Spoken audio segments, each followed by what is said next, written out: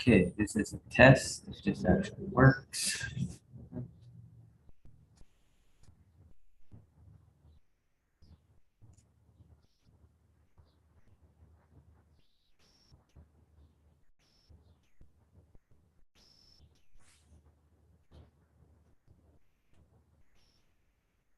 Okay.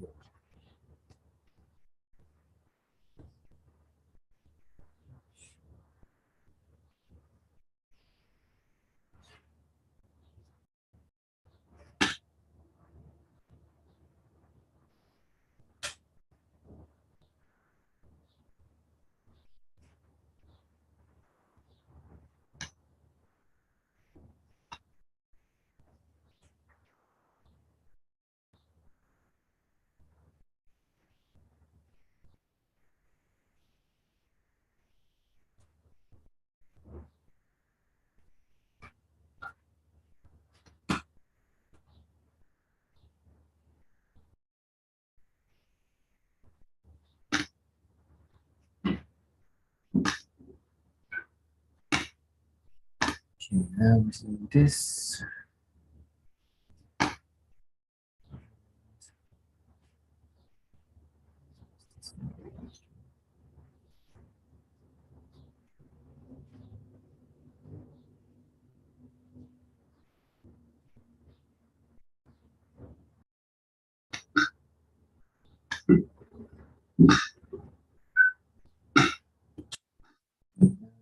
This.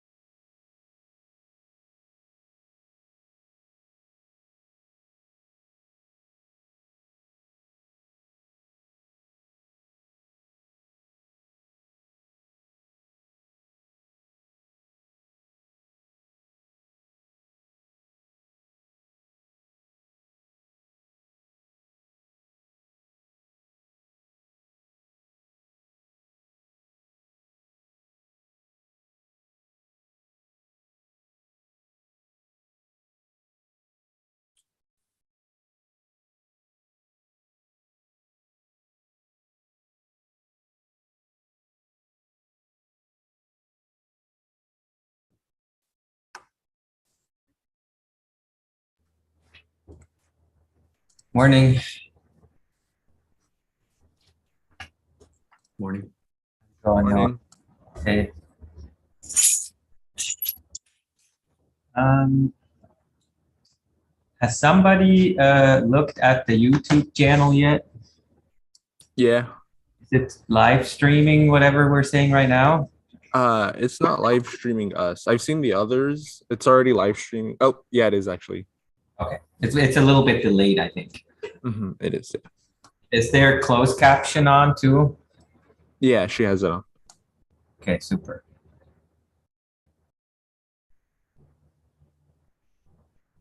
Uh, okay, so everything you say now is going to be on YouTube. Um,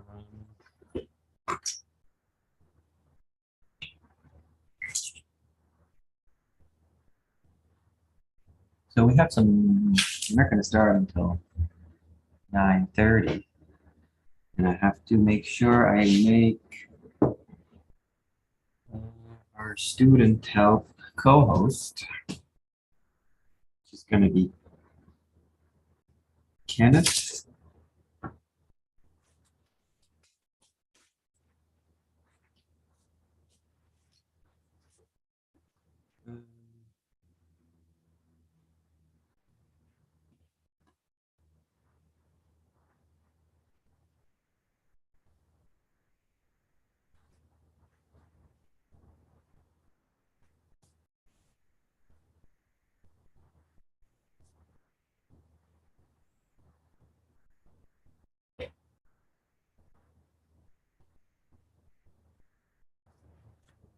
You guys got some good sleep? Nervous? No, no.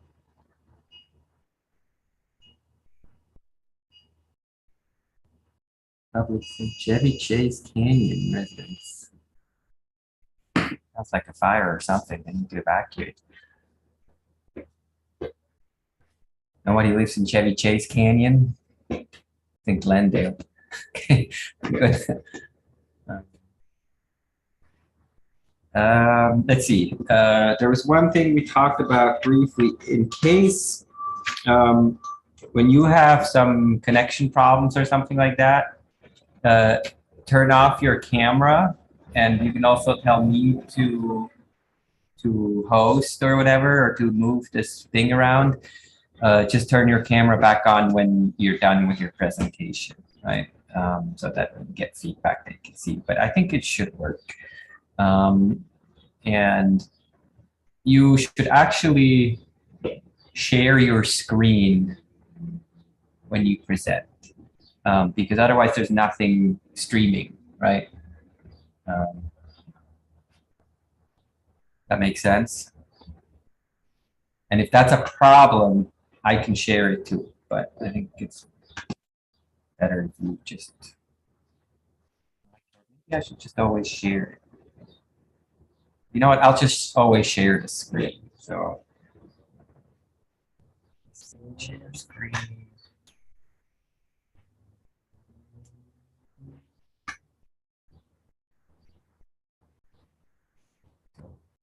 I'll see this, okay? This is on the YouTube stream. It's also there. Yeah. Excellent. Alejandro.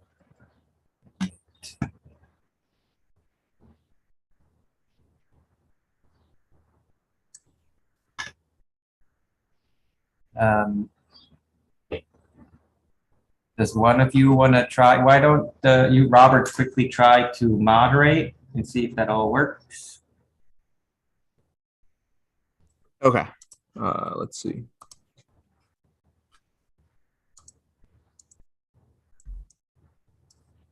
Is it working? Yep. Okay. Okay, super. And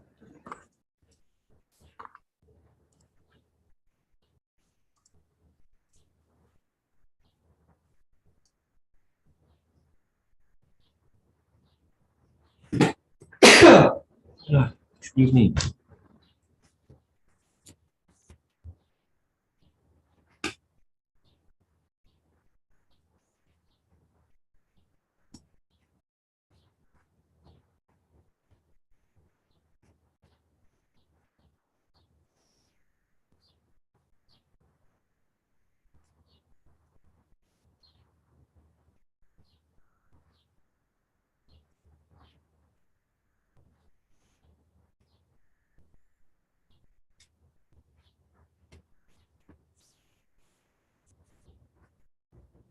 Um,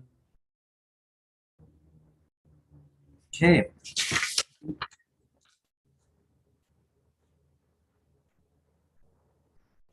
All works, surprisingly. Thanks to Sarah. She figured out all these technical things.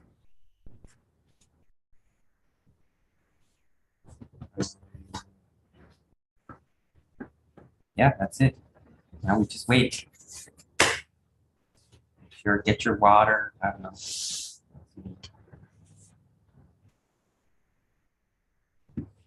And now you can hear me good, right? Not like yesterday's example. Yeah, sounds good.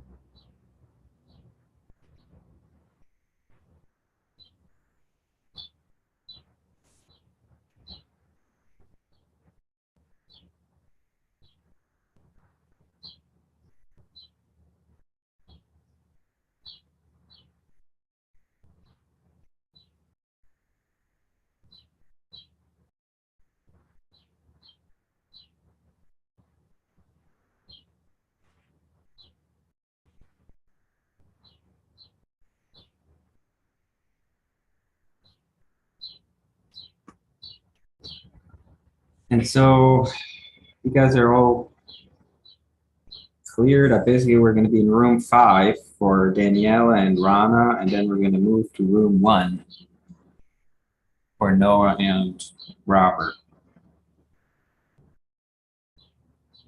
Yes.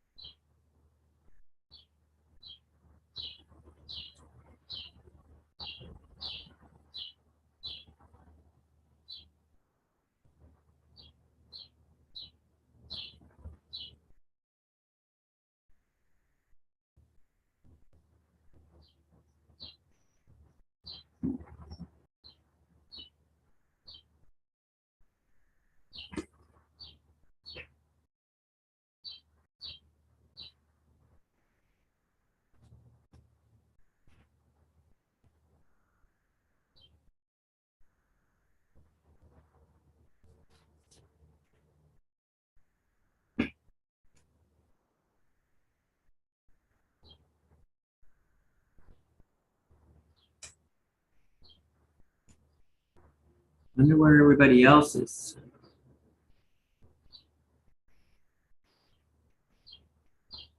Jose is logging in right now. Okay.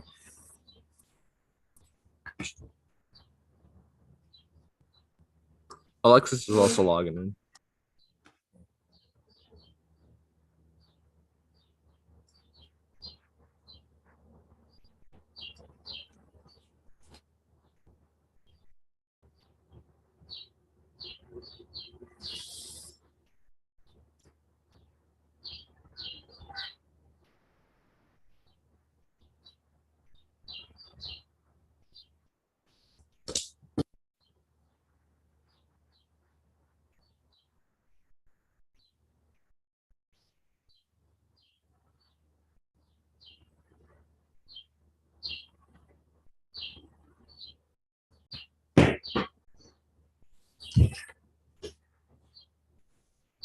This is like the most boring YouTube channel ever.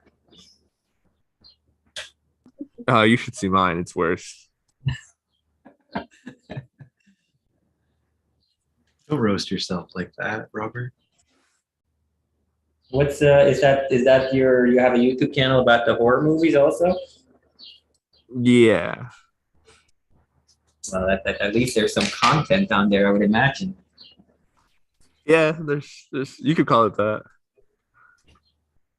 You want to make a pitch for it? Here's your chance to advertise your YouTube channel. Go visit Salem's station.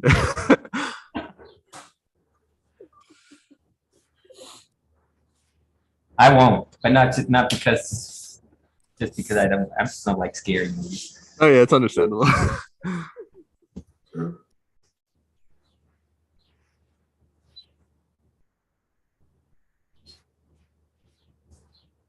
I kind of stopped watching movies pretty much.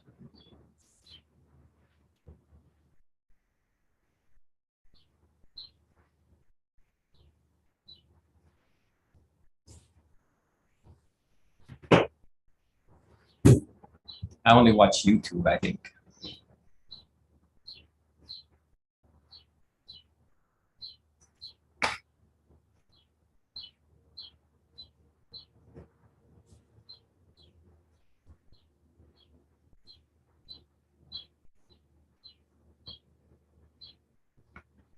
Noah, you and Kimmy have no cross interference at your place?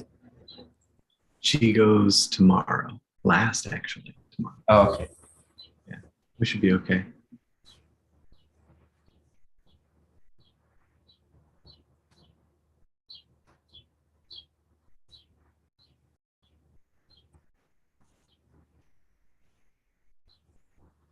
She's actually watching the YouTube right now I see. Okay. and chuckling at us. So there's some entertainment value in it, please.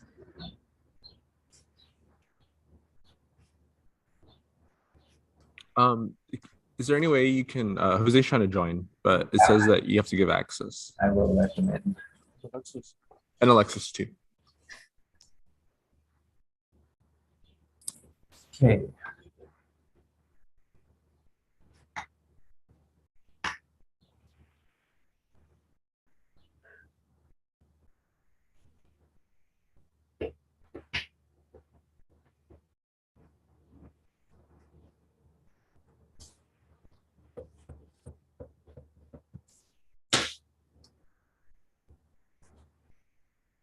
There's not too much street noise from my street coming through.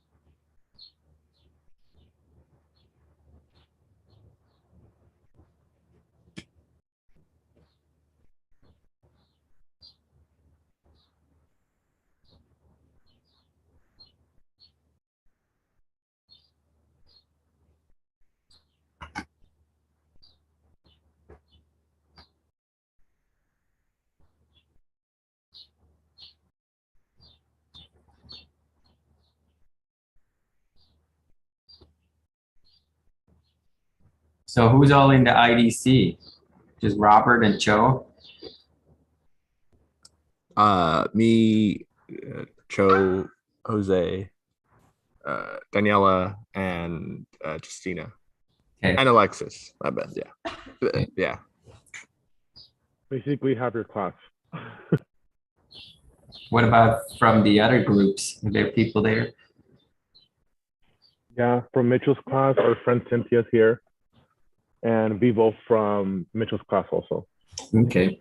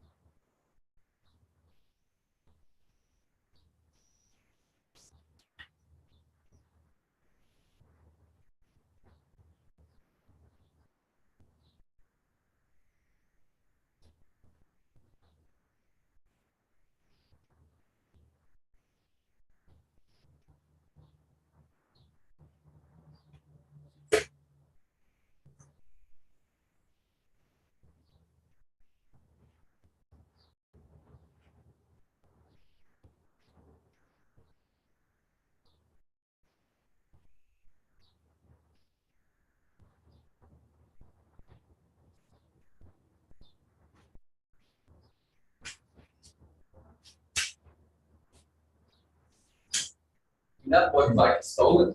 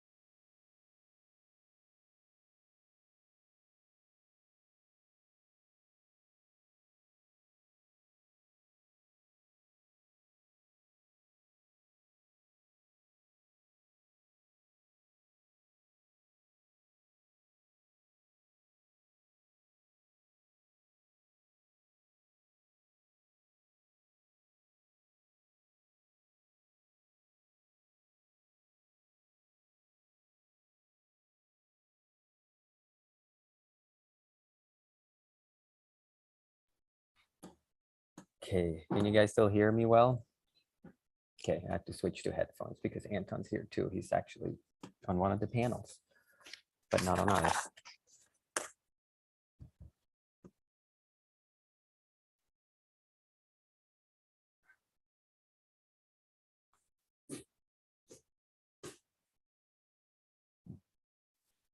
Um,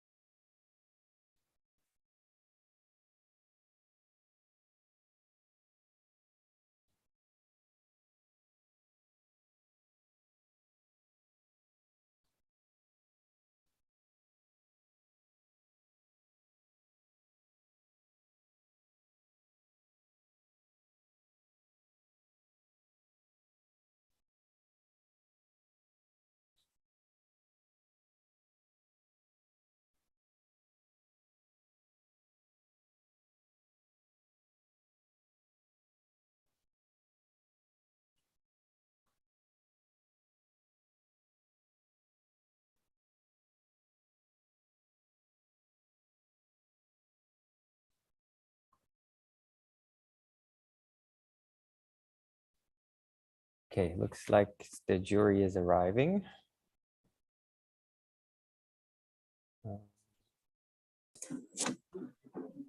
Excellent, Nicholas is coming.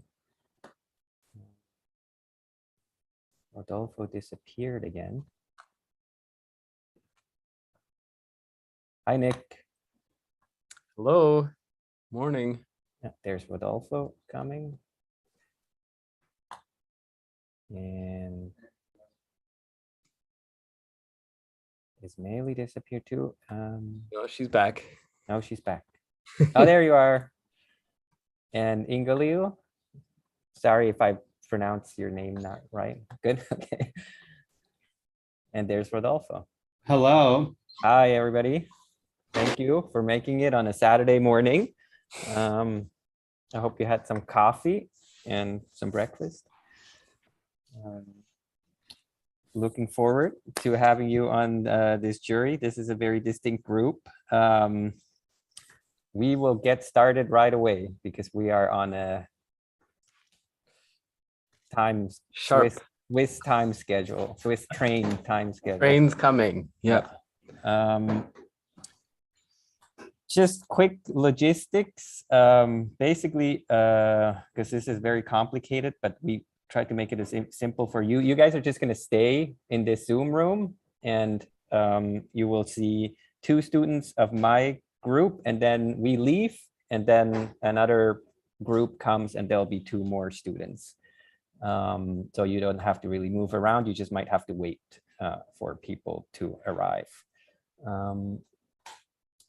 I should also have a co-host that will help me manage some of this stuff, but he has not arrived yet. Anyways, for the time, basically, we have about, we have half an hour per student exactly. And the students are supposed to take about 8 minutes roughly to present their project. And then there's another, 20 minutes for the jury to talk about the projects. I will post the link to the concept board in the chat in case you guys don't have it. Yeah. And I don't know if you guys are all familiar with concept board, but we are also going to basically share this. Somebody will share the screen as well, so it'll also be there.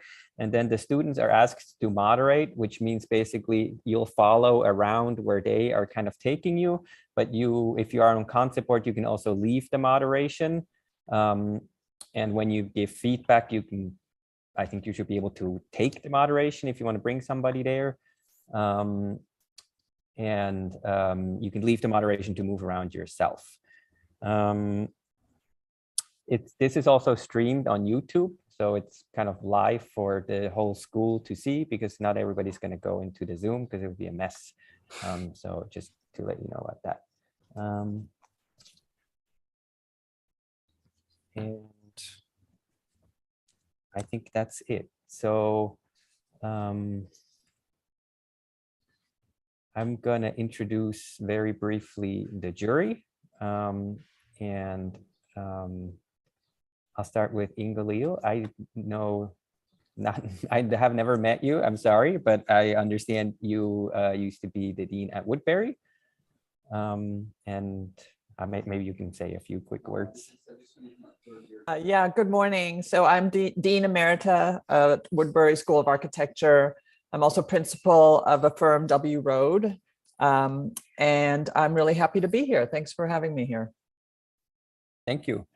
And then somehow, funny enough, the other 3 jury I know very well, because they all worked at Johnson Markley. So Rodolfo used to work at Johnson Markley, but he also worked at Stephen Hall for many years. He has taught in a number of schools, is currently teaching at USC, but also has taught at, where were you on the Cornell. Cornell, yeah, for 2 or 3 years. And Pomona. And Pomona, yes, also.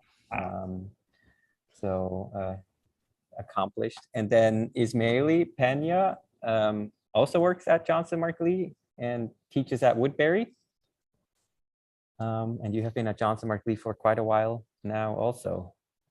5 years or something? Yeah, it's been like 4 years, and also kind of part of the LA Forum as well. So that's on my kind of other outside of the practice and academic environment.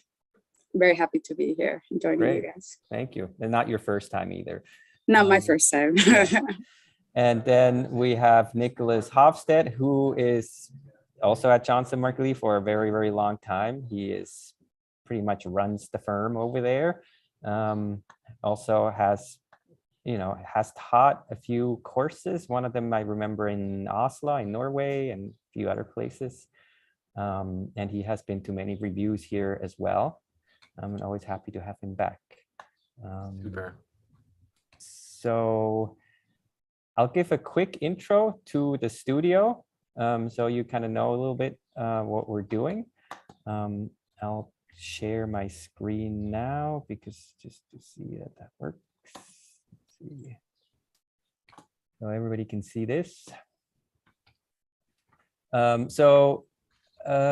Well, I don't have to explain too much about the site because you guys are all from LA or lived in LA for a long time. But I put this up we have other reviewers who are maybe not so familiar with the site, but basically the students worked on a site around MacArthur Park. There were kind of 3 lots they could choose from. They're all adjacent to MacArthur Park. One is kind of on the north east side. One is on this intersection of Wilshire and Alvarado, where there is kind of a Yoshinoya right now. And then the third site is over here on 7th Street. And they all had low kind of existing buildings, but we basically, took over that site. The program that they worked on, and this is a program they kind of developed in a seminar previously to this semester, was kind of framed by me loosely as a public service building, meaning they were public libraries, community centers, could also be a fire station or a community art center. So community center pretty broadly. The students sometimes mix the things. There's a public library with the community center. And so they could kind of come up with their own program in that way. The building had to be about 60,000 square feet gross in area. And all the lots they were able to choose from were roughly 10,000 square feet. And this area has an FAR of 6:1, so they had to really kind of max out the area. This is also something we chose to, we feel like this area is kind of underdeveloped in a way to its potential. There's a lot of very low buildings there. And we wanted to kind of be also efficient with the resource of land we have around this area. So you'll see that a lot of buildings are quite tall, given the kind of tight site and the big program. Any questions? No, let's get into it. Okay. So we're already ahead of schedule. That's great. I'm sure it'll go off at some point. Not when I'm in charge. Yeah, that's true. That's true. Okay, we can start. And the first student is going to be Daniela.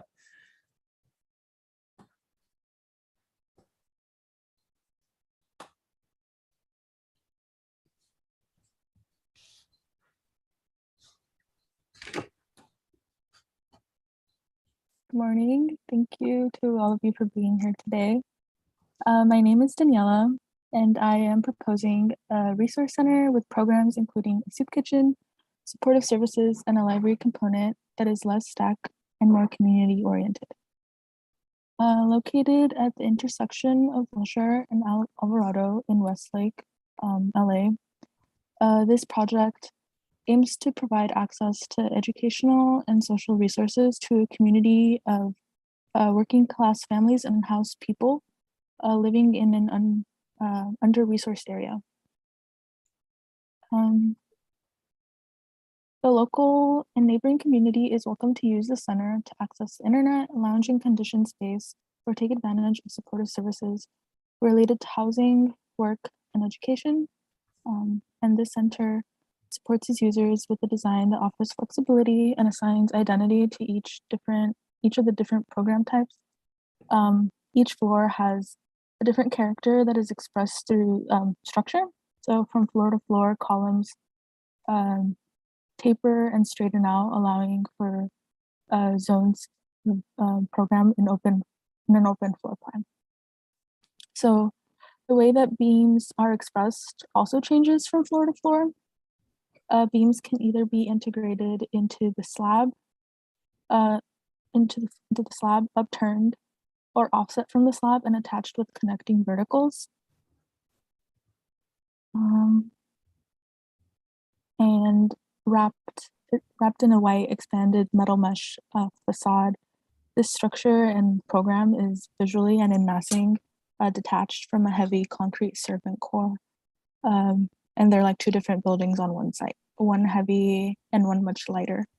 So in elevation, you get glimpses of the tapering columns and the different the different beams through the expanded metal mesh facade that is being expanded at different levels to create like a gradient across the building facades. And this facade works to shade and offer privacy on some levels and openness on others. And the vertical profiles of the core highlight the vertical circulation of the building, and skylights at the top are used to bring in some light into the core's egress stairs. These profiles found at the top are also visible and experienced on the ground floor to highlight sort of like the main entrance of the building, which is that main stair and a bay of elevators.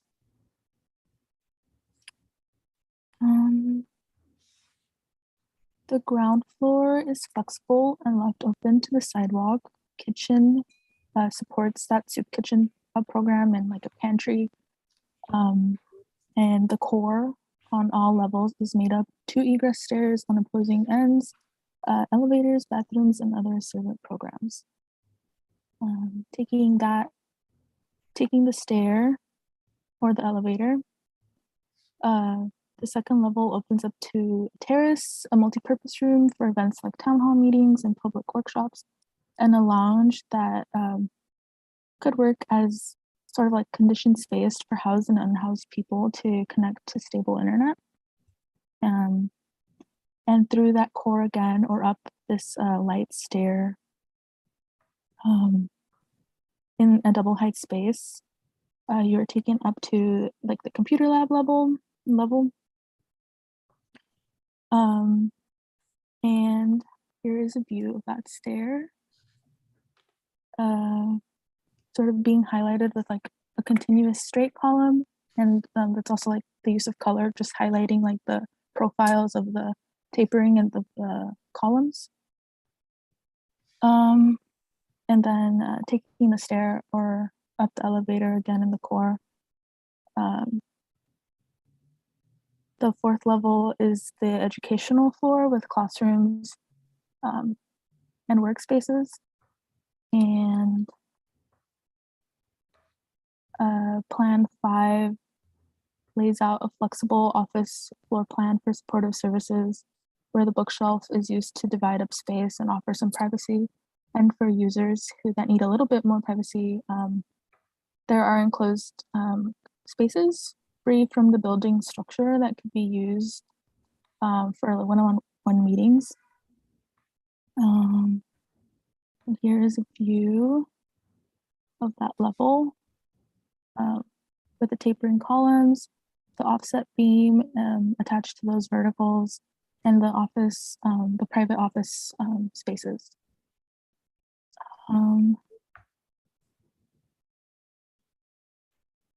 Plan 6 is an open air lounge and gathering space with a cafe, and up that light stair or through the core again.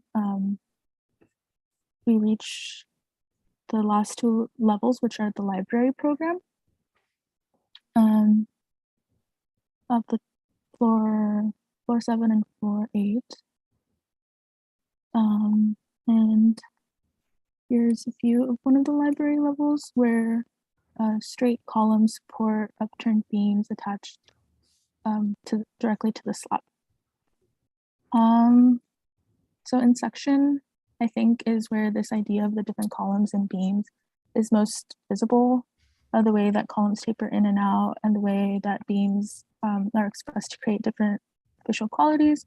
So here's that beam that's offset from that slab, beam connected to slab, or beam integrated into slab, and sort of making the ceiling feel different on all levels, and the space feel different with the column too. And the way that columns taper in and out, and the way that beams are expressed, create different spatial qualities from floor to floor. The separation of the core building from the program building is also visible in section, where the core feels very heavy, and then there's the light bridges that connect servant to served. And across each level, the structure was meant to remain as like a fixed element, and program and even cladding are meant to be temporary and expected to develop over time as program demands and users change.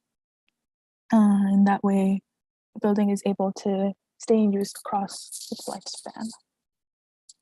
Thank you.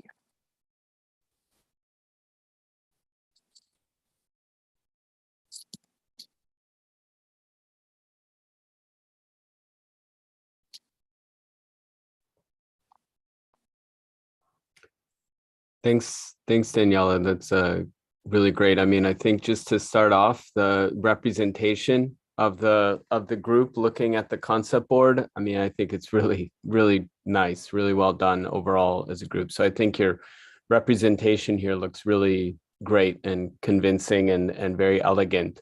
I have a few questions. One, could you explain a little bit about the decision to of the orientation of the building as well as the mesh?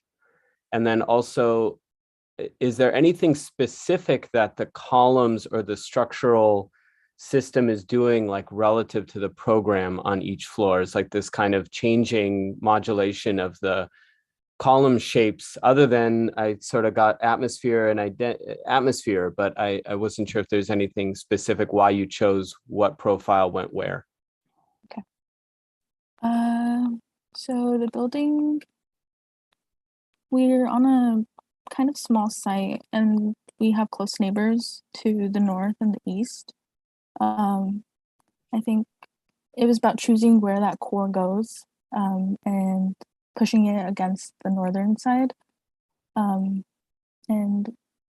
establishing that that would be the dark side of the building. And but also through like the separation of the core and the program, bringing in some kind of light with that bridge in plan and into what would be like the darkest side of the building. Oh, I've unlocked moderation. I think this project is meant to be sort of like a structure as a shell, and everything within it could one day be removed. So the idea was that for even interior walls, they're not permanent. And as time, like as a building evolves or users evolve, that those walls could come out, and the only thing that would be left in place is that core and the slabs and the columns. And those columns kind of create like a zone for program and circulation. So using the columns to say like, oh, this is library, this is computer lab, and then everything outside of like the main grid would be something for people to circulate around.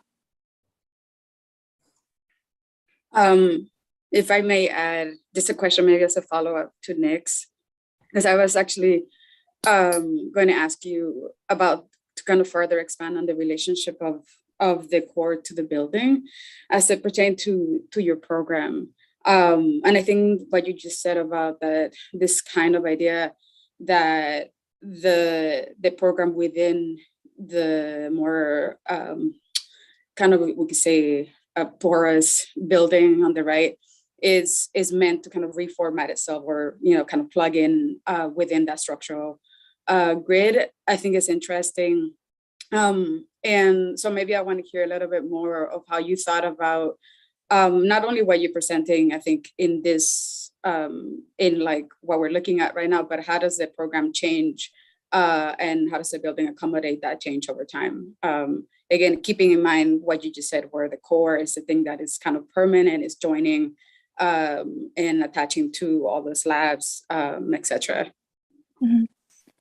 I think as the project is right now, like each of the programs could be set in any of the floors. So the library could be on the 3rd level. That open like cafe area could be closed off. And I think that through the process of like developing plans, it was just about me deciding where things would go. Yeah. Right. So in that decision making, again, when you're thinking about this idea of the community center, you talked about housing, work, education. When we're thinking about kind of the access of all of those programs, starting from the ground level up, in the way that you've decided, at least in the presentation, to organize the program, I think this kind of idea of flexibility in like things can go kind of anywhere, I think perhaps is something that you should maybe think about more intentionally about, in that there are logics to every single one of those programs that kind of necessitates certain location within the building, and some of which, for example, the kind of housing components could be more mobile, could grow over time. But does the education component also have to have that that necessity to move? You know what I'm saying? All right. Or I wonder too, Smiley, to your point there about the intentionality. Like, I understand the idea of this as a scaffold, maybe, Right. like just a armature for whatever programs, whatever thing may occur in there at some point, right? I mean, we can't predict like whatever the needs of the community are, maybe that's what it transforms into. But I think with your structural system, which is elegant, I mean, one of the more convincing things to me was the stair one. And maybe that was because that was one of the only sectional moves. Like, I wonder within this building, which is pretty regularized once you get to kind of the Miesian like glass tower, can there be more diversity in the section? Because, you might have a use 30 years from now that may necessitate a very tall space, right? And then you may also need to have a space that's more compressed and not as much light. Because, this one of the reasons orientation, this whole thing's facing southwest, right? So it's just like, bam, like a lot of sun. But, it's like, can you use your structural system, which is well conceived, to actually give you more of a benefit of diversity of spaces within the building, or something that has some productivity over time? So I'll jump in here, Daniela. This is an incredibly accomplished building, so you should be congratulated for something that's very convincing. And I think it fits very well. So my office used to be in the cement building, so I know this neighborhood very well, the right across the street from the lake.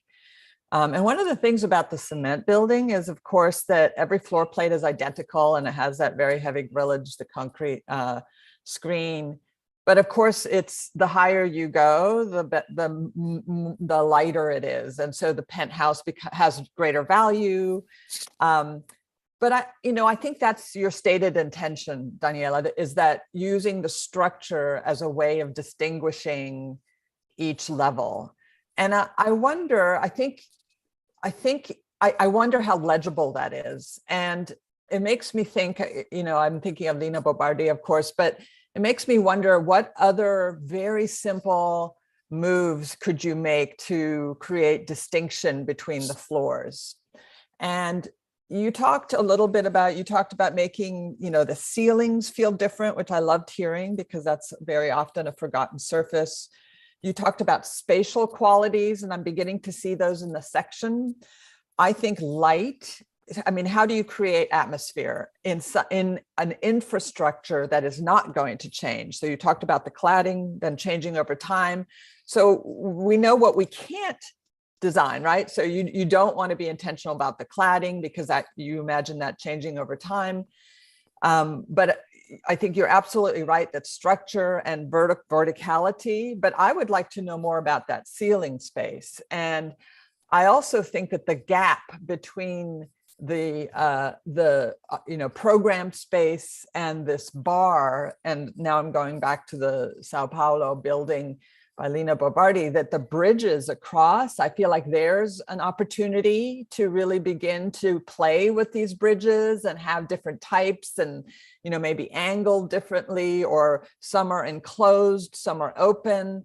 So I think there's room for playfulness within your language of infrastructure. So for example, the bridge could be a tube, or it could be a U shape, or it can be very open, you know, it could be glass. I mean, there's a lot of different ways that you could play with that.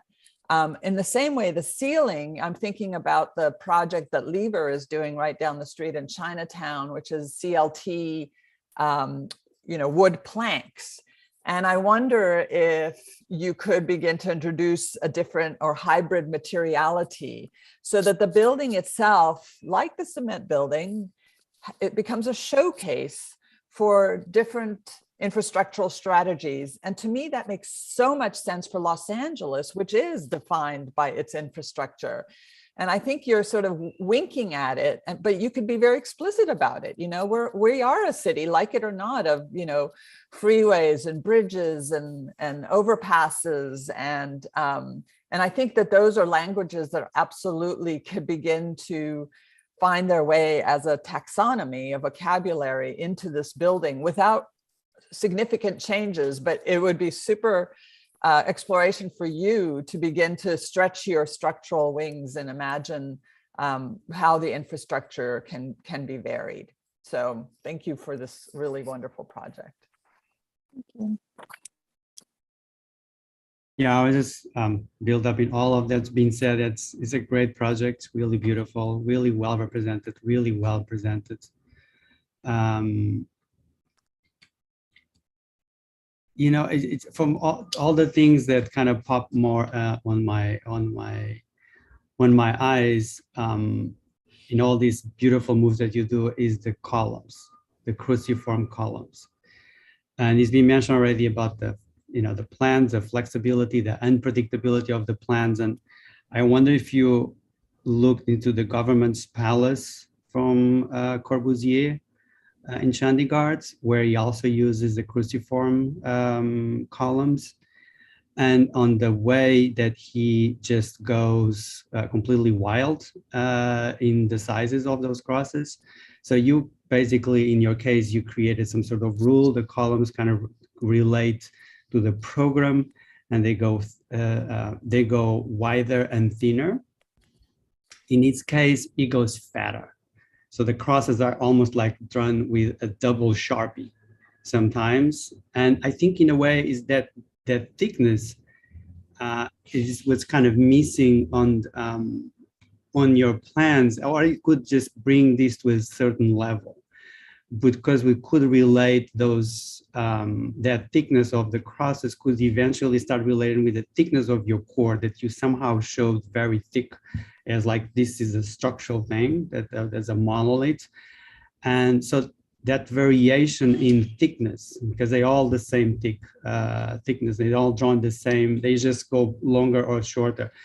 That could give you another language and could trigger different kind of layouts and trigger holes in between the slabs, because as you go thicker, maybe some spaces are not that useful, or in order to make others useful, you give that 3D element of connecting two floors that are the same, you know, kind of what we did the stair.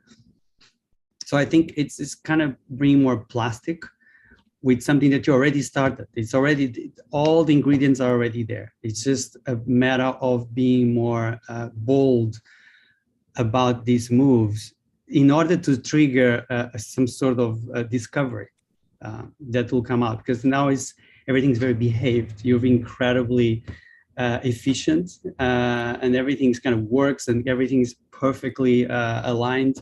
And maybe that plasticity of that, introducing that thickness, would somehow unroll this and will take it to a different place. I mean, I think that's a great comment, Rodolfo, because I mean, it's also like plan, you know, I was trying to think plan and section, you know, and then it also like what some of these are doing for you. And we just had a meeting this week with like the structural engineer who did the they work for the firm who did the World Trade Center, right? But this kind of exoskeleton structure, and starting to think of when you modulate, let's say that the double Sharpie cruciform column, right now we have a like lever house like glass perimeter, on this like cantilevered structure with a full glass facade.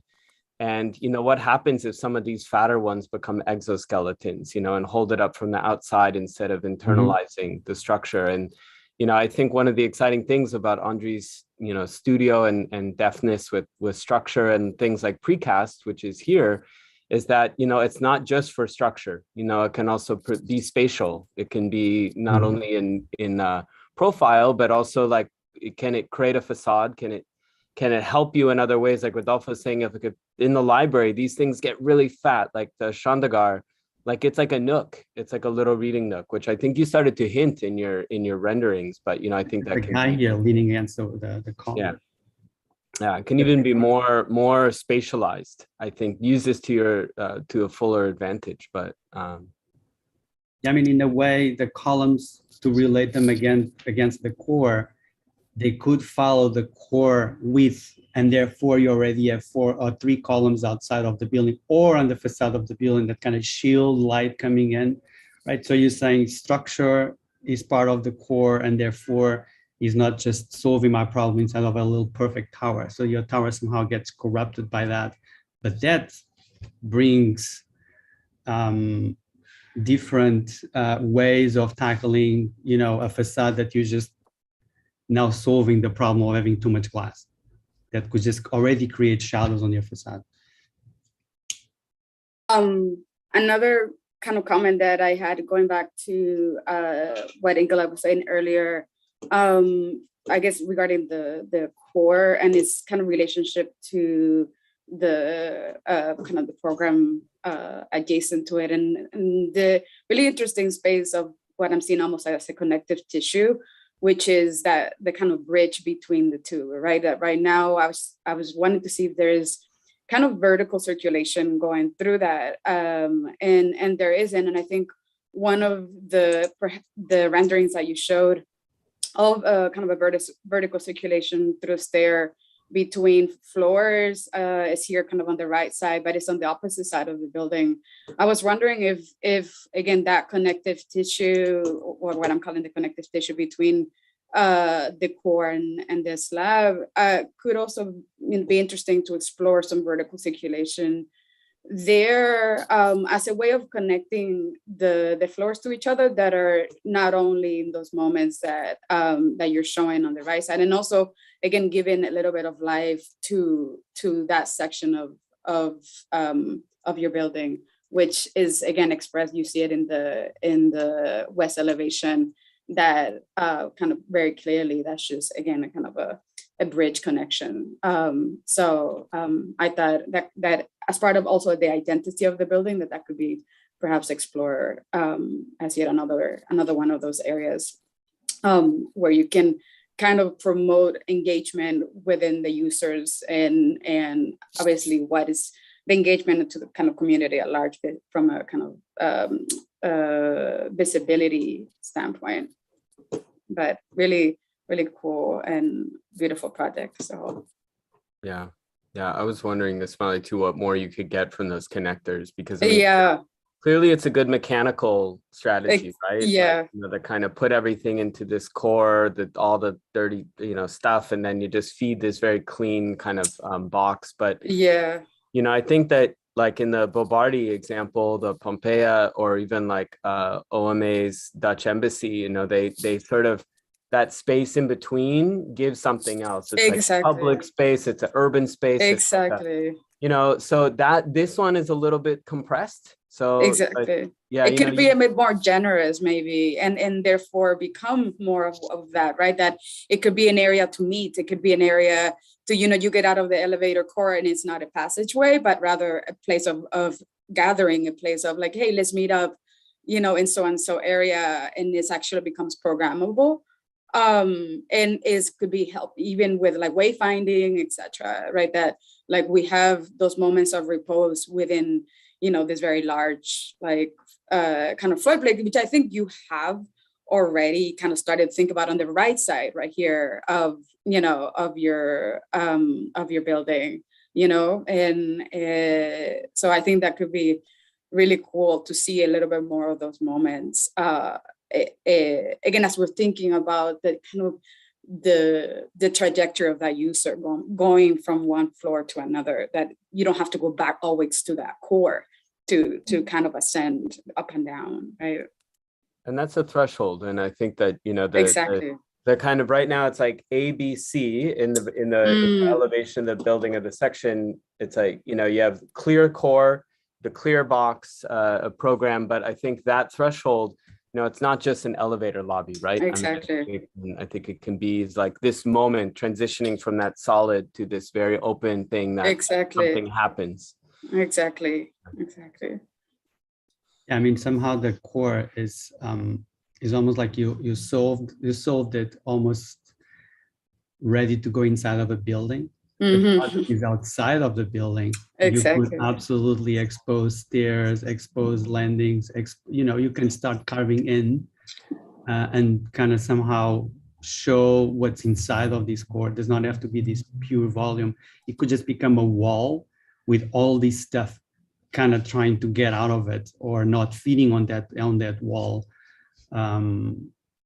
So you have a much more interactive way of seeing people getting out of the elevator or going up the stairs or being more transparent. And then you gain more space for that transition because you're pushing it, you'll be stealing from the core, not necessarily from the program. Do you think though, Rodolfo, that would challenge the sort of reading or hierarchy of each volume though? Because I agree with that comment on the lower level, like this entry one. Like I think that moment needs care, right? Like you have this kind of big plaza, it's a soup kitchen, and this is the entry to the library, all these services, like that needs to feel very generous. That needs to be very welcoming, you know, I think on that ground condition. But there's something about the upper part of the core and its relationship to the box that, you know, I think to Ingaliul's point about the infrastructure, like Andre, I was thinking about the people who are living in that 6th Street Bridge column next to your office, you know, it's like the kind of heaviness of that is quite elegant, but. So the other thing that I think, Daniela, I really, really like the elevation of the core. I think the playful top of it, you know, speaks of course to postmodern, you know, movement, and but you know, again, this theme of legibility, that playfulness is really only there for a select few who are occupying that top level. And I wonder if there's, you know, and I sense in you a desire to explore and stretch that muscle. And I think that could be done very easily through punched openings, for example, in the core area that could be very variable according to level as well. And I think that could, you know, making it more porous, you know, still very solid, obviously, but I think the other, you know, you have this diagram. So I think punched openings and thinking about how they might relate then to this very transparent box next to it. The other thing is, and heaven forbid, in, you know, a studio talking, especially a project talking about infrastructure, but color, I think, is another unexplored area. And your program diagram, I think, could be really interesting to explore that as well and explore that deeper, that, you know, maybe color coding becomes something that begins to infuse the project and can, you know, and I keep thinking about the ceiling, and maybe it's as subtle as the ceiling surface. Of course, we all know that the Seagram building from the street, the most visible surface of the building, of most transparent buildings, is the ceiling. And I wonder if there you could begin to play with that ceiling surface, maybe color code that, and it could be very subtle, but it could be an incredibly beautiful exploration as well. I think we have time for one last or two comments.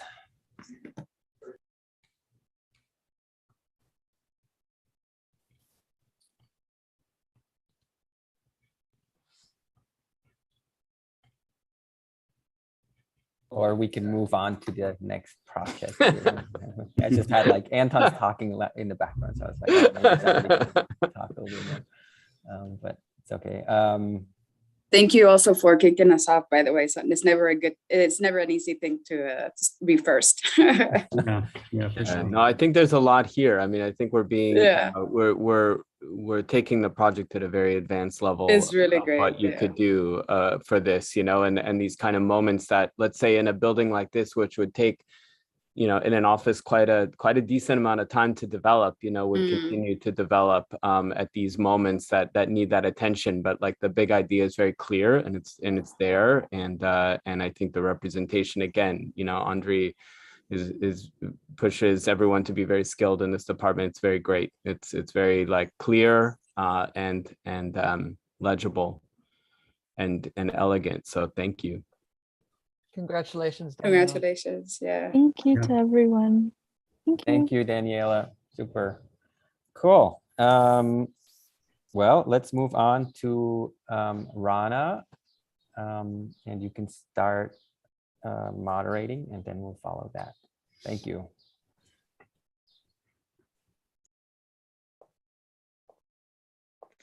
Hello, everyone. Thank you for coming. My name is Rana. I'm proposing a public library, including community services in Westlake. Based on the research, most of the population in the area are immigrants, and libraries help make communities healthier and allow residents to connect with the communities. Also, they play an important role in English language learning, which I believe is helpful for the immigrants population in the neighborhood. My site is located right across the MacArthur Park in the corner of the 7th and South Park View Street. The two main entrances are from 7th Street and South Park View. I included 2 set of stairs, bathroom, and service room with elevation in the back of the building, which is adjacent to the next building. The program of the building include lobby, lounge, community service workshops, daycare, playground, kids library, adults library, cafe, and multipurpose area. For the design of the building, I used the misaligned design strategy. So I started with the extruded tower, and I kept the floor plates at the same level, but I start pushing the envelope of the building from 2 sides, which create open spaces, so the visitors will experience indoor and outdoor spaces. And these shiftings prevent the hot summer sun inside the building, but it let the good sun during winter inside the building. The ground floor include lobby, reception, and charging station, and there is a set of exterior stairs taking to the 2nd floor, which is a community center services, including workshops for citizenship, English learning, and job fair. And here is the view of the entrance with exterior stairs taking to the 2nd floor. 3rd floor is the daycare dedicated to 3 different ages, infants, toddlers, and preschool. There is the drop-off and checking area for the kids, so that no one can access to the classroom for the security of the kids. And there is a small kitchen for food preparation. Infants and toddlers have their playing area inside the classrooms, but preschool kids had access to outdoor space with an exterior sitting stairs taking to the 4th floor, which is the playground. Here you can see in the enlarged plan the connection of the sitting steps and to the 4th floor, which is the playground, including swings, sand stations, and sitting area, so the children can have their lunch with their teachers and enjoying the view of the park from here and downtown Los Angeles from this side. And here is the view of the outdoor space for the daycare. You can see the sitting steps and how the kids can play outdoor, taking the stairs to the 4th floor, which is the playground. From 5th to 8th floor are the library spaces, including another set of exterior stairs connecting these levels, which they can be count as exterior outdoor reading zones. 5th floor include the reception and children's library with the stacks, readings area, and computer area. 6th floor is the adults library, including a computer room, stacks, and indoor and outdoor reading zones. Here is the outdoor view of the 5th, of the 6th and 7th floor of the library, which is the exterior stairs and outdoor reading zone. And this is the view of the indoor library with view of the stacks and indoor reading zone. And 7th floor is the continuation of the adults library, including stacks and reading areas. 8th floor is the group study area, which is which has the indoor and outdoor spaces, including a set of auditorium stairs connecting to the next floor, which is open, which is cafe and multi-purpose area. And here is the view of the group study area showing the auditorium stairs, which is mostly used by local students. And also there is an outdoor space here, which with the view of the downtown Los Angeles. And here is the stairs taking to the cafe on top floor. In this section, I'm showing the relationship of the shifting envelope of the building and creating outdoor spaces and double height spaces, which are playground and group study area. And this shifting prevent the hot sun during summer inside the building, but let the good sun inside during winter. And in this section, you can see the relationship of the exterior stairs. So there is one from ground floor connecting to the 2nd floor, which is community spaces. Another one from daycare to playground, which is only accessible from daycare for the security of the kids. Another set of stairs from 5th floor to 8th floor, which connecting the library levels. And one from an outdoor cafe area to the roof. And here in my details section, you can see the concrete beams and round concrete columns with the stone cladding. And here is the structural diagram showing the concrete columns, beams, and wall. Here is the elevation from 7th Street.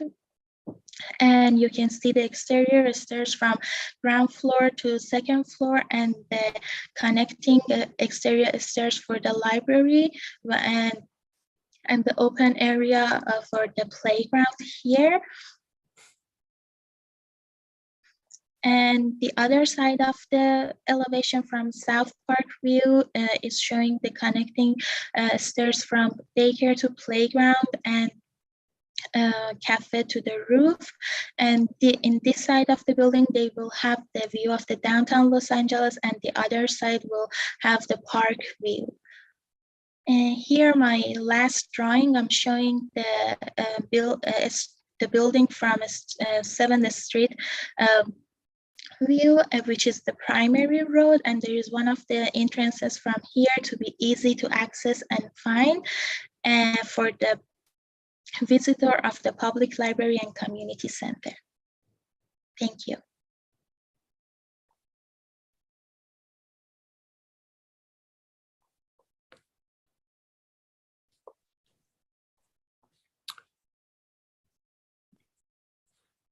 Rana, I really appreciate how you focused on this outdoor space, creating this relationship with MacArthur Park. Also, I think we can have a talk about how, you know, sort of once you start to do that and extend almost like the park vertically, what that does to access and how you facilitate generous access to that, so it doesn't feel like a privileged space versus the very open, connected, horizontal park. But, you know, I think it's interesting to see the previous project and this project back to back, because while the previous one was all about like, you know, flexibility and unpredictable uses, you talked about program the entire time. It wasn't really even about your structure, it wasn't about your spaces, it was very specific to program. And so this is an intentionality that you have when you're talking about what these spaces are doing and the different kind of outdoor, indoor spaces you create. It made me think of the MVRDV Expo 2000 Pavilion, which kind of had this, I mean, it's kind of a wild building. If you go down, Rana, to your elevation, I mean, if you saw this building like next to the park in LA, you'd be like, wow, that's a crazy building, right? That's like, that's a pretty wild building. But I think that the next step for you would be to investigate like the kind of how you can advance the more conventional aspects of your building to match up with your aspirations of this kind of intense program, right? Like you have gardens floating in the sky, like, you know, you have like these very different types of children's, like a playground up there, like, you know, how can the building better help through its materiality or its expression of facade types or something better help that generosity towards the park and towards the city display this program? Like right now it's like kind of like, you know, a very safe like car dealership, almost like materiality, and I think that is to me it's a placeholder. To me it's just the start of then what could be developed on this armature that you spent a lot of care in thinking about the program and the connectivity above. So I think for me it's the connectivity to the ground. And then it's the sort of, you know, how can you take this structure and space that you developed and really make it something that is as much outward facing towards the city as the city is looking at it and saying like, wow, that's like our community center. So Rana, I think I'm extremely admirable to investigate the library and really think about the library of the future and to situate it in Los Angeles and make it something that's unique to place. And I think that's exactly what you've done, and you've done it really, really, really well. So I find this, you know, elevation that shifts back and forth relative to, as Nicholas was saying, program very carefully calibrated, I think is extremely exciting. And you also looked very carefully at the lighting and how the light effect can be harvested, you know, obviously on a day that's going to be up to 92 degrees today. That's something that all of us should be extremely mindful of. You know, that light is something that could be generative, not just something to be blocking. But one other thing that I would also encourage you to consider is, you know, these are very large exterior floor plates, and this is something that we're all confronting here in Southern California in very real ways, is water capture. And it seems to me that you've created all of these surfaces that could then also have a really strong relationship, not just to the light, but also to the potential water. And Nicholas mentioned a little bit the garden. And to me, that seems like that could be really articulated, and it could be done in a very simple way. And it doesn't have to be large trees, but it could be a very simple surface.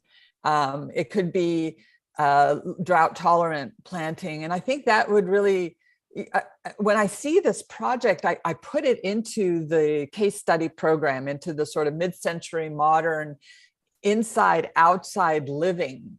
And there's so many buildings here in Los Angeles that are sealed to the exterior, and you've broken through that. And that to me is really brilliant. But then you also have to, well, what's the advantage of that? And the advantage of that, of course, is to be outside, but we don't want to replicate the public school systems, which are just exterior asphalt. And so we don't want to replicate that. And so thinking really carefully about what these decks are, whether it's, you know, wood or some sort of planting, DG, or, you know, something that's tolerant, but also generous, and begins to speak to this indoor-outdoor living that is such a promise of being here in Southern California, but especially in a building like this is never explored. And that to me is the brilliant part of your project. And I think that you should continue exploring that in your drawings. I know this is the end of the, but I do think it's worth exploring because this is an incredibly rich exploration and a really wonderful project that you've presented today. So thank you, Rana. Sure, thank you. I want to maybe add to both Nick and Nikhil's comments in this idea of like the inside outside.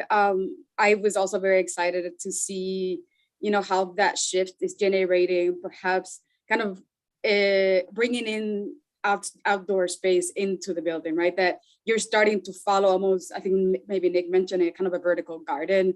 But I think furthermore, like the intentionality of your program, I think could benefit, or you could benefit from having that same intentionality to those platforms that you're creating. I was thinking of another MVRDB building, the House of Culture building that really very, even in the section, in the diagrams, really uses the program of the building to impregnate every single aspect of what play, which was the kind of program of this building, in the drawings, in the representation, in the way that you're thinking about the thresholds between inside and outside, double height spaces, right? So I think you started to think about that very nicely, particularly in your sections.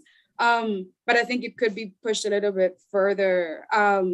So we actually read, you know, within your drawings, you know, we read the daycare, we read the playground, we read, you know, all the programs that you've really kind of thought about, but right now, at least in some of the representation, it doesn't quite come through as such, right? And so, but it's really exciting, framework that you've kind of set up for yourself in the building. So I'm kind of wanting to see the life within what you've set up. So yeah, thank you.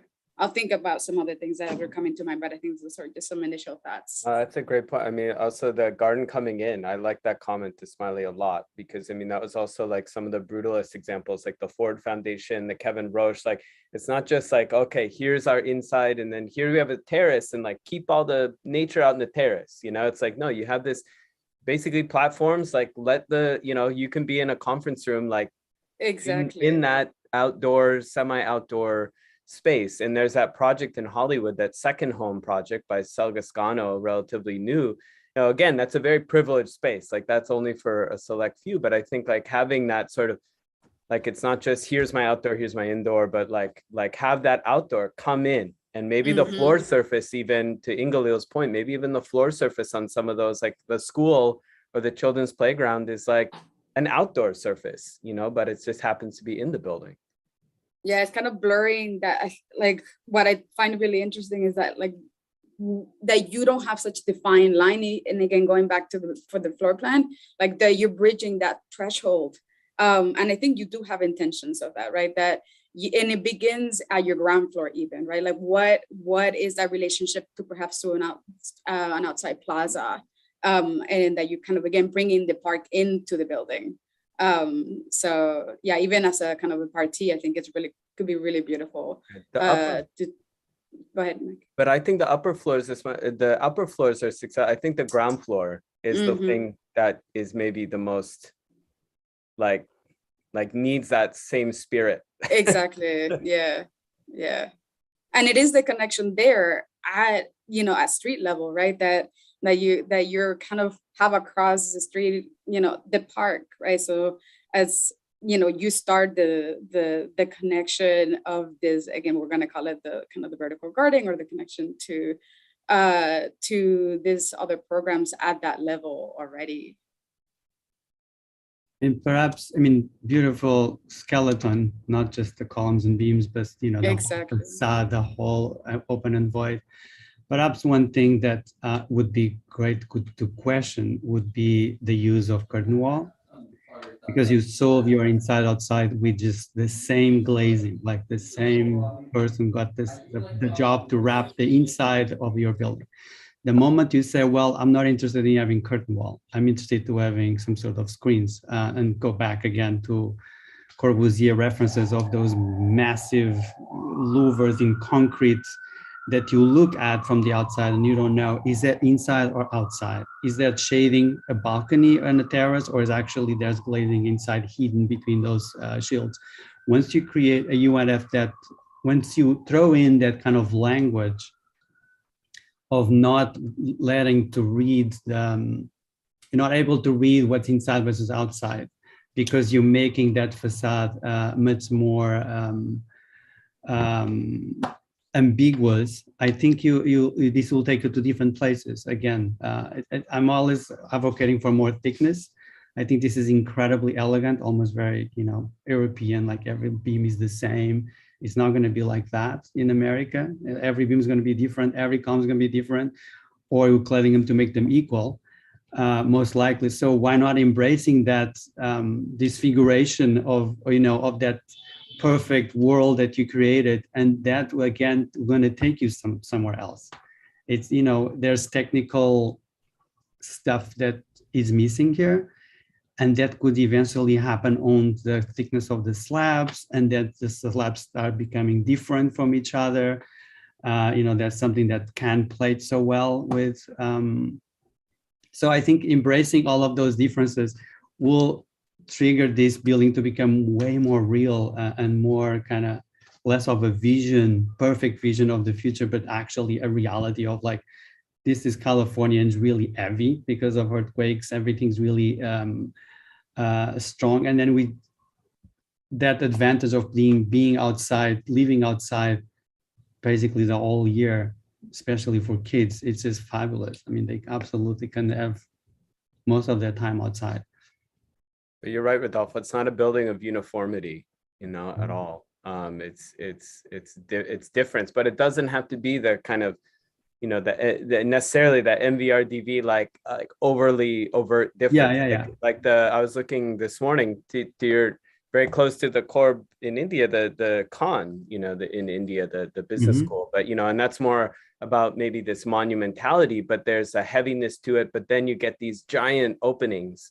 That are just open to the exterior environment and just kind of modulates between the interior and exterior, and it's you're not quite sure which one is which sometimes, and that's a definite kind of favorable climate, like Brazilian climate, which is also, this is kind of in that camp about thinking about shading and how the kind of sun of Los Angeles and how to be outside. But then I think that, again, that kind of curtain wall doesn't have to be necessarily your divide between those things. Ron, I'm sorry. Did you look at the open air school in Holland? Do you know? I'm sorry. Did you? No. Oh, yeah. So it's a very well-known precedent, the open air school that was built in the 20s, 30s. And it really is 50% of the floor plate as exterior and 50% as interior. It's a 4 square, and it's divided in 4, and 2 of the corners, catty corner, are open and the other 2 are closed. And so I think that your proportions are actually very similar, but what you're doing, which is different from that precedent, is the variation on each level. And I think that's a really wonderful development. But you really should, I'll put a link in the chat box to that project, because it's an important precedent, and it talks about the importance of outdoor living. There's the Neutra School in Van Nuys that's well known, that has the sliding open doors that open and allow the indoor outdoor, it's half and half space. So there's a couple of precedents that look at this in a fairly in a modernist language that I think we've moved beyond. And I think that it's really important. And I think materiality, as everybody has mentioned, is one way to move beyond that kind of I was thinking of shutters as well, and some sort of window treatment that provides shade and privacy also. And that really expands the usage, large sliding panels, and really exploring that layer between the inside and outside. And, you could have it go down into the floor, like Silvertop, like Vesta Architecture did at Silvertop, or, the Tugendhat House. So, you could have some really fun and exciting, games where you're playing with the facades, and, if it slides over, it changes the program and the usage of the adjacent spaces, or up or down, sort of double height garage doors. So Shigeru Ban, some of his paper museum comes to mind, where there's very large, the entire window opens up to the exterior, but it's a sort of polycarbonate translucent material.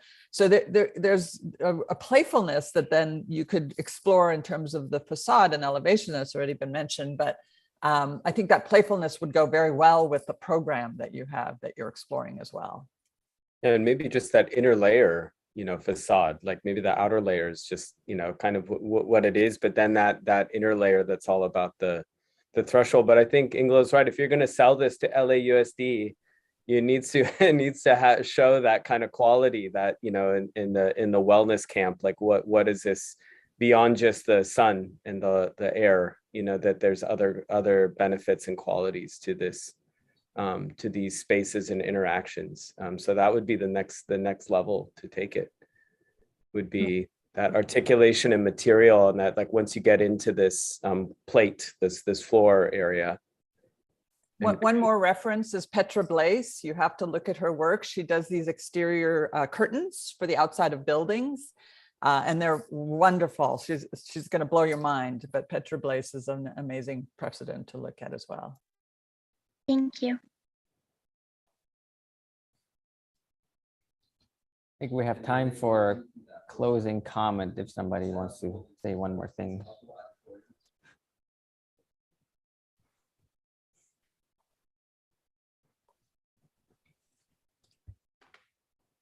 That's like your sign, Andre, that it's that we've done it. Yeah, well, it's a nicer way than just say, well, we have some time, so when we can have one more thing, this I think my grandmother would kind of say, like, if it was time for you to leave, instead of telling you to leave, she would say, would you like an apple for your way home? Oh yeah, so, nice. Yeah, a gentle nudge with an apple. Yeah. But I think, thank you for all the great comments and kind of reference examples. I think it's always really helpful for students to kind of, even if they don't continue working on the project, to kind of take a look and see like how other architects or projects can solve these issues or ideas.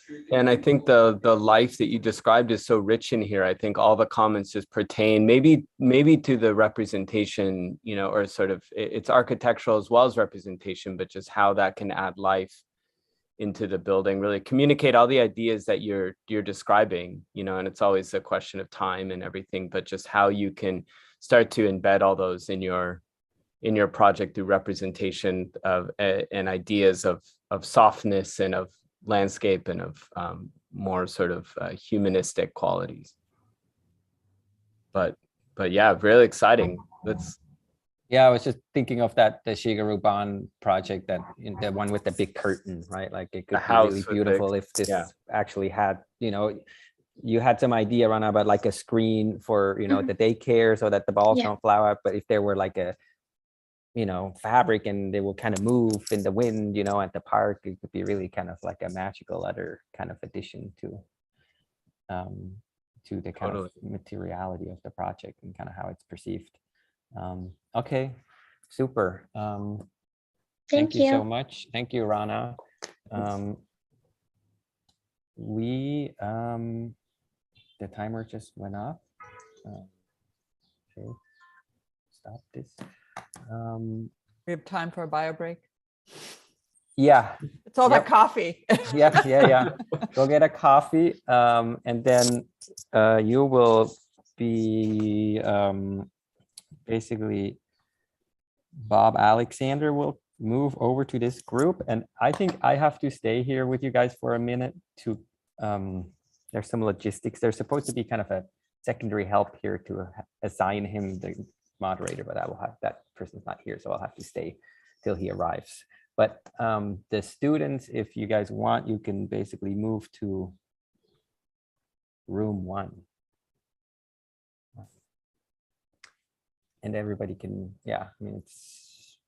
I'm thinking So- we have to get into the expanded metal mesh business. I think that there's going to be a whole crop of of architects. Yeah, I think we should give the money to the curtain people more than the expanded mesh people. Yeah.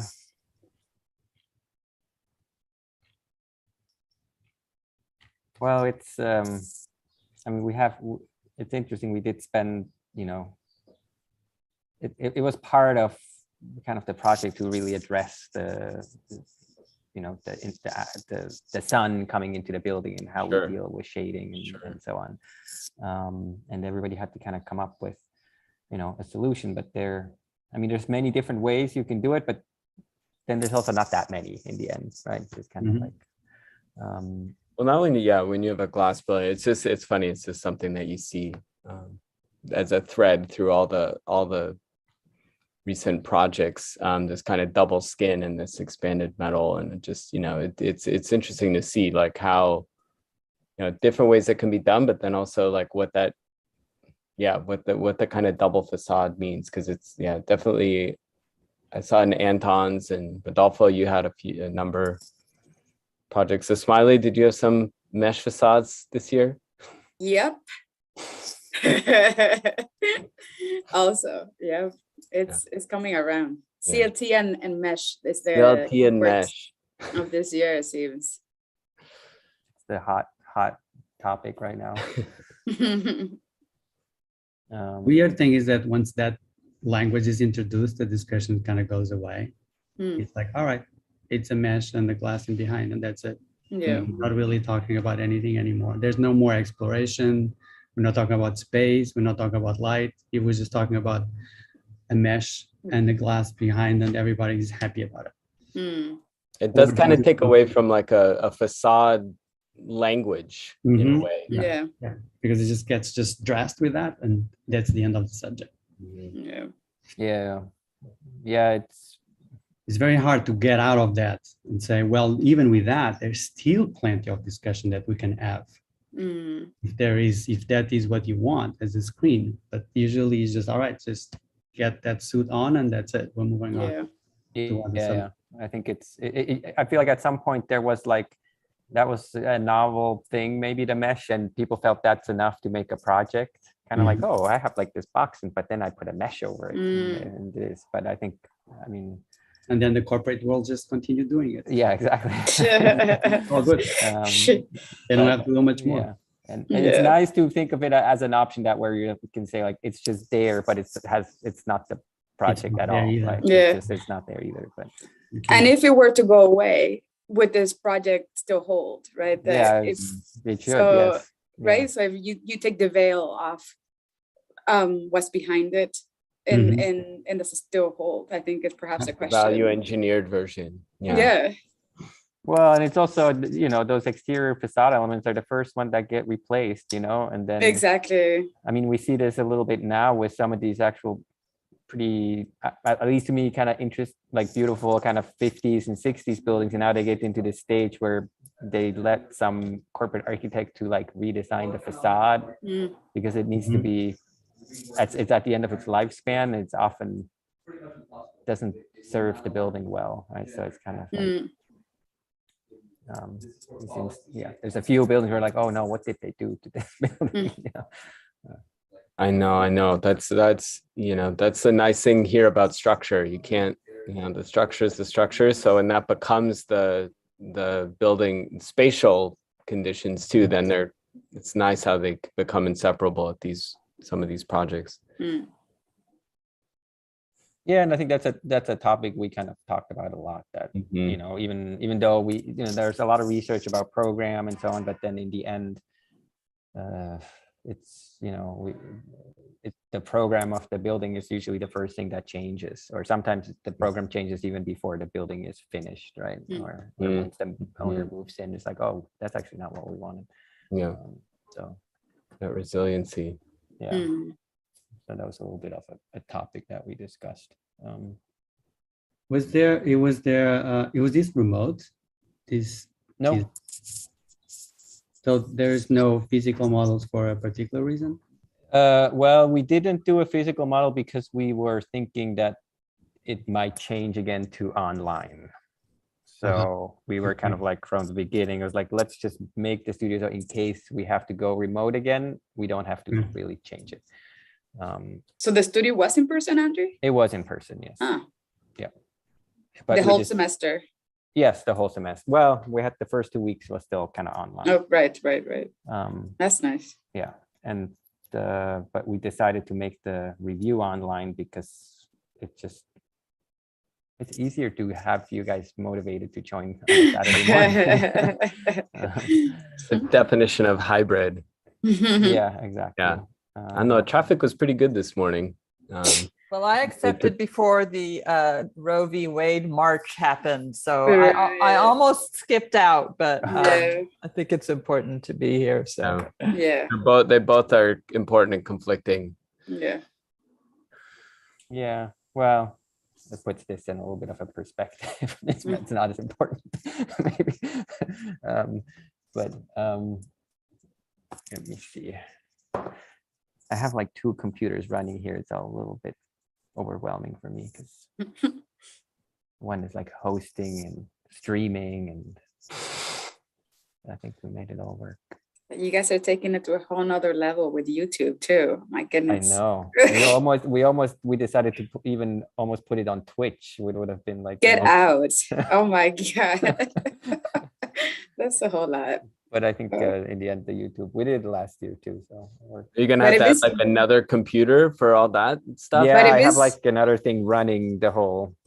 But I kind of like, actually, now I'll take it back. But if it's Twitch, it's like has to be public, not just within like Cal Poly. Oh, the YouTube is public. Anybody can. Oh yeah. Yes. Awesome. Yes, that's cool. Yep. And now I see there's even the commenting section is on, so there's like some people are commenting, I guess.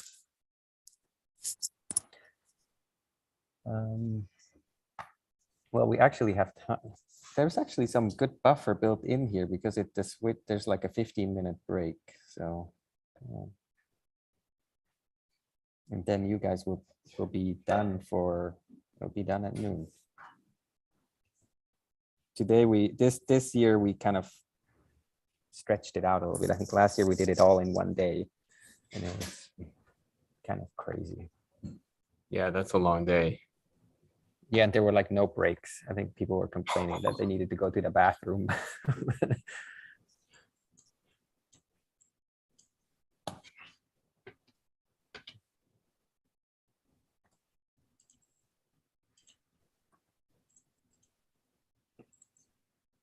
Are you guys just watching the shared screen, or are you also on concept board? Just out of curiosity. Also on concept board. Okay. Yeah, both. Okay. Yeah, then you can kind of do your own. I'm on it, but I'm kind of letting whoever drive, honestly.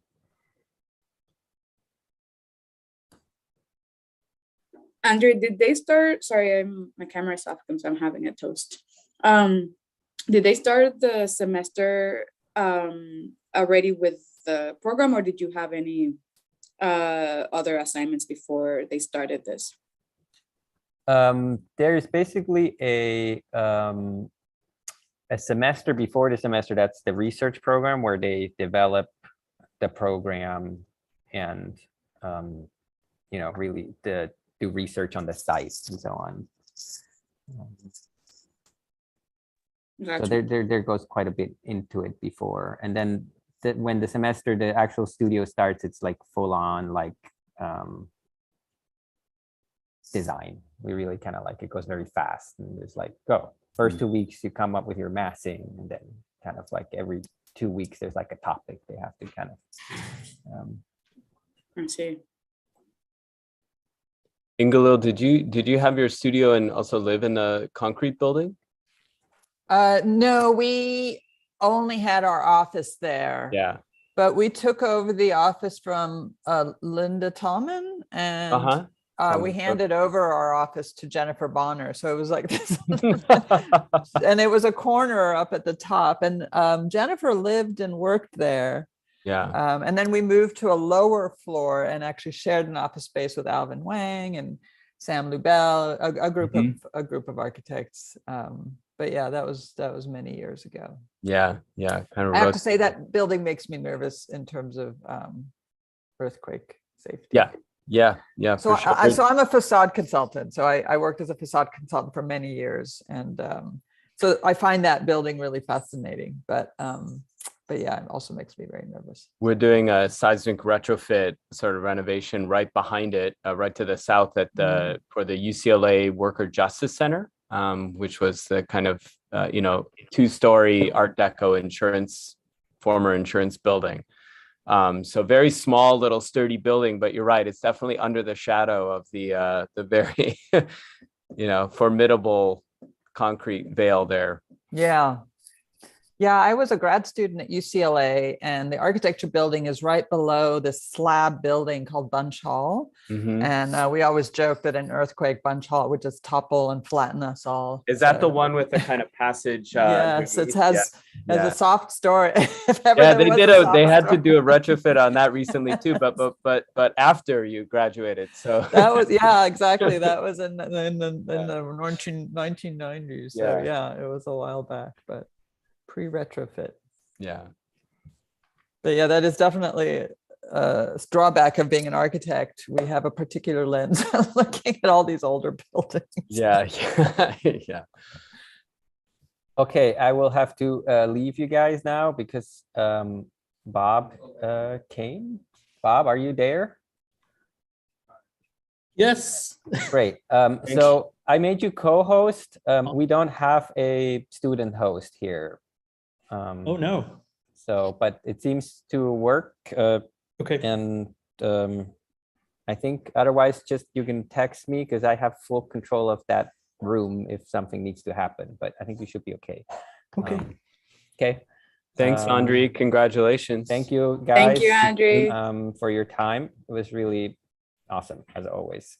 And Bob, see you later. Enjoy the excellent jury. Thanks, Andre. Bye. See you later. Hello. Hey, Bob. I think I've met Ingalil for sure. Good to see you again. Nice to see you. Rodolfo, I don't think we've ever met in person, but I've seen you in studio and definitely seen the work from your studio at school. So good to meet you well, as much as in person this is.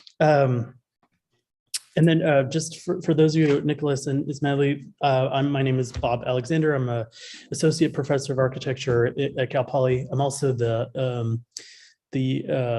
director of the ENV archives, where I am currently, because it has the best internet on Cal Poly campus. I wanted to be sure we were in a secure location. It's also built like a bunker. I heard your discussion of Bunch Hall, Maynard Linden's Bunch Hall, and I thought, we have the opposite: low-lying concrete building, post-nuclear age type of, just to keep our Craig Elwood drawing safe in here. So. We in about 5 minutes, we're going to start, but I wanted to introduce you a little bit to the site. Ours is a little bit different than Andre's site, and hope the students all have pretty clear site plans. And I just also wanted to make sure to share our concept board with you as well. So I will do that now.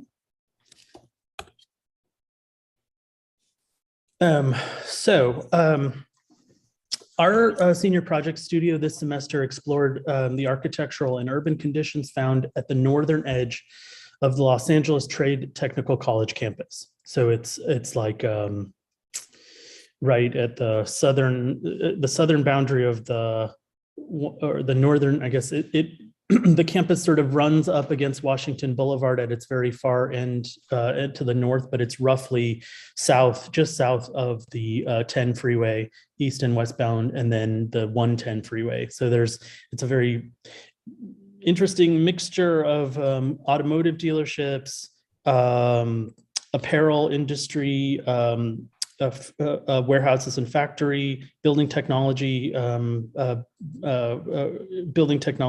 of, I don't know, warehouses and yards. There's also the reef, which is very close by to the site. It's also, I think, a lot of the students' projects you'll see from our studio also use the opportunity of this kind of bifurcation of the metro, which happens right above our site. So it's where the formerly called Expo line and the blue line actually separate to go north-south and then go, to go south to Long Beach and then west towards Santa Monica. And so all of those are kind of the soup that's driving these projects. So the studio's projects identified opportunities of expanding and responding to LATTC's unique urban campus, and the challenges posed to students by its location and the confluence, as I said before, of several of Los Angeles's most important transit arteries.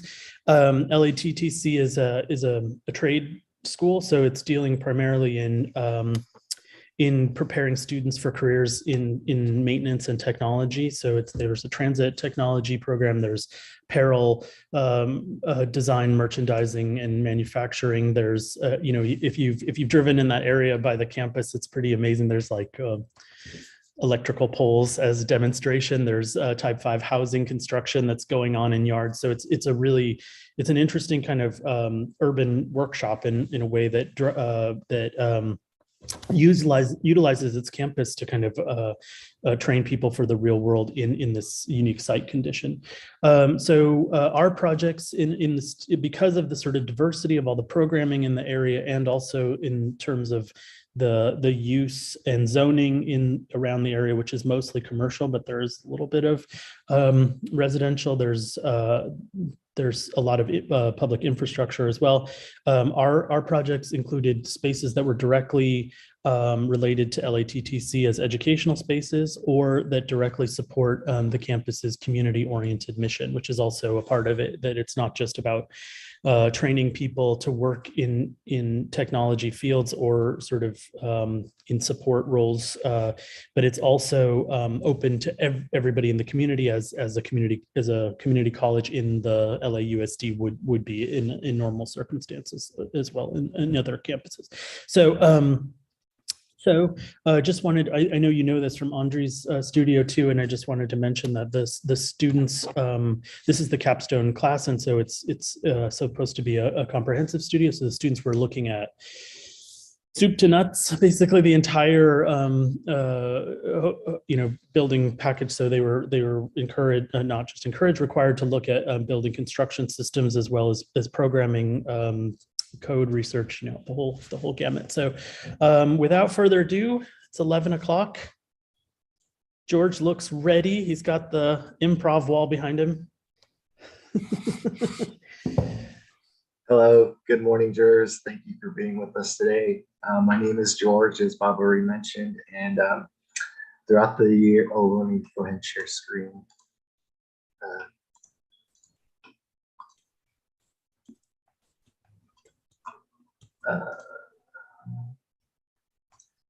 So throughout the year, we studied a site surrounding the LATTC campus, and which borders just north of the historic South Central region of Los Angeles City.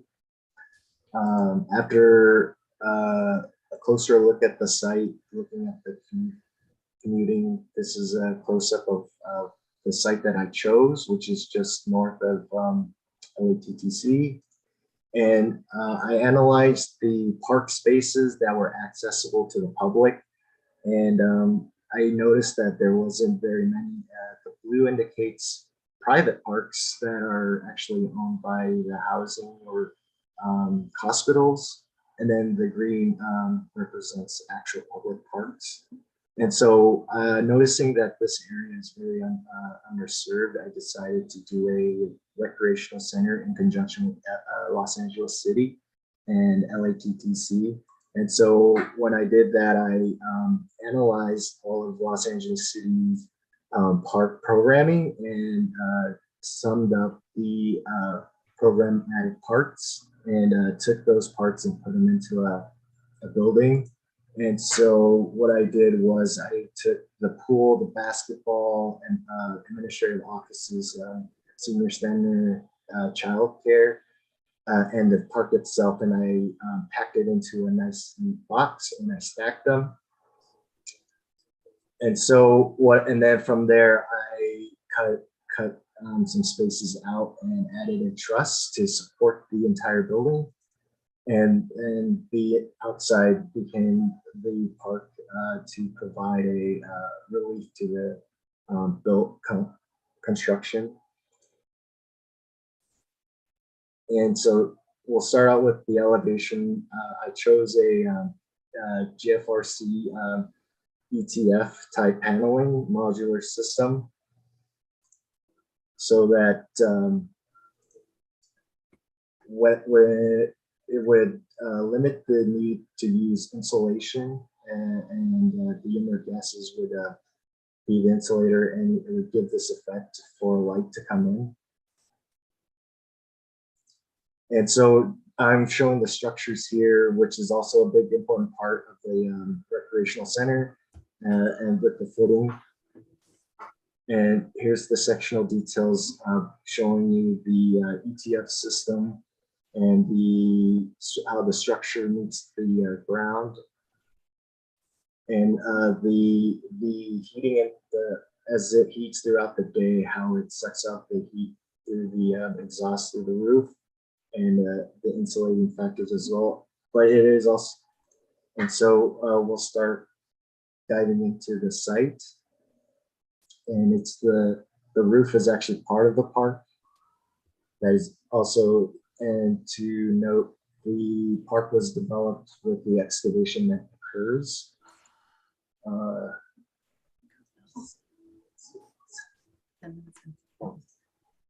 And so this is what the park on the roof would look like. And then so basketball was a big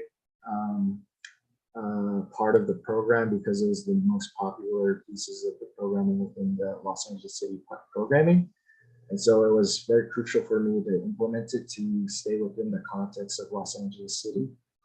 And so here I have basketball courts that are submerged underground.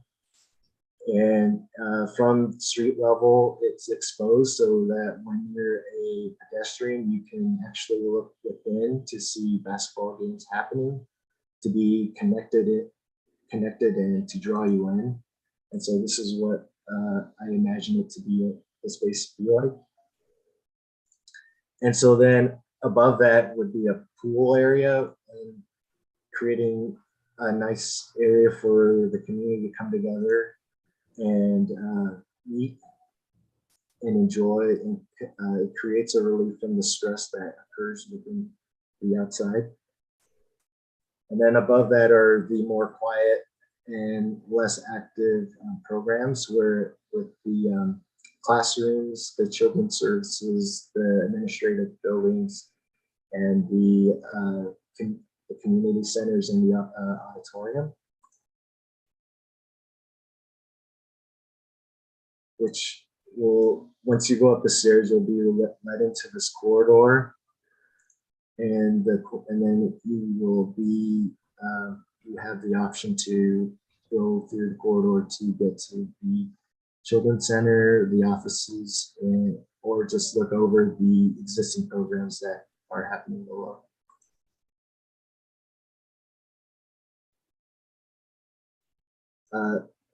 And so, in conclusion, the goal of the architecture is to create a space that would incubate community building through the activities, through the programs, through programmatic spaces that are focused on activities, fitness, and wellness.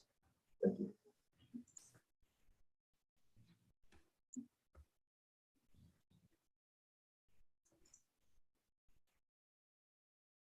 And George, just quick thing. Thank you for that. Can you clarify what the comment you said about the displaced earth from the excavation? What's happening to that? Yeah, so I took the displaced earth and I put it outside. So as opposed to just removing it completely from the site, it becomes part of that park, that zone that you see. Let me go ahead and share screen again and I can show you where that takes place. So there's also a park to then the side of your site of this building. There's a park to the east of it. Can you say that again? Is there, you said you moved it to the, so, okay, so on this plan, is that plan north or is that true north? No, so this actually is north would be 10 to 20 degrees to the west. Okay, yeah, because Yeah. the rotated grid, but this is Yeah. to the side, there's a park to the side of your building, which is also then part of your project. This mound, this is part of the project. Okay. That's correct. So can you the roof is clearly, you spent a lot of time on that design. How do you access the roof? Is it, I'm looking at your sections. Are there bridges to get here, or who do you imagine is accessing the roofscape? Yes, so the roof is accessed through the building itself. So you have to go in and take the stairs up there or the elevator. And so it's it would be, you would access it from these two cores to get to the, and then the gazebos are what So just exploring and elaborating that a little bit, I think there's a lot of really wonderful motivations behind your building. You talk about the sort of spectrum of access and activity, and you've given us a very accomplished activity center.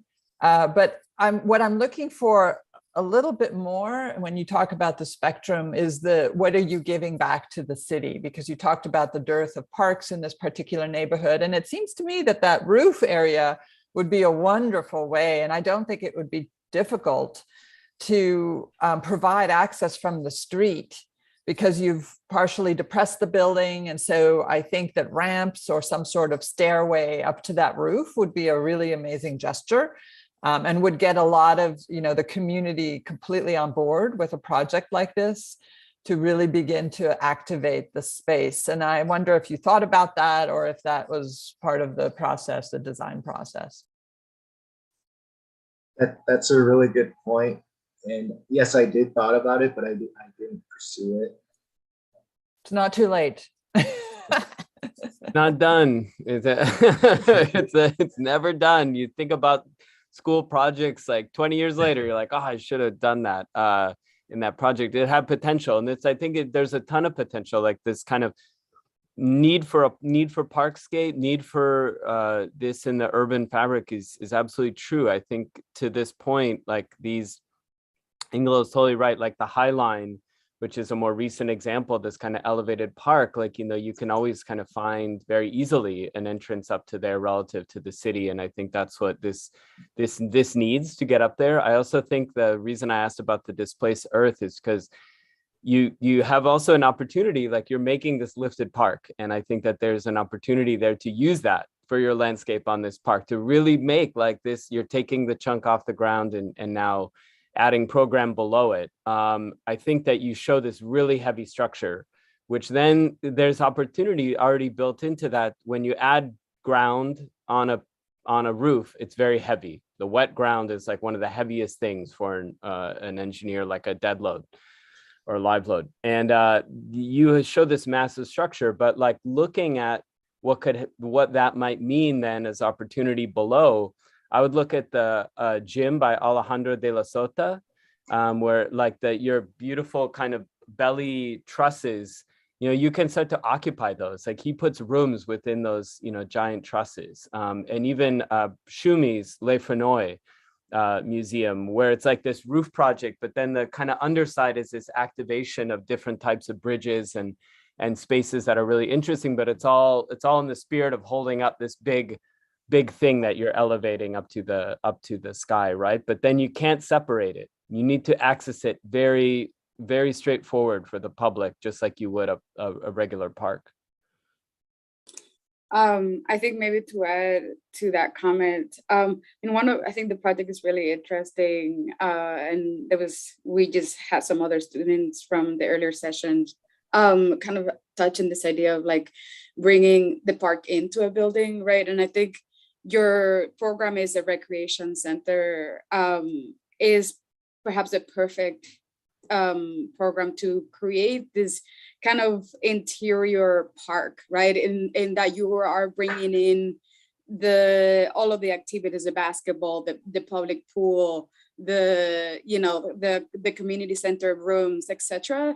So, I think I agree with Ingela's and Nick's point that like, how do you connect, the urban condition to the building and those users that that are wanting to come to a kind of a version of a YMCA of sorts, right? That it becomes a place not only to house all the programs that you're describing, but I think also a civic space in itself, that you come here, you meet up with your friends, you can have discussions in those private rooms that you are programming, but that is all of the things and not one in itself. So I think that's a beautiful, I'm looking at your section and it's really, really cool to see the enlarged section start kind of showing a little bit of that life. But I think I would even like pump it up a little bit more, like turn out the knob,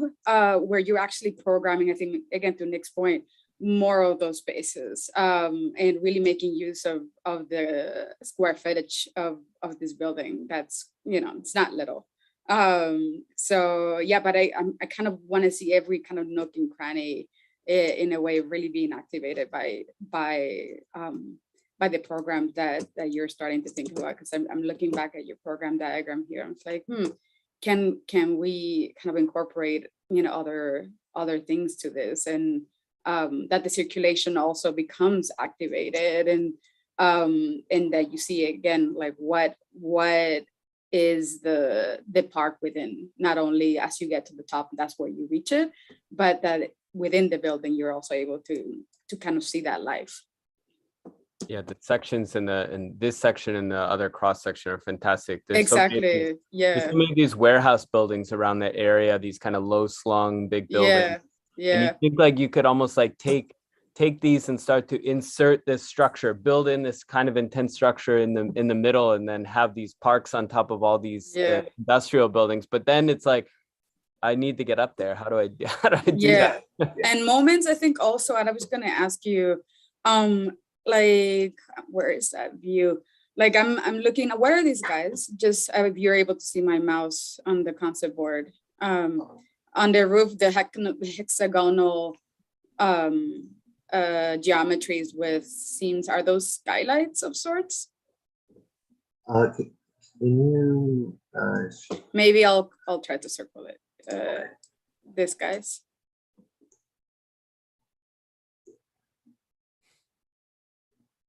So it's a hexagon trap. Yeah. This guys. Are you able to see it? Skylights. And oh yes, skylights. yes. Yeah. Those are definitely skylights. Yeah. Yeah. I mean, yeah, I think those. Oh, I see them in a little bit in your, starting to maybe see it in your sections. Yeah.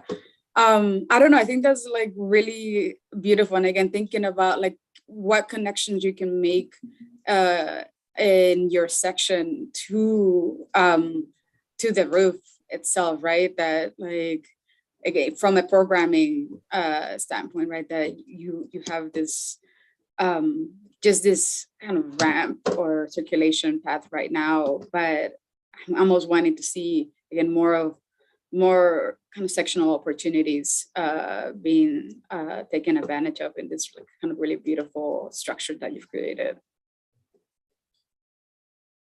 No, And I think you have to solve those. Honestly, I think you have to solve those first. Those are kind Yeah. of fundamental ones before you get into like a really intricate, you know, like the veil facade kind of whole Mhm. system, you know, that gets very specific. Like, you know, I think those, it's like step by step, like you get there, but I think those kind of big moves need to be very clear before you Mhm. get into. I know it's a fun thing to do, and you know, but and it's very design oriented, but I think that there's like sort of a foundational program, since it's so tied to your program, that needs to get resolved. Mhm. Rodolfo, what do you think? Yeah, I mean, we were just talking about that before joining this section, right? That is, I'll look at your diagrams in the beginning and how you explain how you stack them and perforate them and take them apart and then put trusses to hold them. And then suddenly there's a dress that goes over the whole building and everything gets dressed with hexagons. And I was like, all right, fair enough. So then I wanted to look into the sections to understand what is skylight versus not skylight, how thick are those skylights, how deep are they? I want to look into the facade and understand the same. And they just shown as kind of a black line with some strange thickness, which we don't really know if it's solid or not solid or whatever they are. The skylight is never cut as a skylight. The window is never cut as a window. And I think that's kind of a missed opportunity to you to explore that, you know, beyond the hexagon shape or form. There is that thickness again. I'm keep going with the thickness. How big is this? Are we going inside of this cavity of this facade, or are they just a layer of, you know, facade that is going and just veil the whole building? Both are fantastic. You know, you can think about the water cube in Beijing. It's a one thing, and then you can just think about the broad, which is whatever that is. I just don't see that in your drawings, and I think that could just take you somewhere if you would represent that.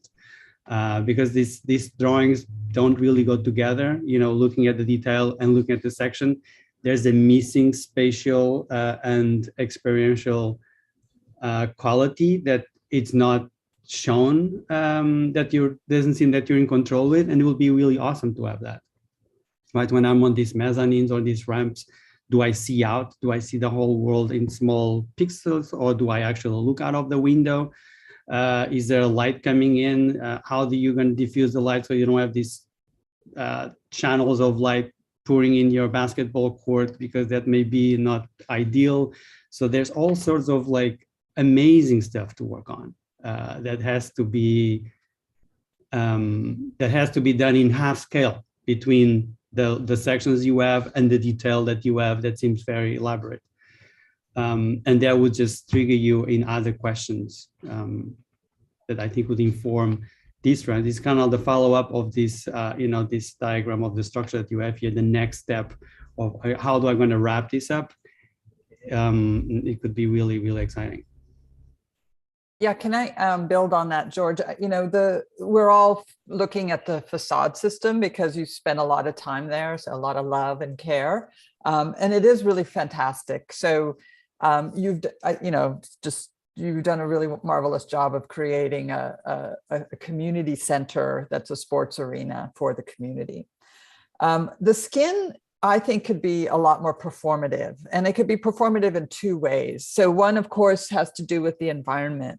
And I start to think about these hexagonal, I mean, we've all been asking, is it just a skylight? Is it a tree pit? But now, you know, do a little sort of thought exercise. What else could it be? So water collection, for example, or a sand pit, you know, for playgrounds, or a jungle gym, or a climbing surface. You know, so I feel like there's so much more that the skin can be, that you've created a sort of armature, but now let's play the game and just, you know, what are all the things the skin could do for you? So on one hand, it's performative, right? In terms of energy and environment, light.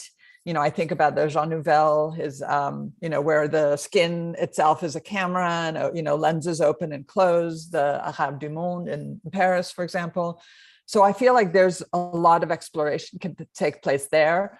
On the other hand, is giving it back to the community as a surface, skateboarding, you know, that you really force the community, or not force, but you really give this to the community to explore, that there's habitation, there's the pool, there's the basketball court. We all know how those are used. But now the skin, we don't know how it's used, because you're giving it to the community to explore and experiment. And you can imagine that, they could be climbing, or there could be groups that are using it as a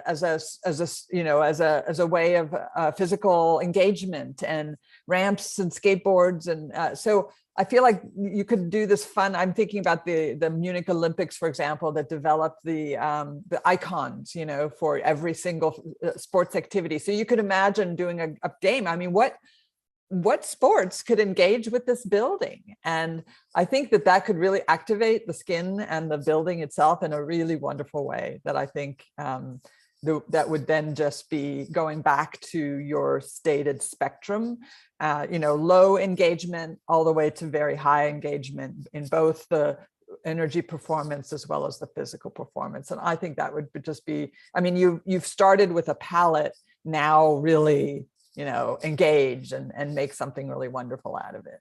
Yeah, it's definitely made for climbing. It's awesome for that.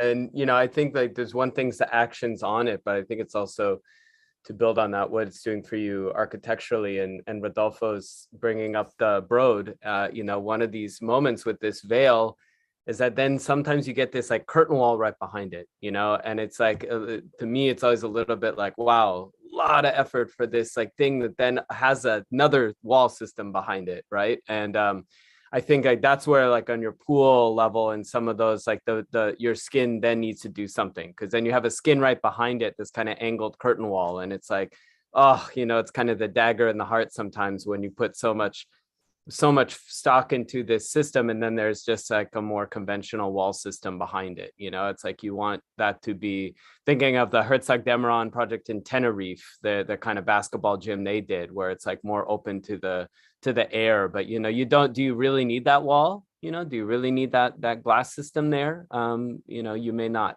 Or if you do need something there, what can your system, your hexagonal system, do for you?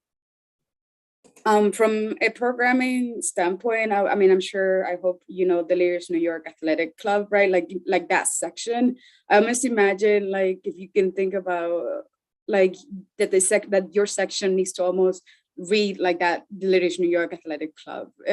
That each of those levels has that, again, going back to my previous statement, has that kind of life and narrative, even to the way that you kind of describe your project as well, right? That your representation speaks that language. And I think, again, your sections are already starting to really get into that. I'm like I want to see it almost the full section, like you've teased us a little, right? And so how do you kind of bring that forward? And I think to some of like Ingalo's point of, bringing in the community, because I mean, you can say like, it's a community center, is a recreation center, but there's also being more specific also about what kind of sports, right? Like what you said, the basketball is important, but I would say what else, right?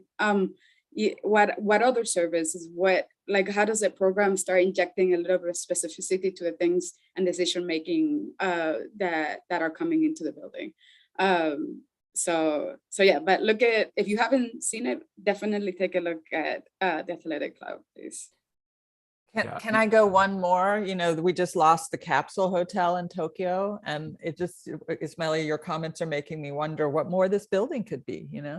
Where do you stop? And I wonder if the skin itself could become some sort of shelter. Anyway, I'm going extreme. Only this is your thesis. Why not?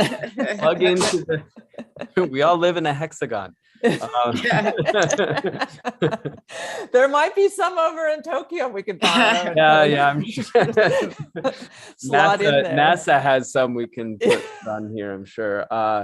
No, I love that it's a section project, and the planning just took very much as a given, like a block, a city kind of plan. I think that's refreshing, because sometimes you can try to do everything and just go and plan and make all these crazy angles, and then section they have to, I love that it's just this this very simple form, and then it's all just kind of happening as you extrude the city, you know, up into upwards, up or down, you know, into the site. So I think that's a nice choice you made to be very rigorous in the, you know, really about the plan as much. It's all those sections. I would just kind of keep doing whatever you can do to those. But Ingelo, to your point about like what else, actually, I mean, community centers, libraries, hospitals have always been spaces that during, for example, disasters, during earthquakes become, you know, others, right? Become places of refuge, become, you know, occupied and used in a different way. And I think those are opportunities that, again, you can think about. I don't know, obviously the studio, I don't know what the prompts were and what you were necessarily asked, but I think that, you know, we also have opportunities as designers to say that, you know, we can think about the multiplicities in which the building performs and that the architecture can allow for that. I think that, I mean, all the points are super engaging and inspiring in some way. And just to speak to that point, and just, I guess, to speak to George, I mean, there's always been a little bit of like, does the structure wag the dog, you know, in this one? And so like, I think that what Ismail is saying is perfect for a kind of over structured trust that's on a base isolated system. It's the perfect community shelter for anything that could happen in LA, you know. And so so I really appreciate that comment, I think, and all the comments. I'm so lucky that I've inherited this wonderful jury. And so thanks, George. Congratulations. Excellent work. Thank you, everybody. Great comments. So we are going to move on to Reem Sultani, so she can take it away. Hi, good morning, everyone. My name is Reem, and I will be sharing my screen for a second. Okay. Okay. This project is Art-Based Community Center that is at a dead-end road. The zoning code for this area is mainly commercial, and it's close to the freeway, which generate high vehicle noises as well as pollution. Beside the freeway, there is a lot of the area has a lot of car dealership. On the other hand, this location is across the street from LATTC Grand Station, which is located at Washington Boulevard, as well as there are several bus stops, metro line, and all that make the location very easy in circulation for people to use. And one of the most important feature of this location as well is the mild weather of Los Angeles, which make it perfect for outdoor activities most of the year. The whole area has limited to no open spaces and not much vegetation. This art-based community center building will influence the site, and it is aiming in creating pedestrian-friendly street, park-like space that is connected to Washington Boulevard. It will transform the harsh type of the site from commercial, industrial, freeway-oriented area into a more like family-friendly site. And it will help in changing the urbanism of the city and make it a better place for families to be there. The community center will host different disciplines, including visual art, music, dance, theater, daycare, classrooms, lounge areas, offices, meeting rooms, game room, cafe, multi-purpose rooms, exhibit and gallery spaces. People would arrive to the building either through the first level parking area and go up to the lobby, or enter the building through the main stairs on the east side through the main courtyard. On the left side of the second level is the game room, conference room, community hall, cafe, and library. This is a detailed area of the library on that side of the building. On the right side of the central courtyard in the second level is the lobby area for the daycare and other art-related classrooms. This is the lobby area, which is very important space for the project because it's also connect the indoor and outdoor with that glass facade and increase the social interaction. The design of the interior curved wall is to stimulate the kids' desire to explore and walk around, as well as it would have no harsh edges because mainly the users of this place are kids, and it's a safer environment for them. In addition, there are two main outdoor spaces that serve as seating areas. One of the stairs is oriented toward LATTC and the metro station in order to have that visual and direct relationship with the college campus, which will create a positive impact on the community and the neighborhood. The courtyard stairs, that's on the top part, it's facing the new family-friendly pedestrian street. People can go to the third level where the classrooms for CC students, showroom and gallery, dance classrooms, meeting room, and theater using elevators or stairs. This building also provides an indoor performing spaces, such as the theater space, multi-purpose rooms, and other a community hall. This section is showing the relationship between the parking and other levels, as well as it shows the central courtyard, which serve as a city oasis for people to enjoy within the building. And the glass area also emphasizes the indoor-outdoor relationship, which brings sunlight to the spaces. On the other one, it shows the concept of the separation between the automobile zone and the pedestrian-only zone, which the building would be like the separation between the two different zones. This elevation shows the main vertical circulation tower, which is in the middle. And because it's facing east, all the curtain walls has a wooden vertical shading panels to protect the interior spaces from the harsh sunlight. This side is facing the automobile zone, and there are two main outdoor spaces. One of them has a horizontal shading, and the second level, on the second level, there is a playground area, which is partially covered by the third level patio. This shows the playground area on the second level and the outdoor space on the third level. This side is west, facing west. In this elevation, it's actually facing the freeway.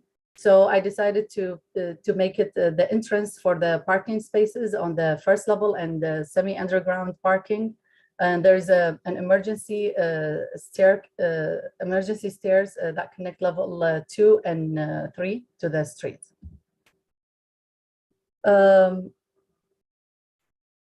The first level is actually the materiality of the structure.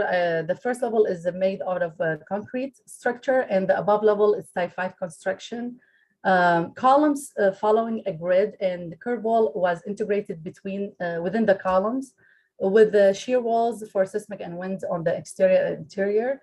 And all the beams were actually exposed in the interior.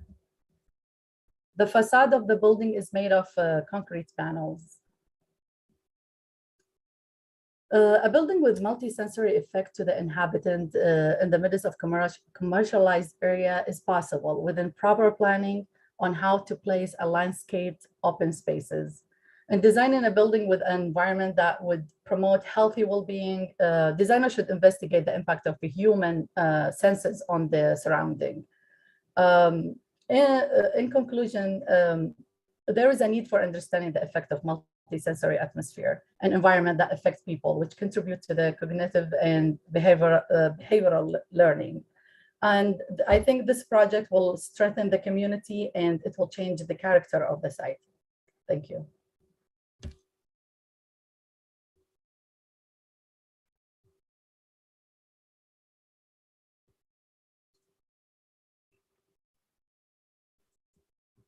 So I'll just jump in here, Reem. I really love your building because I love gardens that smell. So I really appreciate that you're taking on something that I think is too rarely sort of considered. And of course, something that, you know, the multisensory effect that you're talking about, you're now talking about qualities that are their atmospheres, and it's challenging to represent those. And so I think that they go hand in hand with the idea of performance, especially having to do with light and air movement. And I'm just curious in terms of, do you have some sort of diagram or drawing? I guess I'm looking at your program. Do you have something similar to your program diagram that also shows sensory effects? Actually, I have I did like a sensory diagram, but I did not post it. And it's like showing the end, like what's the on the side, like what's, if you stand on the, for example, on one of the third level patios, what you can see around it, what you can hear, and what you can feel. Yeah, because I would say that for your portfolio, I think those are critical drawings to show. And you know, I think about work being done in the area of welfare, right? And not in the economic sense, but in wellness sense. And, you know, you think about hospitals or medical facilities for people with memory loss, or aging populations, and children's spaces. And so many of them are looking into, you know, working with psychologists and understanding the psychological effect. So you're scratching the surface of this very, you know, deep knowledge base. But, you know, I think that it's important to begin to try to represent those, because I think the act of representing is the first act of the architecture. And by representing the sensory qualities that you are, you know, sort of choreographing and art directing, you then become a sort of master of those senses. And just the act of representing will inform your building. So for example, you look at ventilation through the building, and where do you want to, you know, be able to smell the lavender, or, you know, the anti-anxiety effect. Where do you want the light? And, you know, that will really inform things like program and circulation and habitation, and also architectural features, you know, whether it's apertures that open, or walls that open, or, just the geometries and the form of your spaces.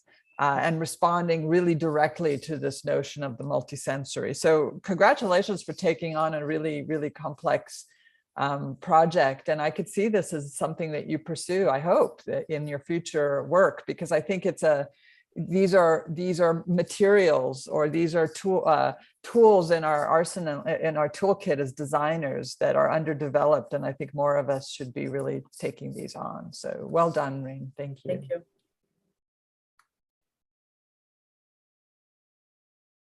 Yeah, I appreciate that you made it maybe a more introverted building in a way, but for an extroverted community. Like, you know, it's like for a community building, but I think to what Ingela was just talking about, this sensory experience, and you're kind of like heightening, amplifying those, or trying to connect them. You know, I think the reading of the building initially as a piece of architecture is quite like introverted. And I think that for the idea of a circular, you know, I was looking a lot at the planning, and I think that the circular idea you touched on in your presentation about safety, maybe, you know, I think there's also a sensory thing that happens when you erase sort of perception of a rectilinear space. But I think when you're designing a plan with circles, you have to be very intentional about it. It's not a motif. So I think I question, you know, some of these moments on the facade, but I would look at a project like another introverted community-based project that I thought of is like Aldo van Eyck's Pasteur van Ars church, which is a quite closed box. But then the inside, he uses this kind of circular planning to all these different effects with skylights, with like spatial interactions, with how actually the two circles create an in-between space for then some passage to occur. It's very intentional. It's not just rounding off, let's say, what could be a rectilinear box space. So I think that, and then the relationships between those, because even your cores can start to do that. Even your like stairs can start to do that. You know, even the connections, like it's not just like, oh, here's the circle room and then here's like a square core, you know, kind of on the plan, and they can even help with structure. So I think like you're onto something there, and I think it's nice personally to like have these circular cuts or light or what that does in the building. I just think that the rigor in the plan then and the relationships between those circles and what can happen at tangents and what can happen for openings and what can happen for other conditions needs to be, you know, very, very clear. Right. Thank you. Yeah, if I may kind of add to that, I mean, I agree 100% with Ingelo. If the project is sort of about the kind of the sensory experience, that's kind of like your party diagram in a way. That's like you must like have that as a kind of point of departure for your project. And for all of us, I mean, I think you presented the project very, very nicely in describing the intentionality, which I think is amazing. I think everybody perhaps agrees with that. I think one of the things that, so aside from that, the other thing that came to mind as I was looking at the plans was like, you know, what the moves into Nick's point of like the circles or well, perhaps I'm going to call it carving into the slab, right? Like if you, like I'm looking at your site plan that you kind of eroded at the diagonal of the plan with you know, to incorporate the gardens or the courtyards. And I think that, you know, that was an interesting move that perhaps you could have explained a little bit as to the kind of organizational logic of you know, how you started to set up the spaces, and then the incorporation of the circle or as a way of bringing in the elements of the sensory experiences, and that it might be related to smell, to touch, light, right? So that's all of our senses, right? I was actually talking to a colleague the other day about healing spaces, and there's actually a book, it's called Healing Spaces, that kind of talks about some of the psychology behind this. You know, we're discussing rather children with autistic conditions and being in the spectrum. So like, you know, the specificity of also how we engage the senses for example, children with disabilities or sensory deprivation, and that the architecture, you know, could start really being a safe haven, a stimuli for example, children that have these conditions. And so at that moment, you're able to kind of trace a kind of narrative again through the building that touches the kind of overall premise of the project, which is, you know, how does architecture embrace and the senses really, and that we often are very much about our eyes, and everything else, you know, kind of gets pushed aside. The other point that comes to my mind is the materiality, right? So like, how do we think about the kind of the material language of the building, which could have been yet another layer to explore, you know, within your narrative and your representation of the spaces. So, you know, this I think are parts of what you can continue to explore, but I think it's a really interesting and absolutely needed a way of thinking about space making. So I think very much congratulations on that. I'm taking that on. Thank you. Yeah, it's not a thesis project, it's a senior project, but everything has to support your thesis still. Mm-hmm. Yeah. I mean, in a way that when you throw in the senses, it's just the whole game change, because then we are desperately looking for that, because that's so powerful. That this could have absolutely been your driven force for every single move. And I mean, in the end, it's just an excuse, right? When you have that, and that's the excuse to justify all the moves you do and take you in the research. The same with the circles, you're playing with circles. So just go with the circles, just see what's there for you. Go as deep as you can with that. Just play just with that. Don't bring anything else. Don't allow anything else to get in. until you're done with that, and then start saying, well, but now I can just corrupt it here, or I can just push it there, or I can just not follow that rule anymore. So it's just once you have that control, then it's time to break the rules. And that's just the same with the census. Then when you have the census, you have your own script, then you start mixing them. Say, well, now if I mix them, the whole thing changes again. And keeping that consistency is what keeps informing your building. Yeah, you listed off so many programs. It was kind of funny when you were like saying how much stuff was in this building. It was just like, wow, yeah, that's a lot in this building. And I think Smiley made a point about the planning and relationships between those. And I think that's also something maybe I could be more clear in there with all those programs and how you engage with the sensory sort of elements of each of those, and then how you go from one to the other, or how when they're next to each other, what happens. So I think, yeah, again, this is just to build on all the points that everything needs to just, if that's your statement, then everything just builds around that. That one thing, without trying to also try to make it even at some point look too much like a building, or have these kind of more conventional kind of aspects. I think a building for the census can be quite unconventional as a building. Right. Thank you. Yeah, I mean, I was just gonna make it. It's funny that you just said that, Nick, because I was just gonna make a point about like,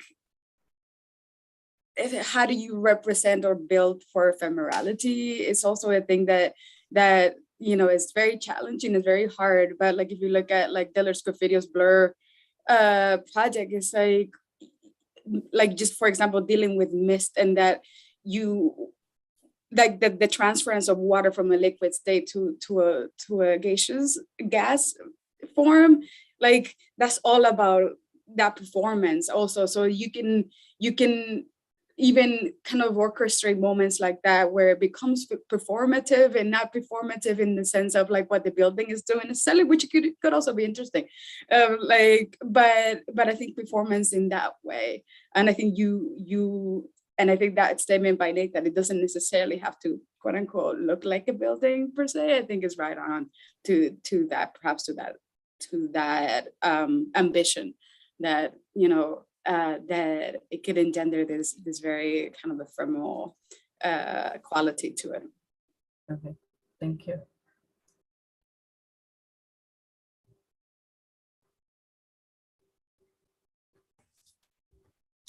Just would want to invite any closing comments before we end the session.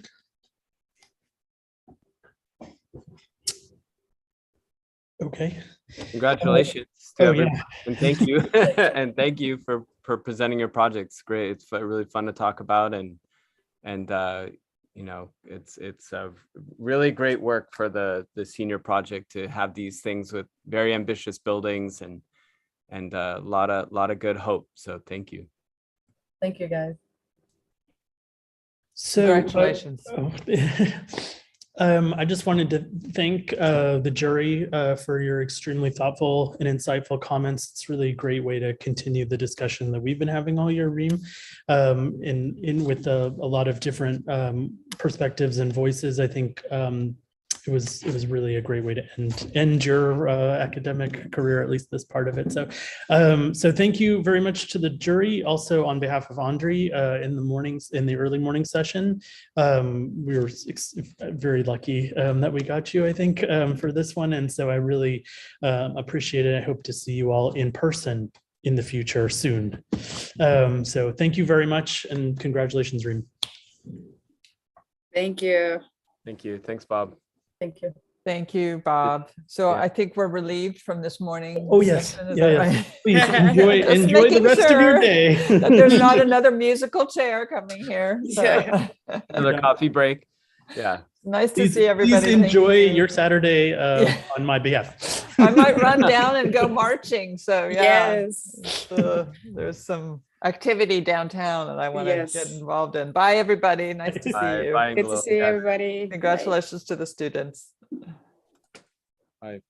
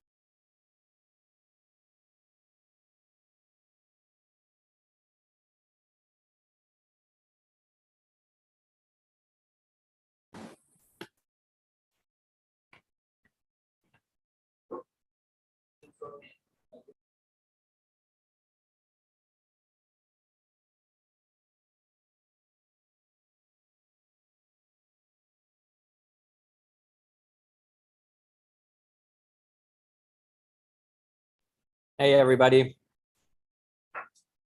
Hey, Noah. Jose. Addison, I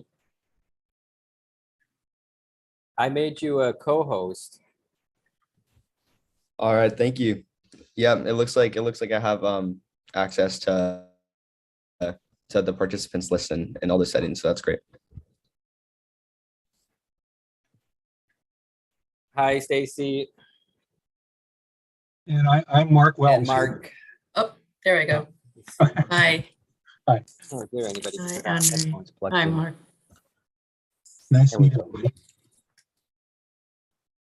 Addison, can you hear me? Yeah, I can hear you. Can you hear me? Yes. All right, great. You can let people in. Yes, I can. Yeah, Okay, it looks super. like we're good on my end. Yeah. Thank you. Andre, do you want us to explain who we are, since you all know all the students? Yes. Yes. That briefly, that would be great because I actually never met either of you. And never we're met any of you. also Yeah. waiting for Kevin O'Brien.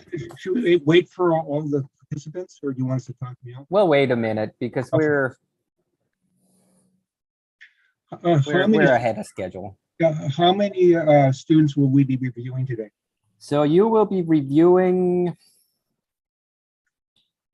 let me see, total 4. You'll be 4. reviewing 2 of my students, and then the group is going to switch, and it'll be Mitchell, the Jarrett's group, 2 students from him.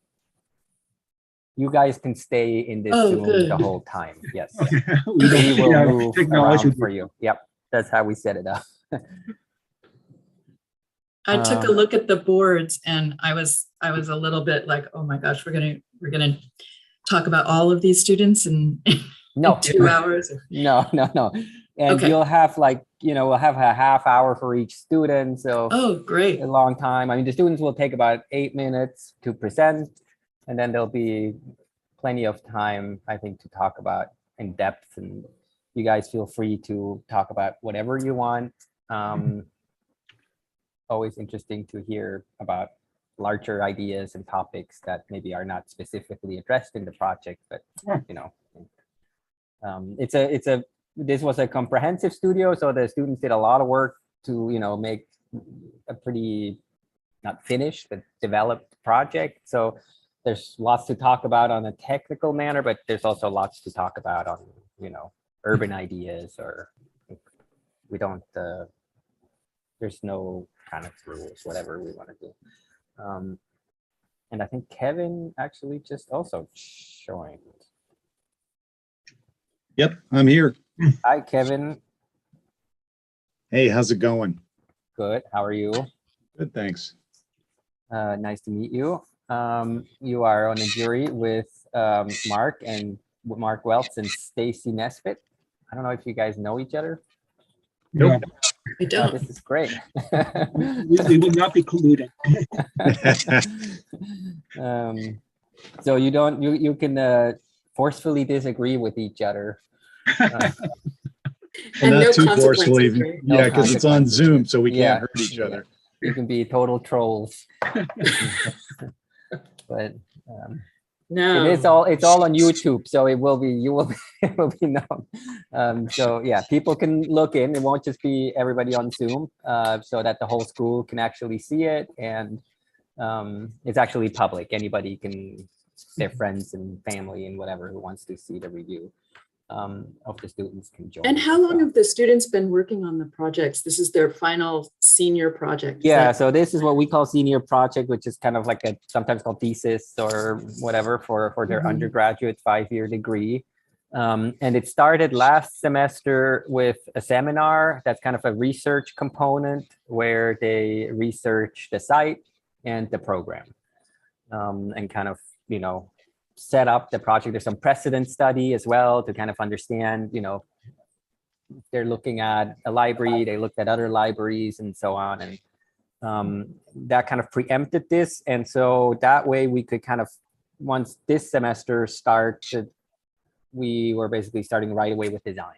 And it's pretty fast. Like they have 2 weeks to come up with the massing, and then we did the structure and we worked on the facade. So it's quite structured in a way to really develop the project in a pretty comprehensive manner as much as possible. I can give you a little bit of background. Are you, all three of you, from Los Angeles or have been to Los Angeles?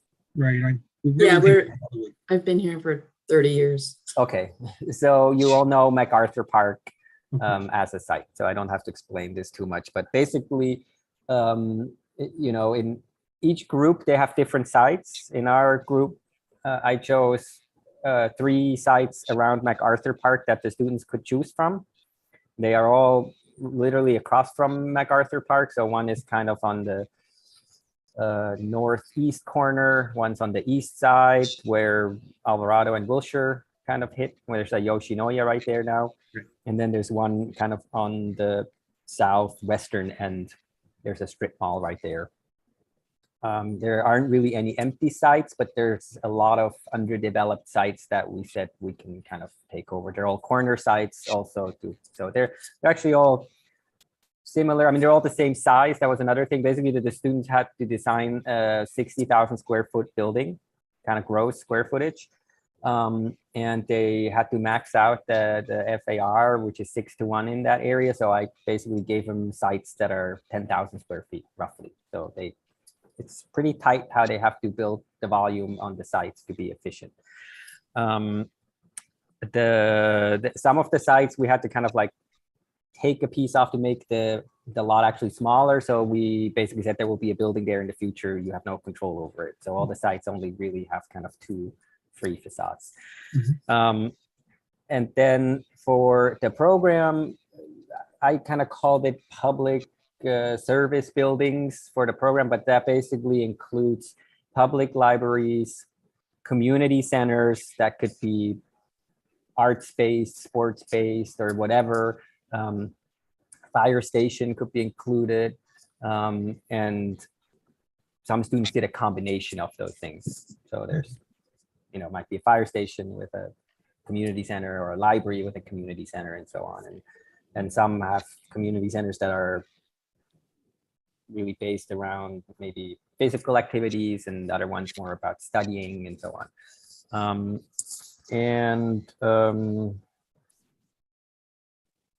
Yeah, I think that's it. Any questions from you?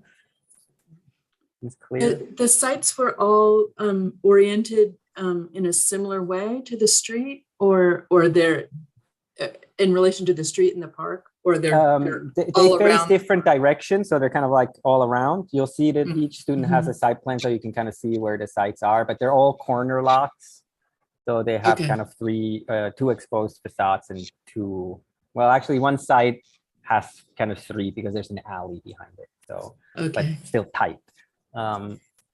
And they were free to choose whichever they wanted. And they're, but they're quite distinct a little bit from the area. Like, I feel like all the sites of MacArthur Park are a little bit different. And some are more busy, some are a bit more quiet. And how much leeway did they have in developing their program? I think I gave them quite a bit of leeway. I mean, in regards to how they want, what a rec center is, for example, right? We didn't really want to have any housing components in there. There will be one project that you're not seeing that has like kind of like a student housing in it, but generally I said like no housing. It kind of just add another complication to the whole thing. So it's really all public program. Great. And the 60,000 square feet was also, some had some of that space for some projects is probably also exterior space. They're kind of like, sometimes they lifted the building off the ground or whatever. So it wasn't say like it has to be 60,000 interior. It was a little bit looser about that as well. Okay. All right. Great. Do you guys want to quickly introduce yourselves? Maybe we can start with Stacy. Sure. Hi, everyone. My name is Stacy Nesbitt. I'm an architect and a principal in charge at Gonzalez Goodell Architects, or we go by GGA now. We're in Pasadena, and we do a lot of civic buildings in our firm. Our firm work is comprised of about a third civic, meaning a lot of community centers, fire stations of this sort, and a third public school work, and then a third affordable housing. And I personally do a lot of client relations and upfront work in working with clients to bring work into the office. Great. You sound perfect for this topic. Mark? Mark Wells, and I'm with the firm called 5 We're located in Hollywood, and we primarily focus on mixed-use projects. Mark, it's very hard to hear you. Oh, it is. Oh, hold on for a second. You know why? Because I don't have it plugged in. Oh. Is this better? I think so. Well, not much. Really? It's not better now? Oh, now it's better. There we go. Okay, All right. thank you for letting me know. Sometimes I forget technology. In any case, my name's Mark Wells. I'm with 5+ Design. We're a design architectural firm versus a full service, and we primarily focus on mixed use with a retail component to it. And most of our projects are international, in the Middle East, in Asia. I'm actually doing some projects in the United States right now, down in San Diego and Texas and Las Vegas.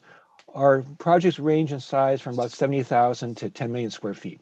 And some of it is city planning, and we'll take projects all the way from conception to construction, and the bigger ones be like 7 or 8 years for a single building. Anyway, that's us. Right, Kevin? Yeah, hi. My name is Kevin O'Brien. I'm the principal and owner at LCDG Architects. We're also based in Pasadena. We're a pretty small firm. We're anywhere from 12 to 15 people right now. And like Stacy, we also focus on a lot of civic and municipal work with a dash of education. I'd say our educational work is probably about 30%, and the civic, municipal, and just general institutional is probably the other 70%. So we do a lot of work. It's mostly in Southern California, although there's some that's starting to branch out into the state. And we're kind of a weird firm. Because we're small, we tackle projects for long-term clients that are, anywhere from really small projects where they pick up the phone, can you do this, to pretty large, like $200 million lab buildings. So we're kind of weird in that regard. We pretty much take on anything that gets thrown at us. Perfect, thank you. Well, briefly about me, I been teaching at Cal Poly for the last 4 years. I have my own firm with a partner. We do mostly residential projects. Before that, I worked for Johnston Mark Lee for about 10 years. And I worked mostly there. The last part on the museum in Houston, the project architect on that. And I went to school and grew up in Switzerland. But I've been in the States for 15, 20 years, something like that. Okay, so we can get started. Let me start a timer. We have to keep a pretty tight schedule. But I think that worked out well so far. I don't know, Kevin, I in the beginning I talked, maybe you weren't there yet. Basically, you're gonna have 2 students from my group, and then we are all gonna leave, you stay there, and another group will join you, and you have 2 more students. So there's half an hour for each student. The student's gonna present about 8 to 10 minutes, hopefully more like 8. And then you guys have 20 to 22 minutes to discuss the project. All right, terrific. And let me post, sorry, maybe you guys already have this, but I'll also post again the link for concept board in the chat. If I can find the chat. It's in your email invite, right? It's probably in there also, yes, but there's so many, so maybe it's confusing, but you can also go to the chat. I will share the screen as we go through, so you can also see that, but the student will kind of moderate in concept board, so it'll kind of show you what he wants you to see, but you can also get out of the moderation, or at the end, you can move around freely to look at things you want to see. And I think that should be it. Let me share.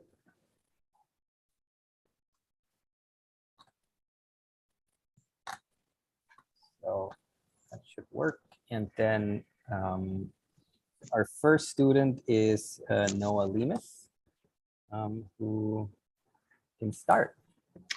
Okay, are you guys ready before I start? I think so. Okay. Take it away. I'll drag you guys with the moderation over here. So hi, my name is Noah Lemus. My project is a library with social services like a Spanish radio station, a podcast studio to record stories from underdocumented communities, and a lecture hall. And for me, libraries are traditionally at the forefront of adapting practices to their changing communities, but are typically bound to their post-war buildings based on the older idea of a library. So in looking into that older idea of a library and really peeling it away to create non-ordinary spaces, that starts to create more of like a surreal building massing in a way. And the site is located on a corner in front of MacArthur Park. MacArthur Park is home to a large percentage of South and Central American individuals, about 73% compared to the national percentage of 18.5%. And those individuals need access to services specific to navigating life in a foreign country. And in looking at the zoning, the floor area ratio for the site is 6:1 with no height limit. And as we start to retract from the site, it starts to create more of a high-rise typology. And in looking at the program, a mini lecture hall is located at the ground floor. And above that are 3 levels of library programmatic space, leading to a podcast and radio studio above, as well as a library workshop space, and then a large lecture hall. And at the very top is a triple height library space. And then there's this public stair that really gives way to special program, whether it be intermediate spaces, as well as an amphitheater, or even waiting space before the lecture hall. And then at the very top is a special library collection of stories adjacent to the main library space at the top. And within the structure, the vertical truss houses the public stair both internally and externally, while also working to be in the main structural element of the building, with a post and beam structure attaching to it. And then from this park view, you can start to see that surreal building massing looming over the park with its imposing presence. With that imposing presence, the building gives power to the program in storing, recording, sharing, and preserving stories from these underdocumented communities. And here you can start to see the spatial moment that the public stair starts to create, whether it be here on the 12th floor, you can see that special collection adjacent to the main library with these diving boards reaching out to the front facade, as well as this above stair that connects programmatically similar levels. Or even here, the amphitheater takes shape between the public stair adjacent to this radio archive to the left. And then here within the sections, there's this public plaza on the ground floor that's really, sorry, that's underneath this leaning building facade, and where a stack of more traditional program with that cantilevered part having more open space for non-ordinary spaces, whether it be a triple height space for the lower library floors, or a podcast and radio archive, or a lecture hall, or even extending out diving boards to that front facade that houses stacks of different books and stories. And within the section of this public stair, the intermediate spaces start to take shape where people can wait before entering different programmatic levels, as well as this amphitheater starts to take shape just above the stair, or even more waiting spaces before you enter the lecture hall, and just as well as the special collection at the top. And then here with the second section, you start to see this return of the stair and this waiting spaces as well as that amphitheater extended. And then below, there's this axon showing how the building occupies the site and how the footprint is really retracted backwards. And then with this plaza diagram, it shows this implied structure of the pillar and how it crumbled, and the residual pillars with scattered benches start to create a protected plaza from this main wood side that people can start to occupy and really giving that space back to the community. And then here's that plaza starting to become occupied with people navigating these benches and pillars to get into the building. And you can begin to see different interactions between storytelling as well, whether someone's in this mini lecture hall talking and people could be walking on their way to the library witnessing that. And the main parking entrance is towards the south of the building, as well as the main service entrances and exits as well. And then the main public entrance is towards the front, so that everyone has some type of interaction with that plaza. And then an automated parking system is used below the building. And then here you can see more of a detailed view of that ground floor with all the services allocated towards the south in a bar of the building. And then on the second floor, it's that start of that first triple height library program, where it's the main circulation desk. And then just above is administrative offices above. And then here's this view of the level above, the workshop level above, looking over the railing down into the main library circulation desk floor below. And then here's that workshop level where you were looking over that railing. And then here you can start to see this Spanish radio station, as well as the archive starting to take shape here. And the radio station's primary function is to connect Spanish-speaking community members with public information and news, much like the National Public Radio does, but for non-English speakers that are generally out of the loop when it comes to public aid and local news. And looking through, someone could be recording inside the radio studio, and people could be out here listening and working in the archive, preserving different stories. As well as here is the podcast studio that really maintains, that's main function is to collect and record these stories. As well as just above is more workshop space where people could access workshop rooms, lecture rooms for citizenship, health training, ESL classes, and voter registration workshops. As well as this is a view of the lecture hall just above with people occupying the space where they can be in here and someone could be walking up the public stair, witnessing what's going on inside the lecture hall, or someone seeing someone moving up through those stairs as well. And then here you can see that interaction of the lecture hall with the public stair to the right and plan, as well as the upper gallery too. And then here, this is, sorry. This is the start of the top triple height library space, where a computer room and lecture room are there for people to gain computer skills and do job searches as well as this non-ordinary reading space towards the front that is just below the diving boards. And here you can see more reading space with Latinx and Chicano books reaching out towards the front of the facade with those diving boards. And again, with South American and Central American books with those diving boards again. And then just to the right is this special collection of Latinx stories, both fiction and nonfiction related. And then here's the view from that open reading space and those diving boards above reaching outwards, as well as here's a view of that diving board as you were to walk towards that front facade and you could look down and see the plaza and park below, as well as a view from the park where you're able to see that public stair expressed externally, as well as this ghosting of the return stair internally too. And then on the elevations, you can see the front elevation here, as well as the side elevation with that ghosting of that return stair again, as well as the south elevation. And then most of the facade is actually composed of concrete panels and a glass window wall system. And then the truss is actually expressed even more so with an offset concrete panel. And then within the details, you're able to see how the floor is elevated to house a lot of the mechanical equipment, and then a shallow drop ceiling that houses the sprinkler system as well as the lighting. And then towards the south facade is an offset metal mesh system that shields a lot of the harsh southerly sun. And within the ENV diagram, you're able to see the sunspots after they pass through that offset metal mesh panels. And then here's a night shot showing the vertical travel of the elevators moving up and down through the space. And then in the peeling away, that idea of the library down to the post-war building, that leaves room for non-ordinary spaces to take shape. And these spaces can be crafted and reinterpreted in 100 years for future's needs, whether today's migrants choose to remain or a new set of people choose to call MacArthur Park home. I'll stop the moderation.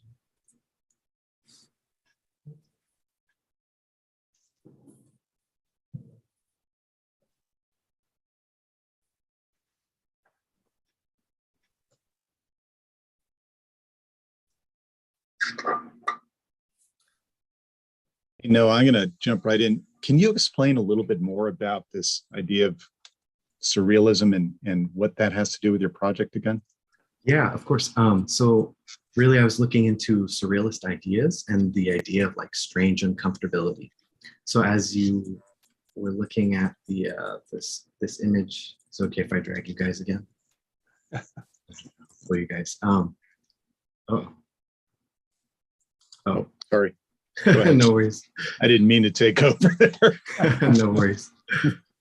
So here you can see, so like as the building is leaning over above you, it's almost like a stack of books ready to fall. And so with this idea of strange uncomfortability, it's like as you're walking upstairs, you're more aware of your next step, what you're doing, the next step you're taking up a stair, or more aware of like hopefully your social surroundings as well.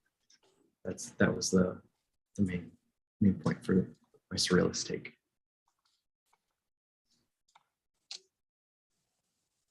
Noah, it's you have a lot of really interesting ideas going on. I too wondered how the surrealism fit in, but I also it seems you have like this notion of documentation of untold stories, which is really I love that, and then the categorizing of that, and then you also have a lot of formal moves about like transparency and looking into different spaces and hidden areas versus not. And I wondered how you thought about those, how that fit more directly to your program.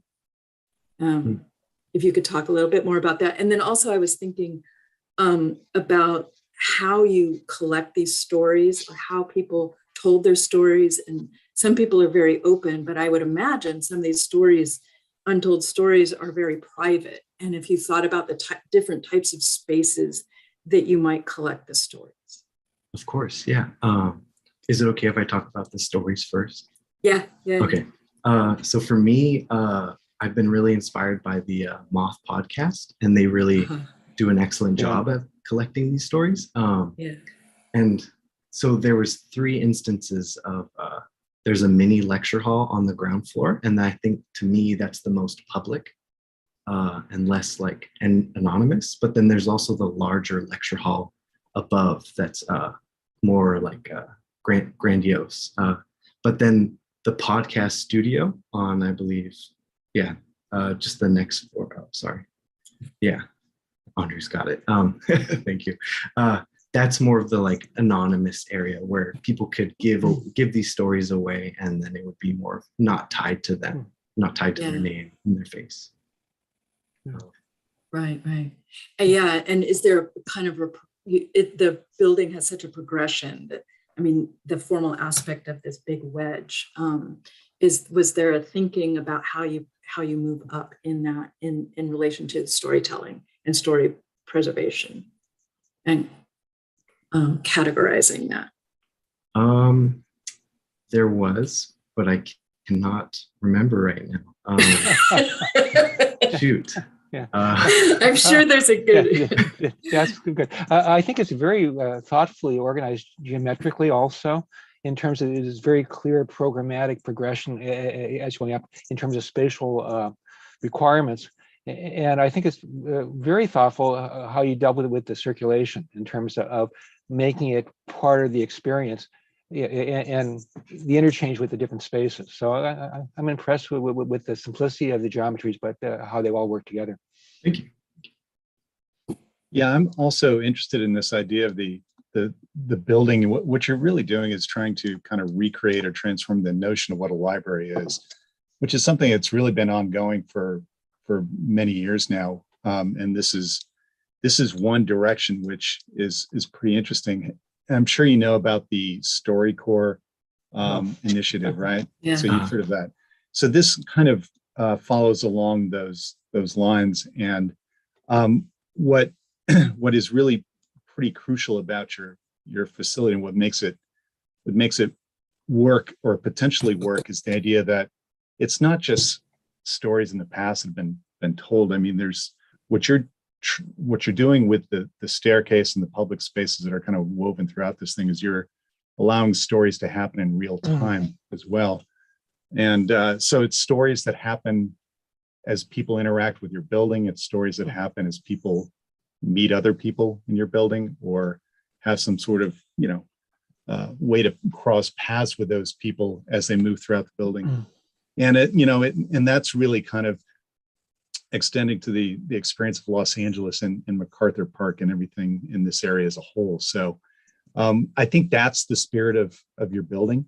What's interesting is that as tall as this building is, the spaces are actually kind of intimate. If you look at the scale of them, it's a very tall, skinny building. And I don't think that's a necessarily bad thing, but to think of these spaces as grand or like monumental, I think is a mistake. And I don't think you're considering them that way, but it's just something to think about.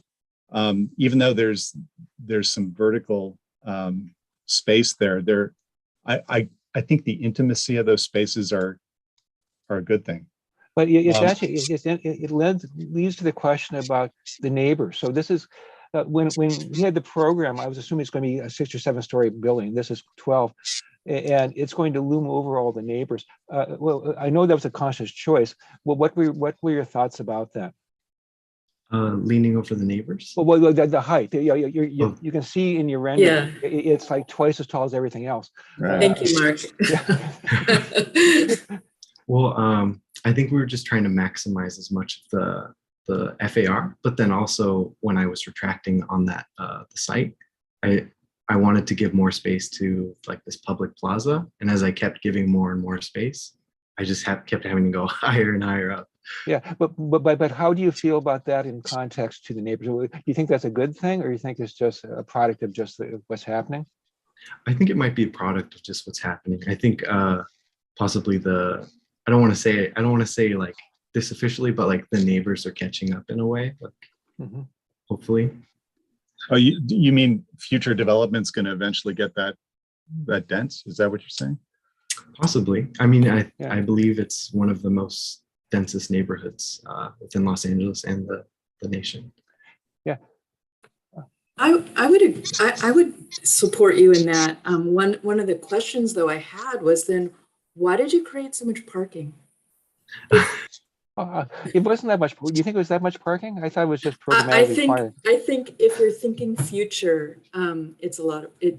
I'm there's a lot of push in urban planning circles these days about minimal parking, especially in a dense neighborhood like this next to 2 subway stations. So I'm just curious why you chose that. And I actually like your section about with all that underground space, but why parking?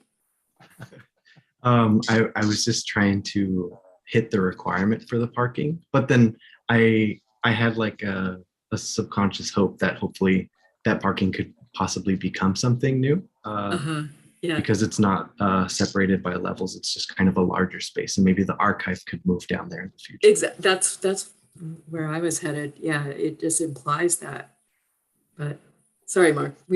No. You guys probably do a lot of buildings like this with huge parking. Yeah, unfortunately, you're absolutely right about that.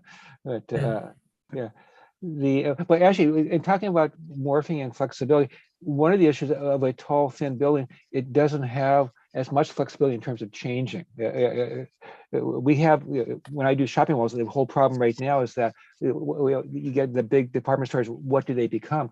But there's big footprints with that. With this piece here, you're tied to the zone. It's a little bit tight. It's a little bit harder to morph and change, I think, because of the structure of it. Or do you see that physically be able to change more than I can see? I did my best to allocate a lot of the services towards the south. So like a lot of the services are located in a 100-foot by 25-foot bar, and then the rest is open. And so like at the footprint of the building, it's 100 by 50 feet. And then at the very utmost level, it's about 100 by 100. So there's that flexibility. Within that zone, yeah. I would have liked to see your section kind of reflect more structurally how the wedge was going to really work. If you go back to your section drawings, I mean, and I'm no structural engineer, but it doesn't feel like there's a thought about sort of the weight of the, you know, the compression that happens to make a wedge like this.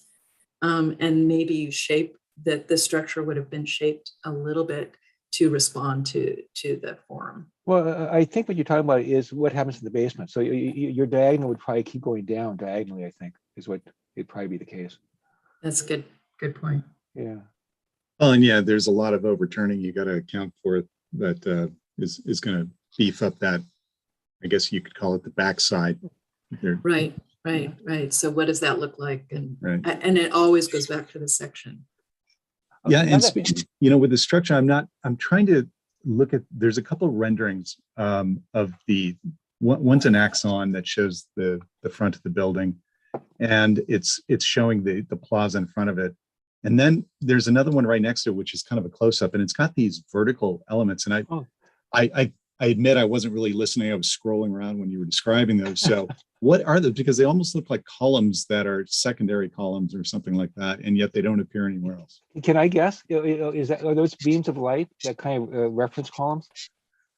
That's actually when I had first done this, that's what Andre had said, beams of light. But they're actually just ghosted representations of these pillars that have just crumbled and become the plaza. So like pillars within the plaza, but then also like benches within the plaza.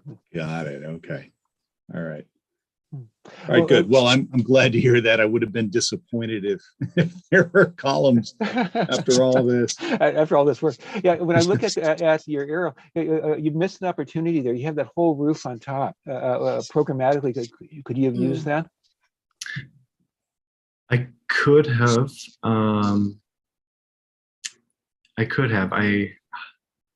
It's okay. You can say you didn't get there. That's okay. Yeah, that was one of the reasons. Yes.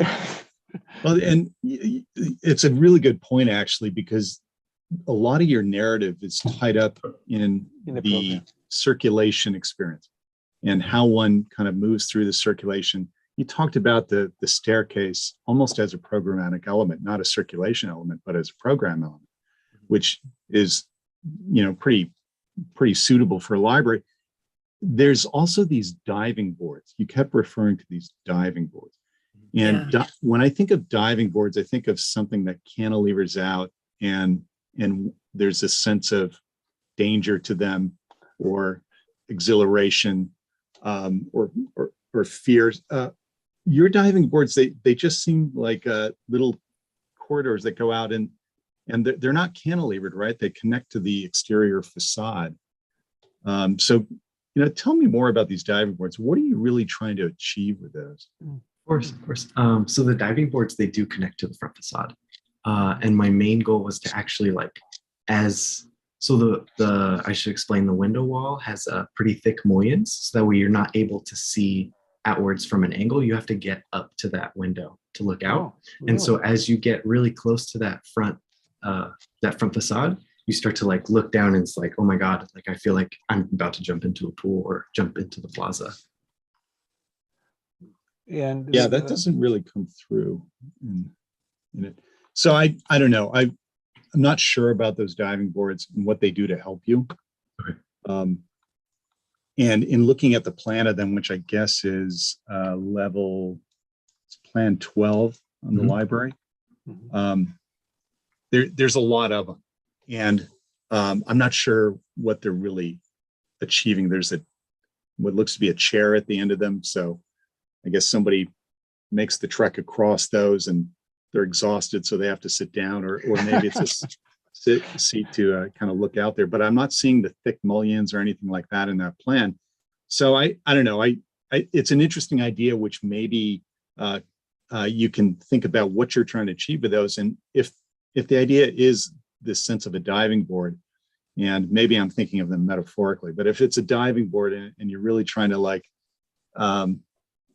in a nutshell, capture the experience of what these memories and stories are for a lot of people who are going to be using this, then really kind of make them a diving board. I mean, right now they're really not diving boards, I guess. Have them puncture the facade possibly, and start to inhabit that wedge-shaped space that you've created, which faces out to the park.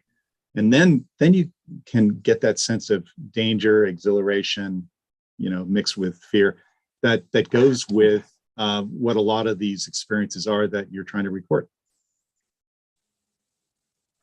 I like that. Thank you. Yeah. No, I would, yeah, I saw them more as catwalks, and I kind of liked them in the way that you were trying to create some unconventional space within the building in various ways. So, but maybe like Kevin said, they could be expressed more on the exterior, and when to that point, when I look at the building, I know you referenced sort of surrealist thinking, and your intention was to create sort of a non-traditional building type. But in knowing that part of downtown LA, I mean, it's not that far from actually the corporate core of downtown. And there is to me, there is a sense of corporateness about the facade that I would have loved for you to break a little bit more. You broke it with the stair and the wedge, but there's still I think that people in this neighborhood, would they really feel welcome? Would they want to enter this building? And you created this nice entry plaza, but it's pretty stark. And how do you bring people in to tell their story, right? You want to pull them in a way that it feels like their building and not another corporate building, office building downtown. And I'm not saying it looks like, because you clearly broke that in certain ways, but it would have been fun to play with that a little more. I guess I'm not sure where I'm going with that, but no, I think what you're talking about is a little bit about placemaking, both in the plane and vertically. I think you have a very interesting program that might have been able to be expressed more vertically, because there's a lot of kind of like this. The skin looks kind of the same, but so you don't really see. You see a big thing about 2/3 of the way up, but the rest of it looks pretty much the same. And so you could have kind of did some place on the facade, create character that kind of describe that's a destination to go to. It kind of like what Kevin was talking about with the bridges or the boards that they puncture the facade so there's a destination to go to.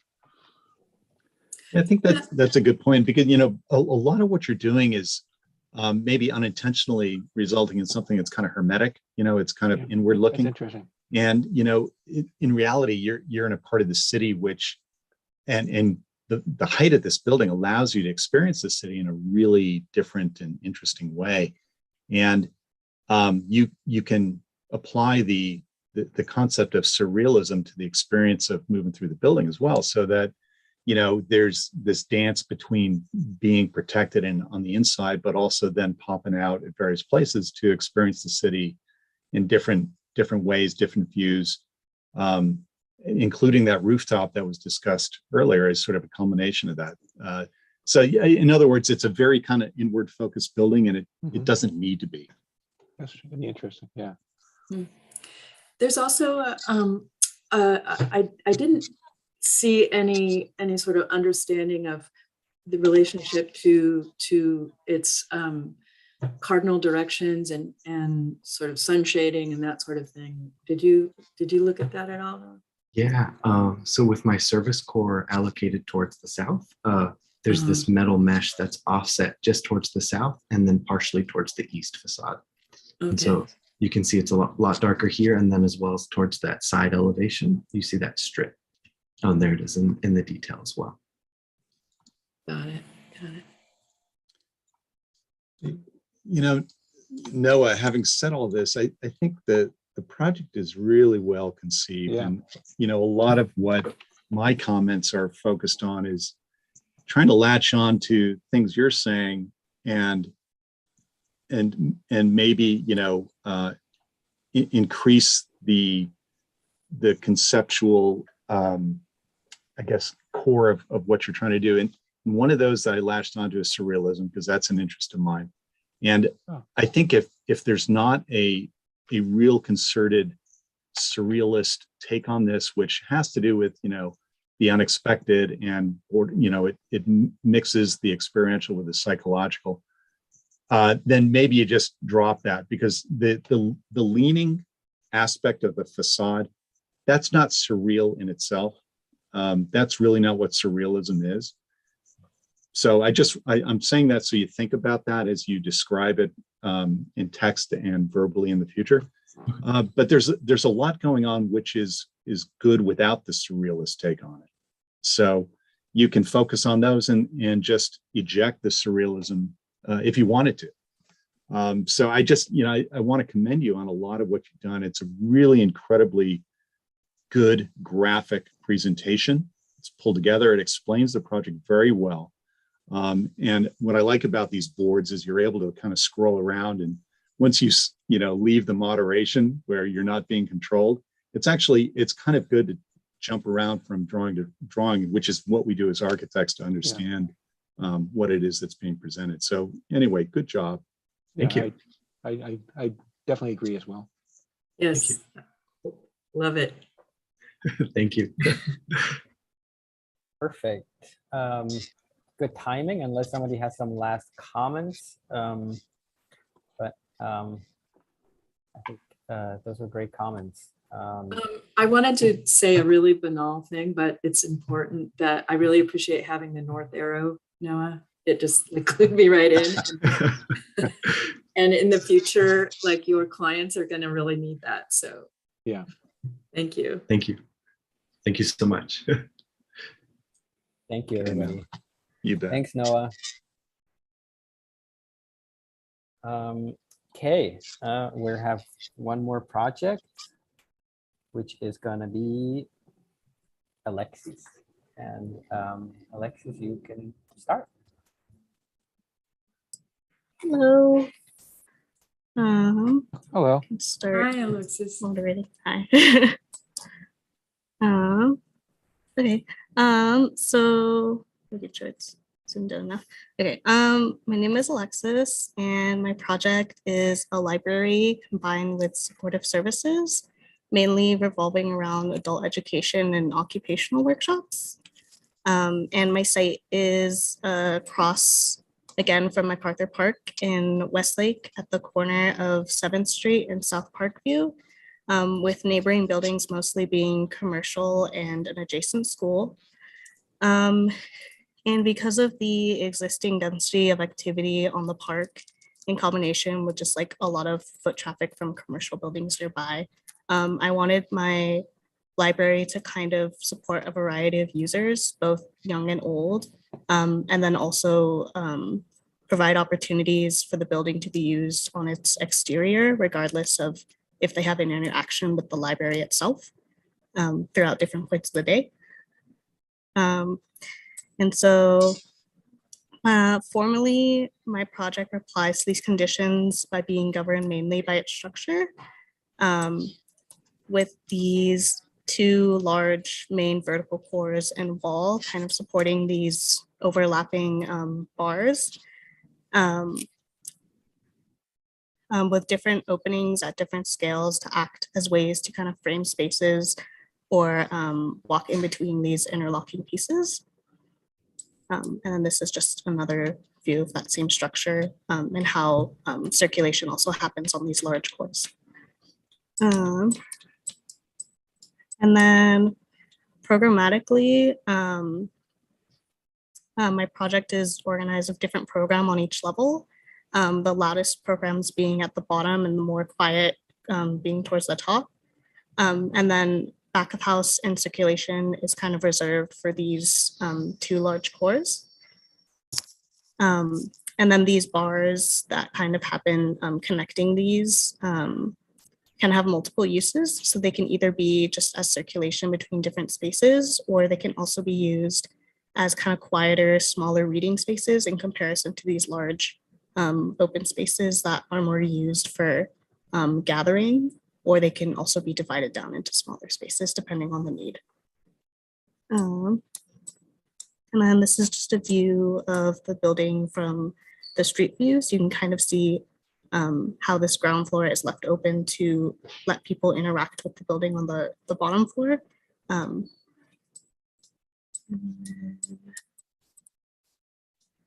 So this is just a look at that ground floor in plan view. So it's mainly open. And again, the building is raised above to be used by the public at any point of the day, similar kind of to the park. So there's like a lot of open non-program space that can be filled with furniture or whatever needs to be used for events. But there's also portions of it that are fixed, like seating or a stage kind of setup. So that way, if you're just someone who's like walking by, there's somewhere to sit, or you can still use this space without it being programmed for you in the moment. And so then in order to get up to the main library from here, you would go through this main kind of entrance stair and elevators. And then this is just a interior shot of what it would be like to be in that main vertical floor, and then another view showing that ground floor, and then in relation that circulation up into the building. And then looking at this section, we can kind of better understand the condition of the structure that is created. So again, there's this large open ground floor, and then these bars that can create like large open spaces in between them, or they can be divided down into smaller spaces. And then kind of how these large circular openings can span between different levels at different scales and orientations. And then also how the structure kind of allowed me to add and subtract program in a way to create outdoor spaces or double height spaces, depending on the program. And so moving again onto the plans, this is the first lobby floor once you get up the stairs. And you can kind of see how these larger opening spaces can be divided down into classrooms. And then this is just an axon of that same plan, showing how these circles start to appear. And then this is the second floor up, which is the same layout, but used in a different way. So for larger classrooms, and then there's double height spaces in those two reading areas below. And then above this, you move up and these bars kind of start to rotate. And now you have a different orientation that faces the park. And I'm able to create this outdoor playground area on this children's level, and then also have these quieter kind of reading areas within these bars that are also used for circulation. And then this is just a view showing this triple height space that includes continues at the children's level, the media level, and then also this 5th floor level with admin and a cafe. And then moving up from that level again, we have this young adult level, which again is more open. There's another instance of a double height space used here. And then here's a view of that double height space from this young adult level looking onto the cafe. And you can kind of see how the structure and the different scales of openings kind of intersect in this way, because I've decided to subtract again from like this program and create like a double height space. And then this is a view as well of one of those smaller reading spaces that I mentioned that could happen in the bar. And I kind of put these images together just to kind of show the contrast between kind of these more like private, smaller spaces and these larger open spaces that can happen within the same building. And then moving up again, this is just one of the adult study levels. And then the services level, which will mainly have like offices for social services and like just like a little lobby area. And and like the larger floor plan is kind of divided up into these little offices with larger meeting areas in between.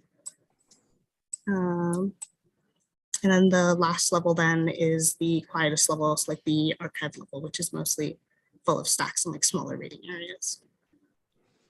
And then looking at the facade, I kind of was thinking of it as mainly being an expression of kind of like the different types of spaces. And so there's like the variation of height within these bars, but then also the building kind of starts to set in at different programs. And as the building could change over time, the facade could change as these might become more closed or open.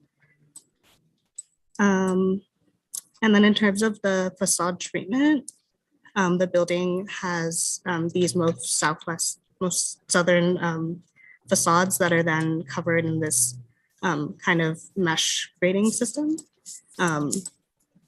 which would then provide shading to these two sides. And then on the northern facade, it's just a concrete paneling with like glass on the facade. And then this is just a final image of the building kind of on the site in its completeness. So yeah, we'll end there. So in your final view, the park is, where's your north facade? And where's MacArthur Park? MacArthur Park is at this edge. And then that's what I thought, okay. Yeah. And Alicia, Alexis, what's on your south facade? Or do you section through? Can you go back to your section? Yeah, I can go back to my section. So my southern facade would be at this, and so there's some outdoor reading areas. I see. On that end, and then the ground floor continues on through the entire building on the ground floor.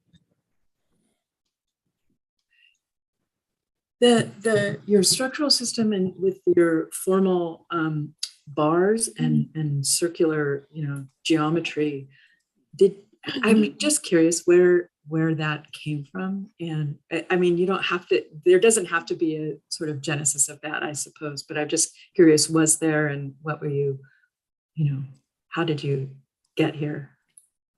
I think I initially kind of started with the cores as like their origin, but I wanted a way to kind of break up these really large spaces and also create opportunities to kind of have like smaller spaces. So that way, if you're there and you're for whatever purpose you are, you don't always have to be in a large open space. And so it initially just broke up the floor plate, but then I also turned it into like smaller reading nooks and smaller circulation before you get into larger areas.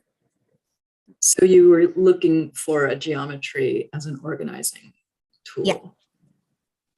And did you look at any precedents for that? I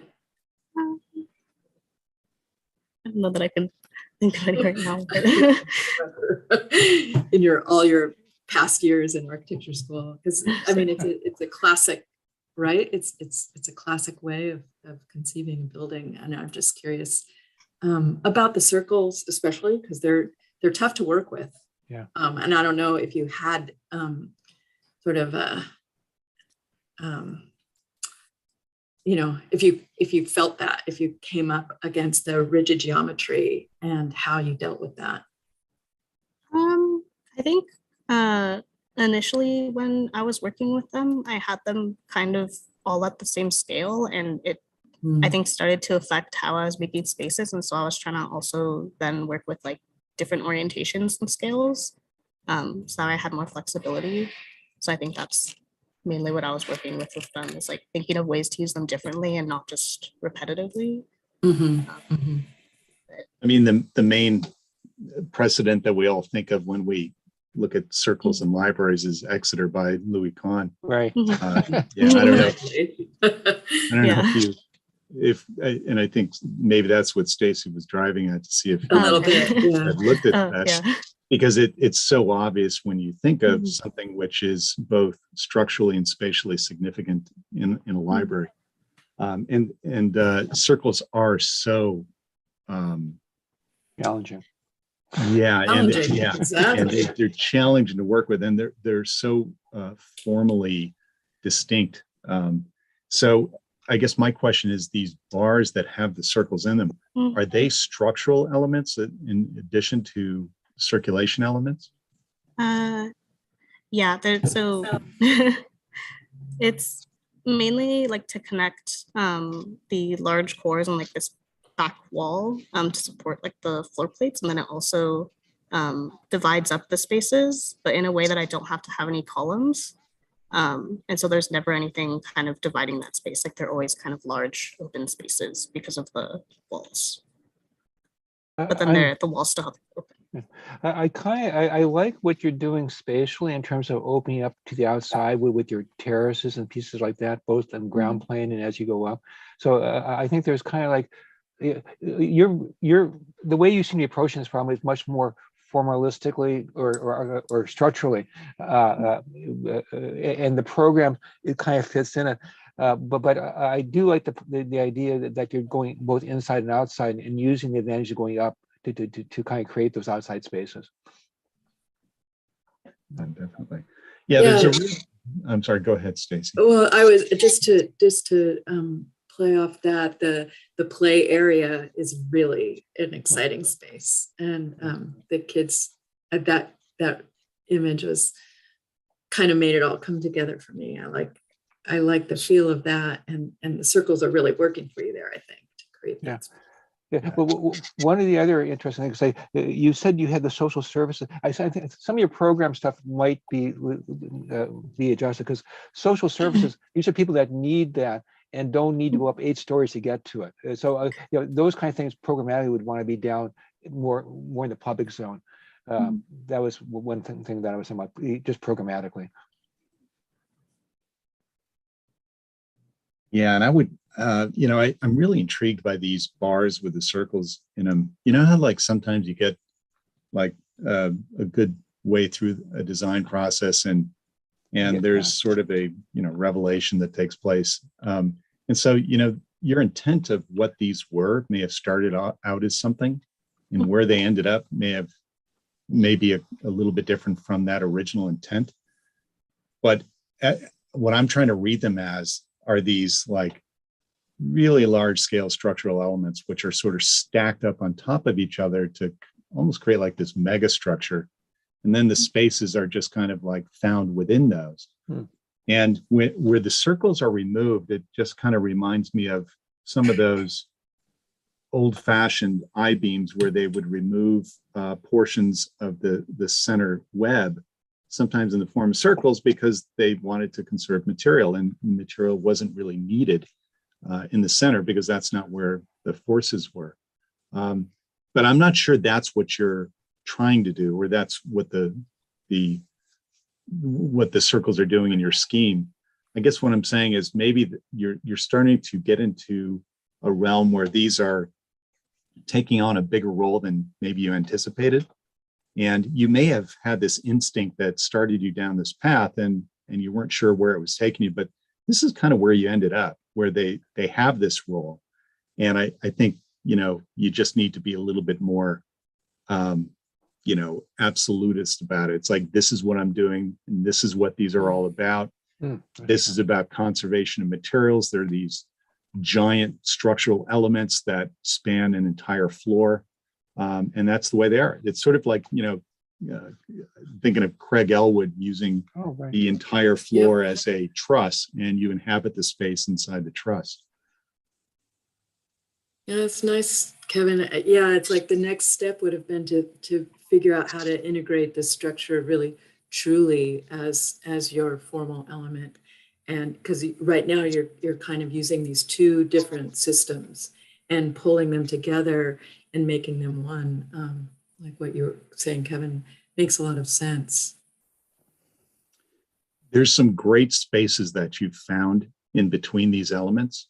So I got to commend you on that. And one of the things that makes them rich is that there's some undefined boundaries between them. They're sort of, there's no, endpoint in perception of how you see them. There's no horizon. There's always kind of space moving around other elements. And that and as I know you thought that this was a big site and all that, but it's really not that big. And the spaces, by doing what you're doing, by not having clear definition, especially to the vertical spaces, really kind of helps them make them feel bigger than they actually are and more interesting in that way. Yeah. One of the things that, because of the context of the neighborhood, you have a very large public space that's on the ground floor that has the same challenges as MacArthur Park across the street. So how do you make it a safe but controlled space? And I don't have the answer to that, but you created that in your project. Right. Yeah. Yeah, I was thinking the same thing. We deal with a lot of social service agencies in our work in affordable housing, service providers, and creating safe spaces for them to do their work and their clients feel safe it's kind of a big deal. And then without wanting to feel like you're being under surveillance. So these sort of big cavernous spaces, although welcoming on one hand, it may be intimidating, or it's just hard to it's hard to see, right? So upstairs. And then the other thing I would say about that is, as we moved upstairs, I think the section works is pretty fun to like we were saying. There's quite a variety of different spatial configurations, and they kind of bleed into one another, and there's a lot of movement. But then I found myself getting on your plans, kind of getting lost. Like there wasn't a lot of I would like to see more differentiation between the spaces, if it's purely for people that are providing services, or if it's a more public space. How does that feel? And how does it feel between like places for kids or adults or both?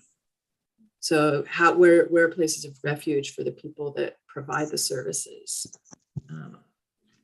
Yeah, it's a really, really good point. And the location of this and in the area where it is, it's such a vital program for this neighborhood. And yet the challenge is exactly what Mark and Stacy are saying, is to create a place that's really accessible and open and inviting, but at the same time protected, because people need to feel safe when they go into a place like this.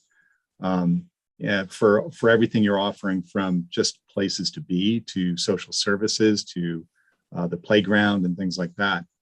I do have to ask, it's like, at any point did you think about what a library is in the context of where we are now in history? Because it seems like you're still accepting the idea of books.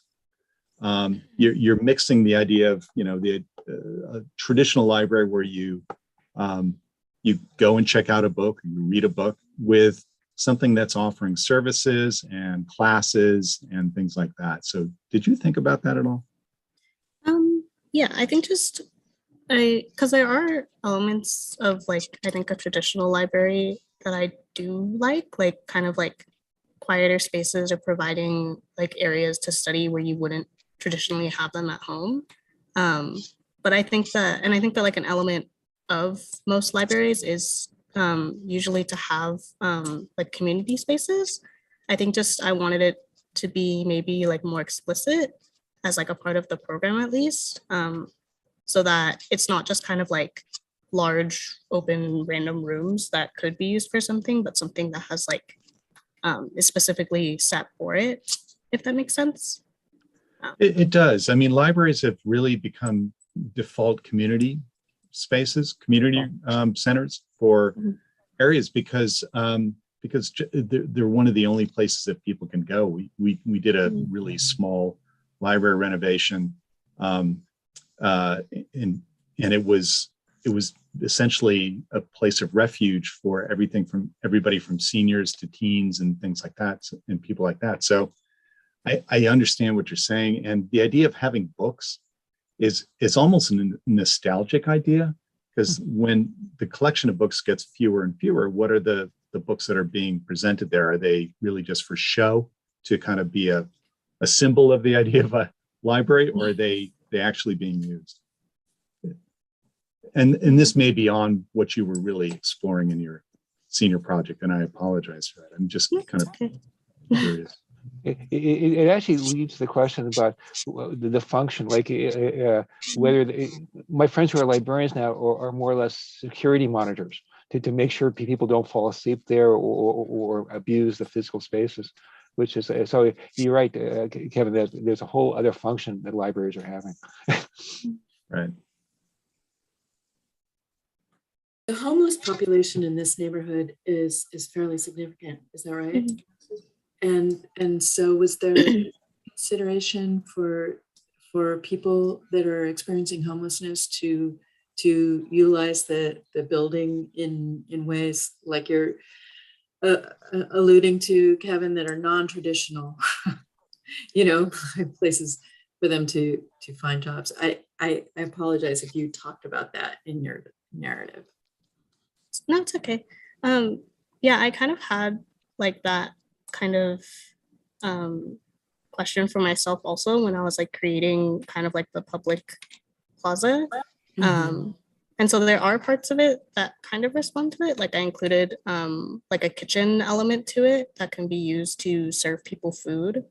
On the ground floor. Yeah. So in that big public plaza, you could. That's interesting, because I saw that space and didn't understand it. I'm glad you bring it up now. Yeah, me too. That's great. And then also another element of it was I was trying to decide whether I wanted this space to be completely flat and open, or if I wanted to construct some sort of structure to sit there. And that's kind of one of the reasons why I end up having this like small seating area, so that like you don't have to go into the library necessarily. There's like always somewhere to sit and rest at any point of the day. So that's kind of like the response that I had to that. Right, you don't have to commit, right? You can sort of get there. That's great. What about that stair in the corner? Talk a little bit more about why you placed your circulation element and what kind of how you, because it does. I don't know. I'm conflicted about it. I think there's stairs are great for social engagement and visibility and all of that, and for getting people to not take elevators, right? Just to have people more mobile. But on the other hand, it feels like it's blocking something, and I'm wondering if that's the design of it. If the design could have been thought in a different way to make it more engaging. I think I mainly kind of just have this really large stair. I think just because there's different program on each level and the site is really small. So I was thinking of something that would connect all of the levels in a way.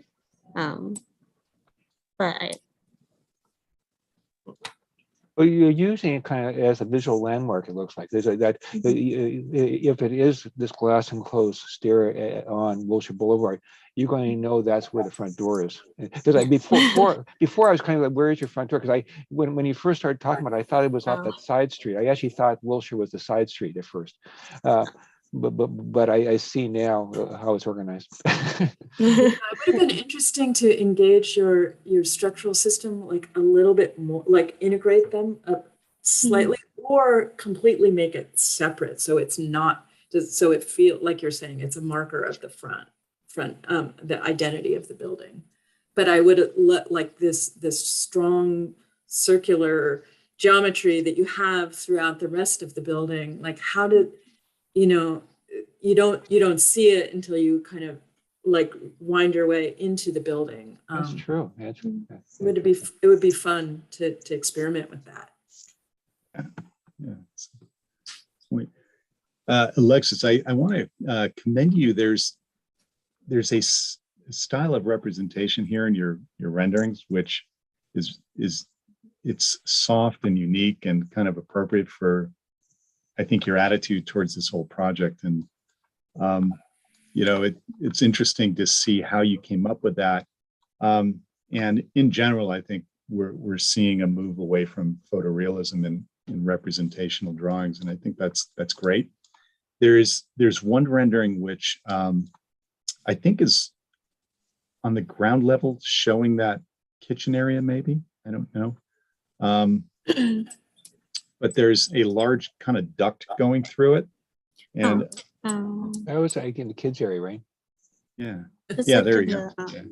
So I in a building like this, I don't know if you should take that as a given that you're going to have these large ducts going through. I mean, you ought to be able to design around those to make them less obtrusive, because it's a really nice space.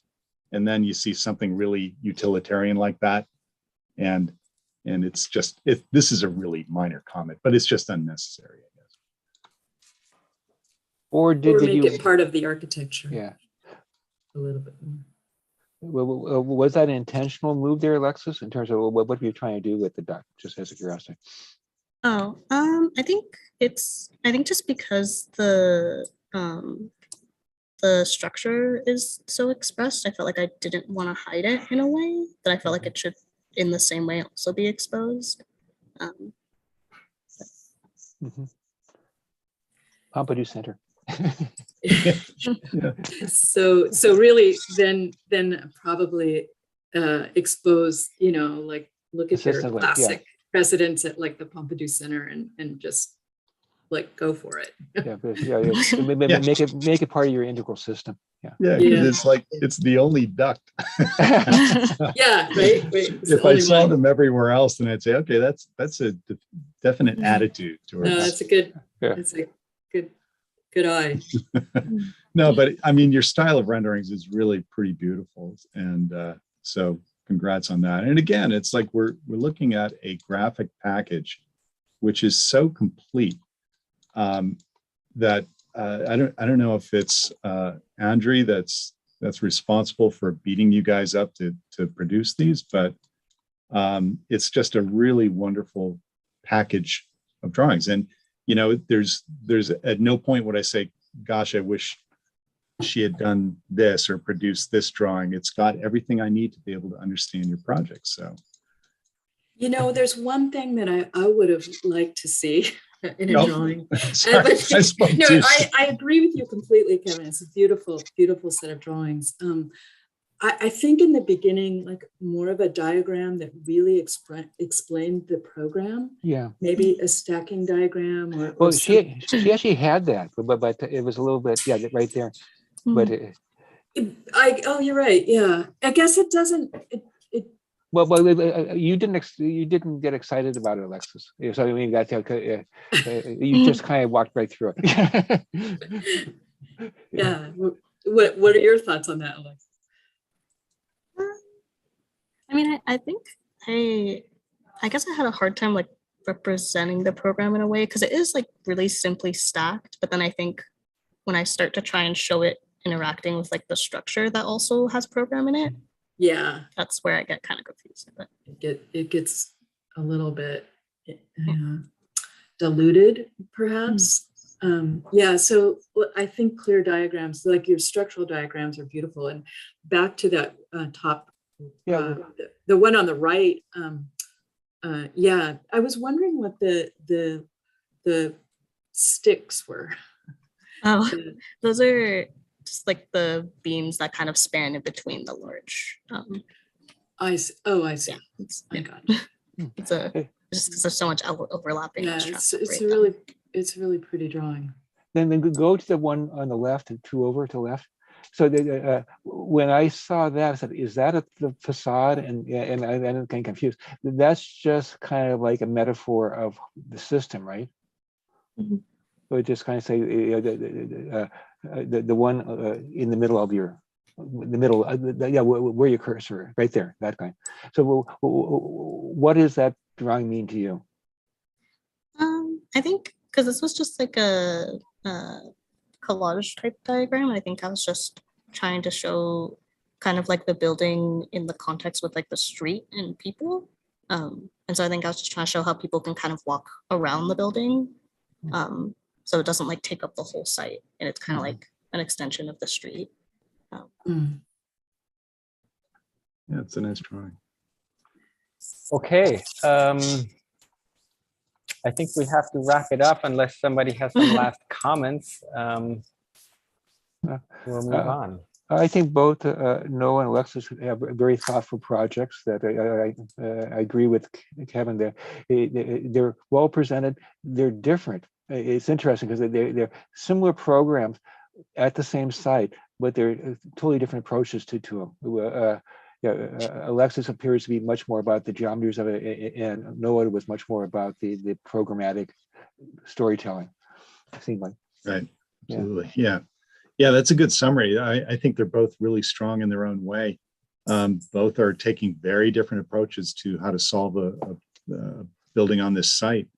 And there's no question about the transformation that would happen to the site with a building like this on it. I mean, I haven't been to MacArthur Park in a couple of years, but man, it's like the idea of a building like this would really kind of make it a very different kind of park, because we know what's around there right now. And I think that these would be great solutions for the area.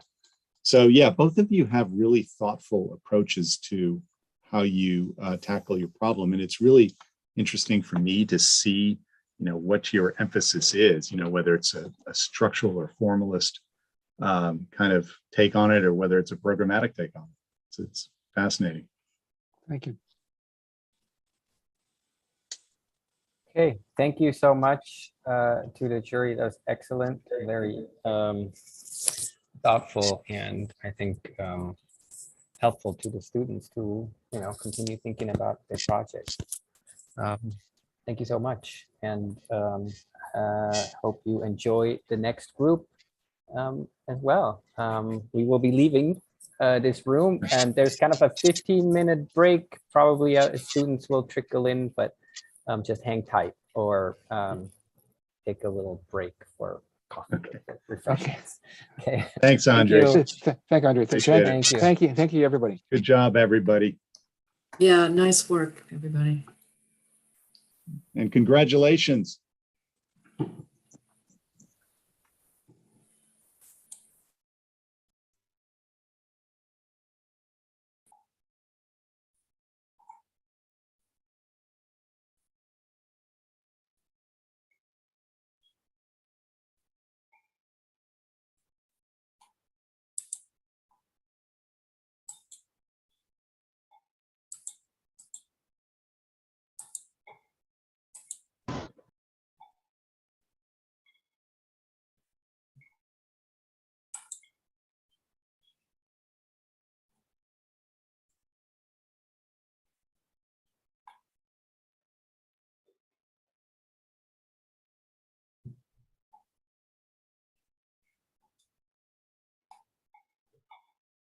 You ready, Con?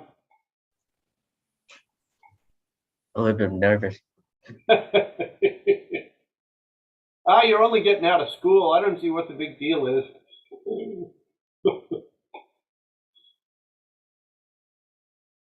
How you doing, Juan? Great.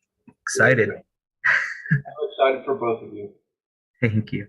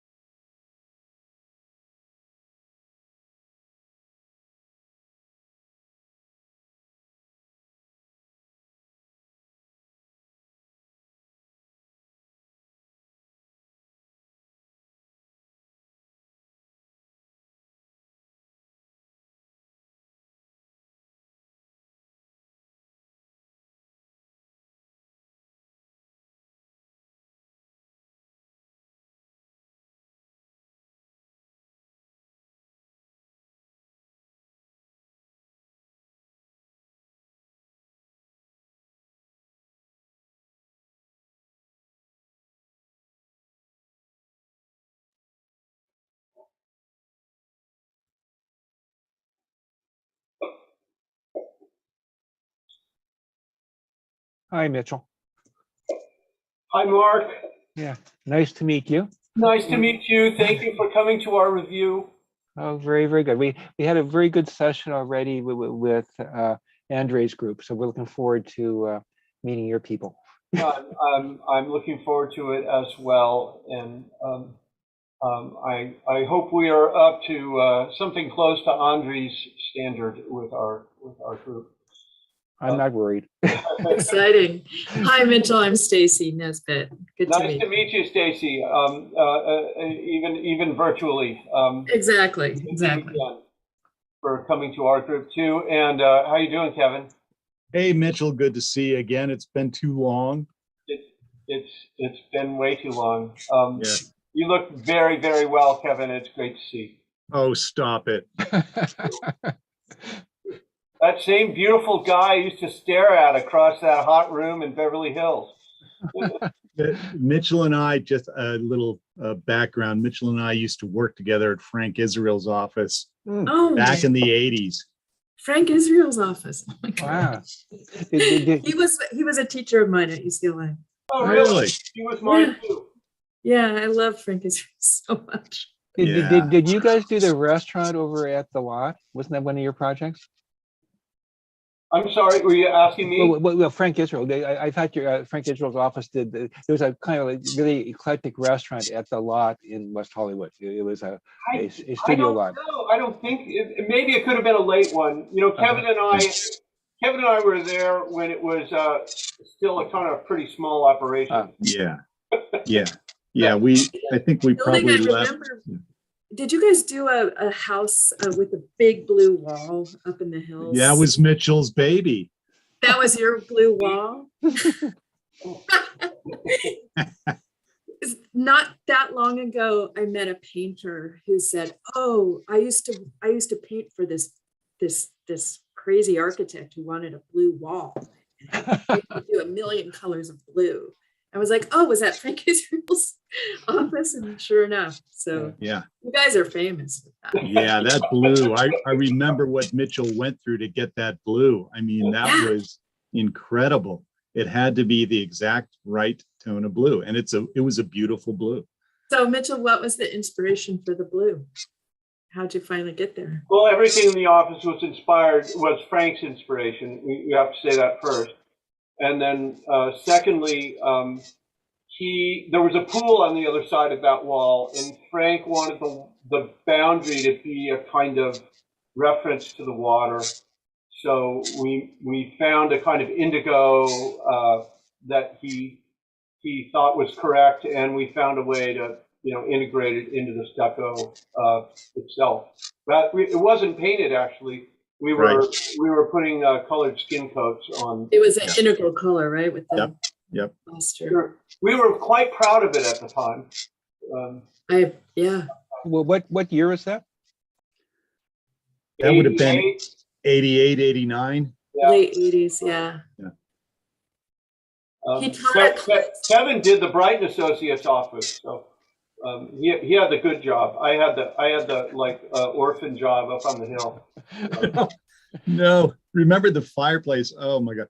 No, is Bright still standing? I have no idea. Yeah, I don't know that it is. Anyway, sorry to hijack your. Kevin, what was that? What is the Bright? What It was a transformation of the old Eames, Charles and Ray Eames studio in Venice. Really? Oh. It was purchased by not Chiat Day. It was another company Right. called Brighton Associates that was kind of a spin-off of Chiat Day. And so we transformed that warehouse, and I'll make this story short, but it was absolutely fascinating because the Eames warehouse was packed to the gills with Eames paraphernalia. Right. And they took everything away in the process of prepping it for this project. And it was just amazing to go back in time and look at all this stuff that they had stored there. And their grandson, Eames Demetrius, actually filmed it taking away of all this incredible material. Did you know Dave Mitchell? No, did Dave Mickle, I mean? Because he was like one of the leaders at Eames's office. That's interesting. No, I didn't. No, didn't meet him there. I met Ray once. Wow. Did you? I didn't take a bath for a week. It was great. What happened to all the stuff in the warehouse? Did it just? A lot of it went to the Smithsonian, if I recall, and a lot of it was just cataloged and then tossed. Some of it, not all of it was worth keeping. There was so much of it that it would take a warehouse like it was in to hold it all. But they did a pretty good job of figuring out what was worth keeping and what wasn't. I thought that Chiat Day was a Frank Gehry thing with the binocular. Yeah, Chiat Day was, and this was down the street from that. It was, Okay. And the Brighton Associates company was just a spin-off of Chiat Day. I think. Oh, gotcha. Yeah. So this is all happening when I was a student. I was working at Journey's office at the time. So was Kevin. We're right at our start time. Okay. Maybe I'll use this as an opportunity to transition into the work at hand. And just first, I want to welcome our jury to, I'll get the number right, panel 2E in Sarah's amazing schedule. So we have two projects to see in about 60 minutes with a little bit of wiggle room. We've been formatting them sort of so far today with seeing two at a time, maybe spending about 20 minutes on each project and then circling back. And if there's any kind of comparative or kind of larger issues emerging out of the pair, to try and save a little time at the end for that to happen, which seems like so far it's worked out. And we'll just suggest it again if the jury's up for it. Yeah. I want to welcome our jury for the students who weren't here for our our war stories a few minutes ago. Mark Welch is joining us. He is a principal at Five Design. I would ask you to, I'm sure there's more to your recipe, your resume, the recipe of your resume than that. Would you be able to? Oh yeah, very briefly, 5+, we're basically a design architect versus full service. So we basically do the fun stuff, the design of the buildings and the architectural stuff, and then the other guys have to actually solve the waterproof problems. Our projects are around the world, primarily in the Middle East and Asia, and they're all mixed use with kind of a focus on retail.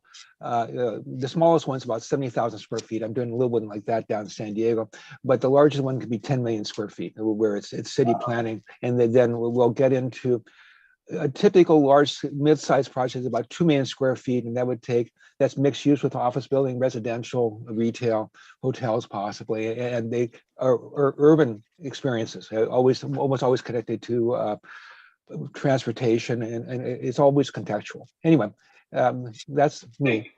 And next is Stacy Nesbitt, who is a principal at Gonzales Goodale. And I would also ask if you could maybe just share a little more about what you do, either at the office or outside of it too. Sure. As opposed to Mark, our firm, we go by GGA now, as both Gonzales and Goodale are no longer with us in office. They're still around. But our work is entirely in Southern California. We do mostly public work. I would say a third of it is affordable housing.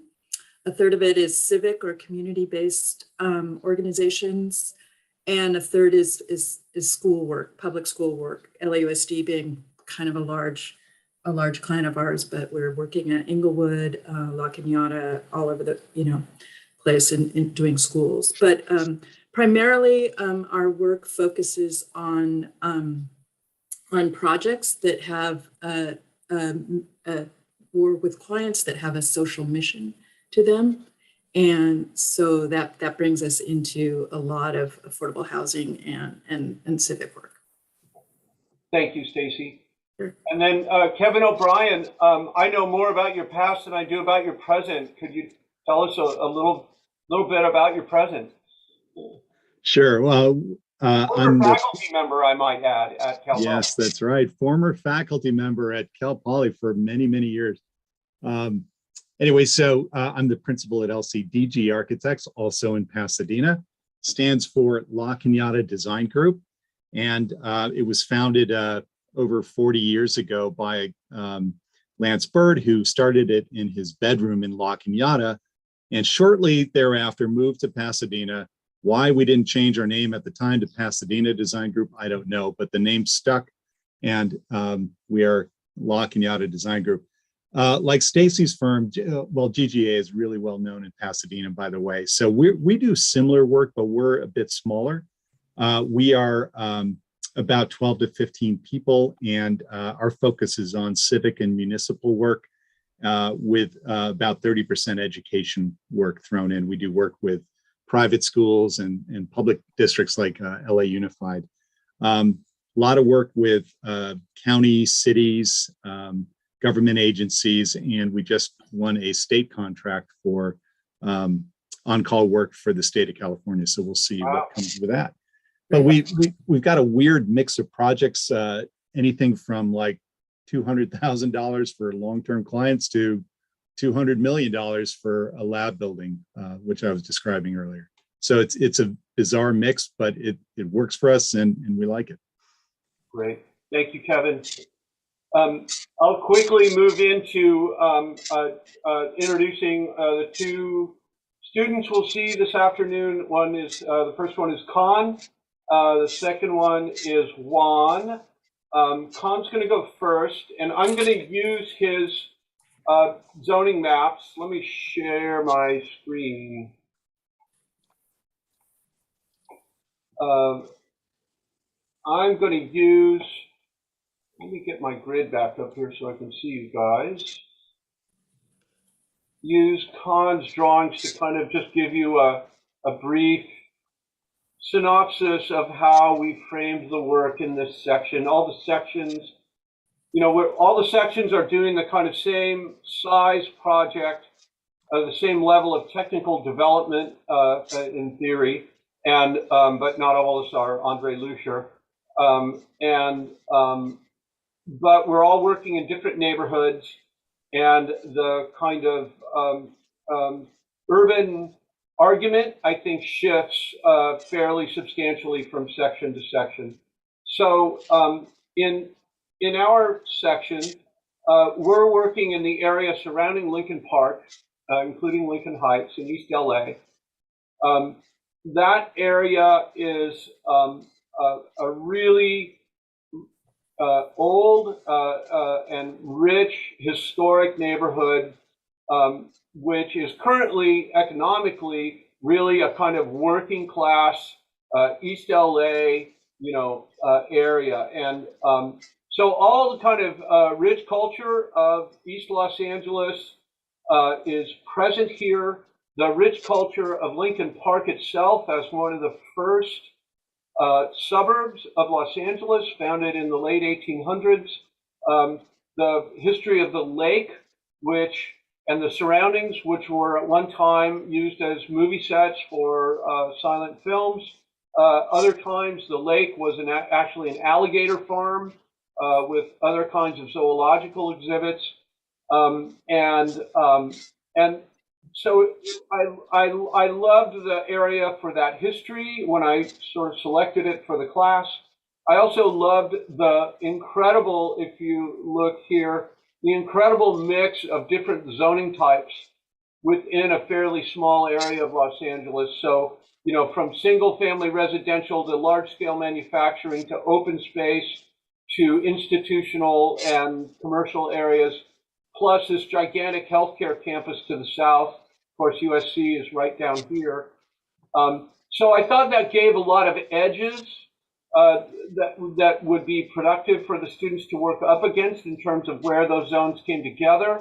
And I also thought it allowed for, you know, a real potential for hybrid programming, where different aspects of these different zoning designations could be kind of condensed into one project. So with that, again, it is a comprehensive studio, and what that means in the jargon of current education is that these projects should be brought up theoretically to a level of approximating design development in our practices. And so that includes wall sections and environmental, you know, strategies and things like that. Do you guys have any? I'm sure after Andre's thing, you don't have many questions after that, but I'll ask anyway. One question I had, Mitchell, and was transit. Can you remind me if there's a Gold Line station around here, or like how far Union Station is? I'll let Khan talk about that. He actually has a transportation diagram. Okay. But it's almost all bus here. It is. We don't have any metro, and you know, as usual, these neighborhoods are usually almost criminally underserved in that regard. I would say that would include the fact that Lincoln Park, if you haven't been there recently, itself is really in need of just minimal any maintenance at all. It's like the place as a really valuable urban green space is completely lost right now because the park itself has been so neglected. Can you give us the boundary, some of the major streets, so I know the context? Sure. I'll zoom in here and just say there are two kind of main north-south arteries in Lincoln Park. This is Mission Road. Okay. This is Soto. Okay. And then the east-west boulevard is Valley. And so Valley all the way down, it turns into Main Street, and then you're in DTLA. Okay, and to the bottom of the page is USC County. USC right down here. Okay, I understand. LA County. There's also a rail line. Interestingly, there's also a rail line paralleling Valley, which is on a surface rail line that actually is used quite a lot. Okay. And just off the map, I mean, you've got the intersection of the 5 and the 10 freeways coming together. Okay. Five is kind of right. 5 is like off the map right about here. Right. So, Oh, so south of 5. Oh, south of the 5 or north of 5? this is east of the 5. Yeah, it's east of the 5, north of the 10. North of the Okay, 10. okay, okay. That's what I thought. Okay, okay, got it. Okay, I'm good. Great. I'm gonna turn the moderation over to Con Din, our first presenter this afternoon. Con, take it away, please. Hi everyone, my name is Khan. Thank you for being here today. I'm sorry if I'm over nervous. No problem. Okay, I'll start. So I call my project Vocational Vision. As to impairment and disability in architecture, standardization has led to accessibility norms, which focus mostly on wheelchair access. One all-inclusive design may not fully represent an organic and totalized solution to the problem of create accessible space in our city. So the social norm often determine what can be built for the disabled citizen of Los Angeles. I believe that architecture should erase the barrier within the built environment that separate the disabled body from the able one. So my vocational vision function as a day training center for people with special needs, and also offer 44 supporting housing unit for the member and the family and also the staff. So here's the location of my site. It kind of adjacent to light manufacturing commercial, and also it's kind of be a part of the public facility strip, which is including the Parallels Ninos and Skill Center. It's kind of offer a program and support to the local community with the education and health service. So it's on the north side of Lincoln Park, right across of Civic Place. So at the corner right here is 7-Eleven. So the adjacency condition helped me decide the over mapping of my project to optimize natural lighting and open space within the projects.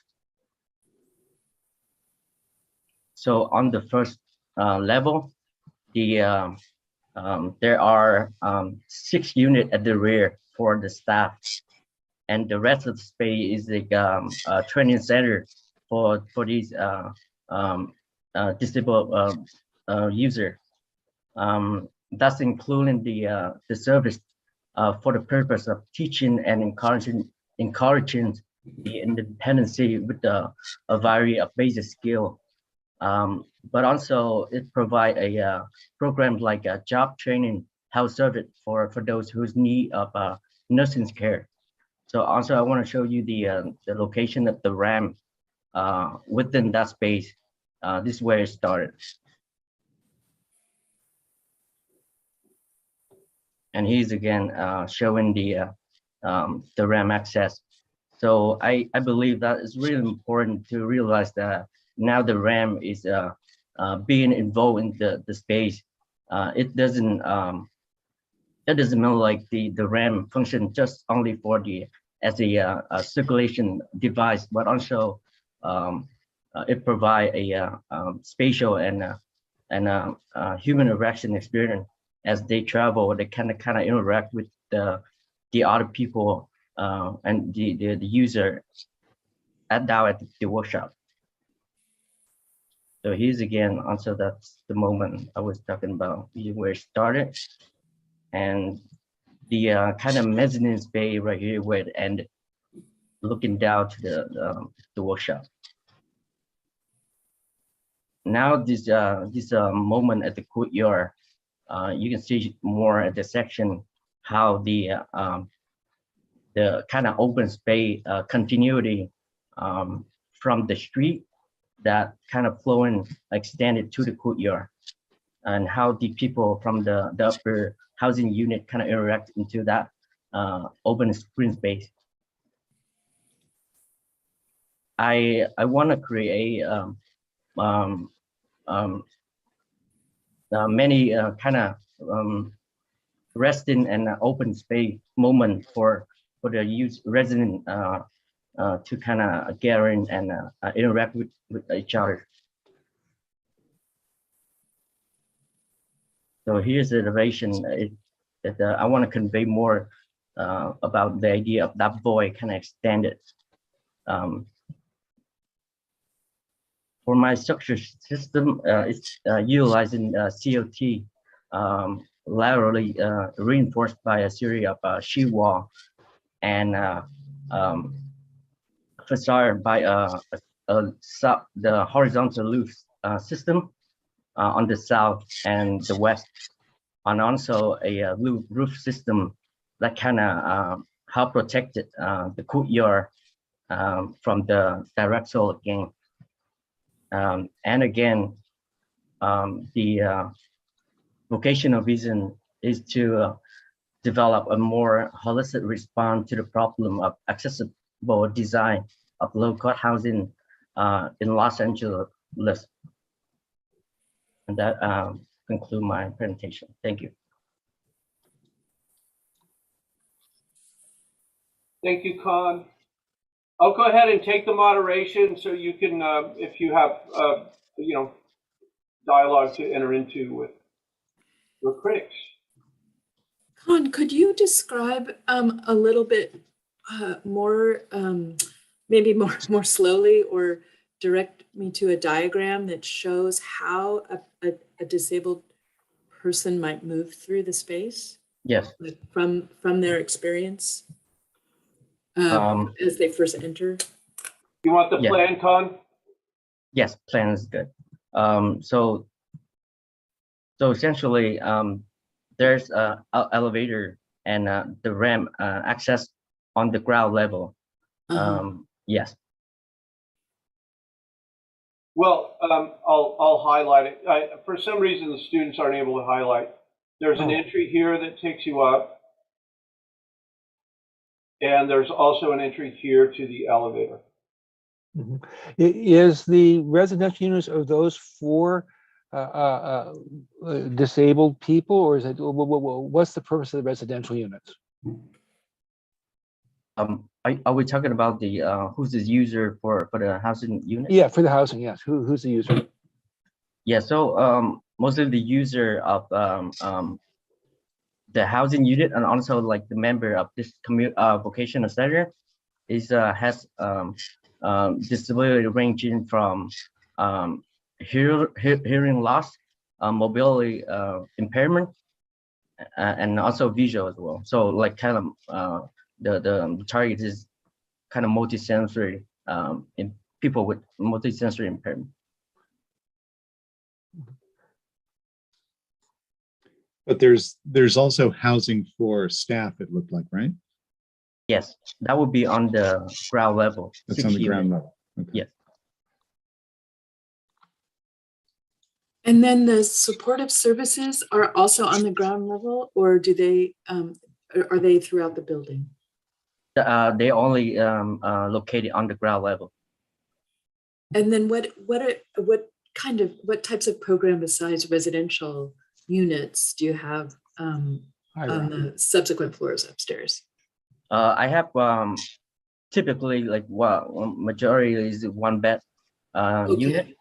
Okay. But there's also like 2 or 3 bed trying to resolve the corners problem. So mostly the 2 units gonna be at the corner. I see. So in essence, it's a one level kind of public service zone, and then above that are 2 or 3 levels of residential plus residential in the back. Yes, correct. Okay. And then the courtyard space, how did you envision the residents and the users of the building? Are there people that are coming in just during the day to use it, to get training or to get support in some way?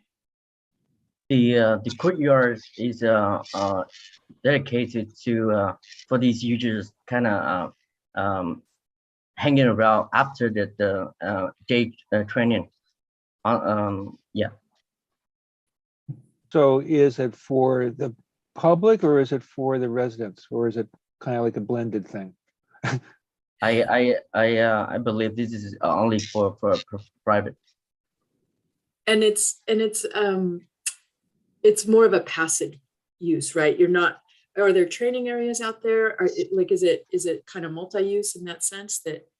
There's no there's no training on the courtyard. It's just a hanging and getting space there. Just socializing. Yeah. Yes, just socializing. Passive use. Yeah, I noticed in terms of the context of the site plan that the area around the 7-Eleven is just open space that you're taking advantage of, or is something going to go there in the future? I'm sorry, I don't quite get the Well, question. your building opens to the property next door, and typically, unless you own it, they're going to build something there. What's your attitude toward that? Are you assuming at some future date there's a building there, or is it always going to be open? I vision there's going to be a infrastructure right next to it, so the consideration was a kind of setback from that property line. Got it. Yeah, your courtyard is nice and protected. It does seem.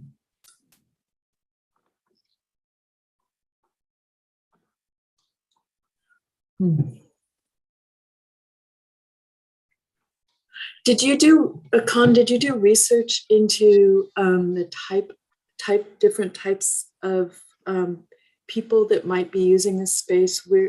We're interacting a lot with people that are on the autism spectrum and that have neurological sort of diversity, and wondering if you took into account design features for people that might not like loud acoustical, atmosphere, or so within or that, lighting, or that kind of thing. yes, so I took that consideration as well. So on that workshop area, so I kind of created some private moment from a private booth or something like that, and kind of separated them out from it's called day training program and the work training program on the separate space, Yeah.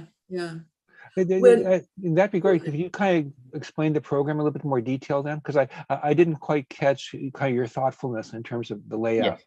So if you could explain more about the functionality and how you made your choice in terms of layout. So as the day go, like a user gonna be kind of be separate into two activity. One is a group of people who attending the day training program with kind of basic skill to encourage their independency and kind of for example, like a feeding or kind of uline latrine or something like that.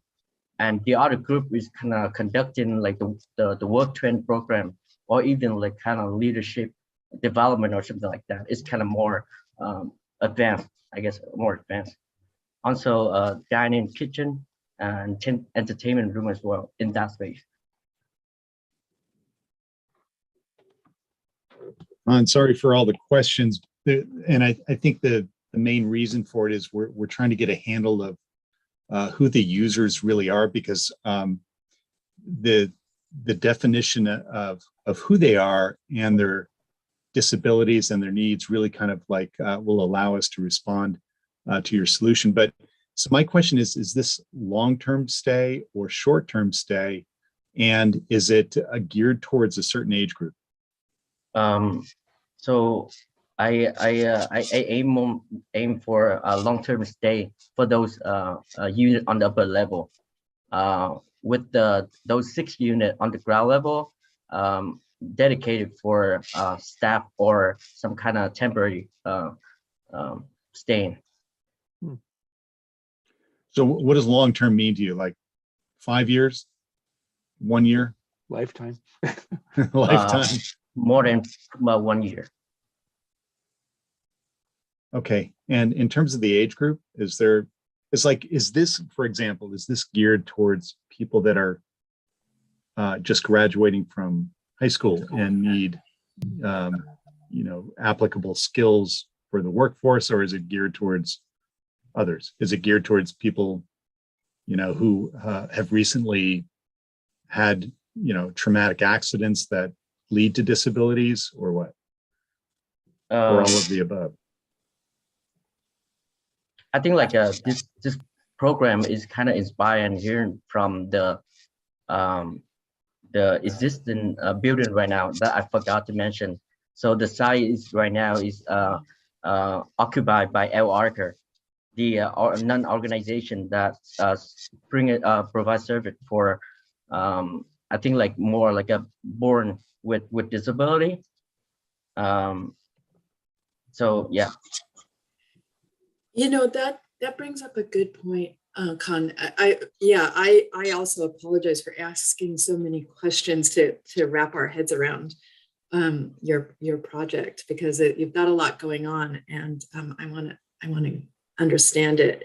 A lot of times when we're working with a nonprofit developer that's doing work for people that have disabilities or have other, like a multitude of different issues, it's helpful to create personas for them and sort of write about them ahead of time, so to help the team, the architectural team, the design team, know who they're designing for, but also then it's a form of communication. So it's kind of like a way, it's a shorthand version for a program that's so, and it also, it's not just for the people using it or sort of using the services, but it might be personas of people that are helping them, or the actual case managers that are involved, or other people that have sort of involvement with the project. And it helps you create a whole picture of who it is that you're designing for. It's kind of like a diagram of people, if you will. Yeah, yeah.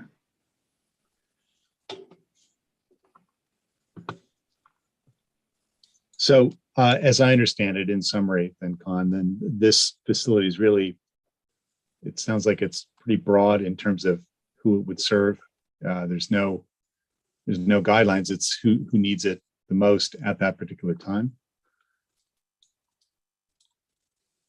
Do I have a diagram for the user? No. I guess. Sorry. I think maybe Stacy's trying to figure this out too, but trying to get a handle on who the users are and where they're coming from, because defining the need helps to put you on the path towards a solution. And I'll give you an example. If this was really just for people who had a specific kind of disability, then you would design around that. If I get this right, it's not, you made a critique early on in your introduction about how a lot of ADA solutions seem to be geared towards people in wheelchairs, and you wanted to do something different, if I got that right. So obviously there are lots of different kinds of disabilities.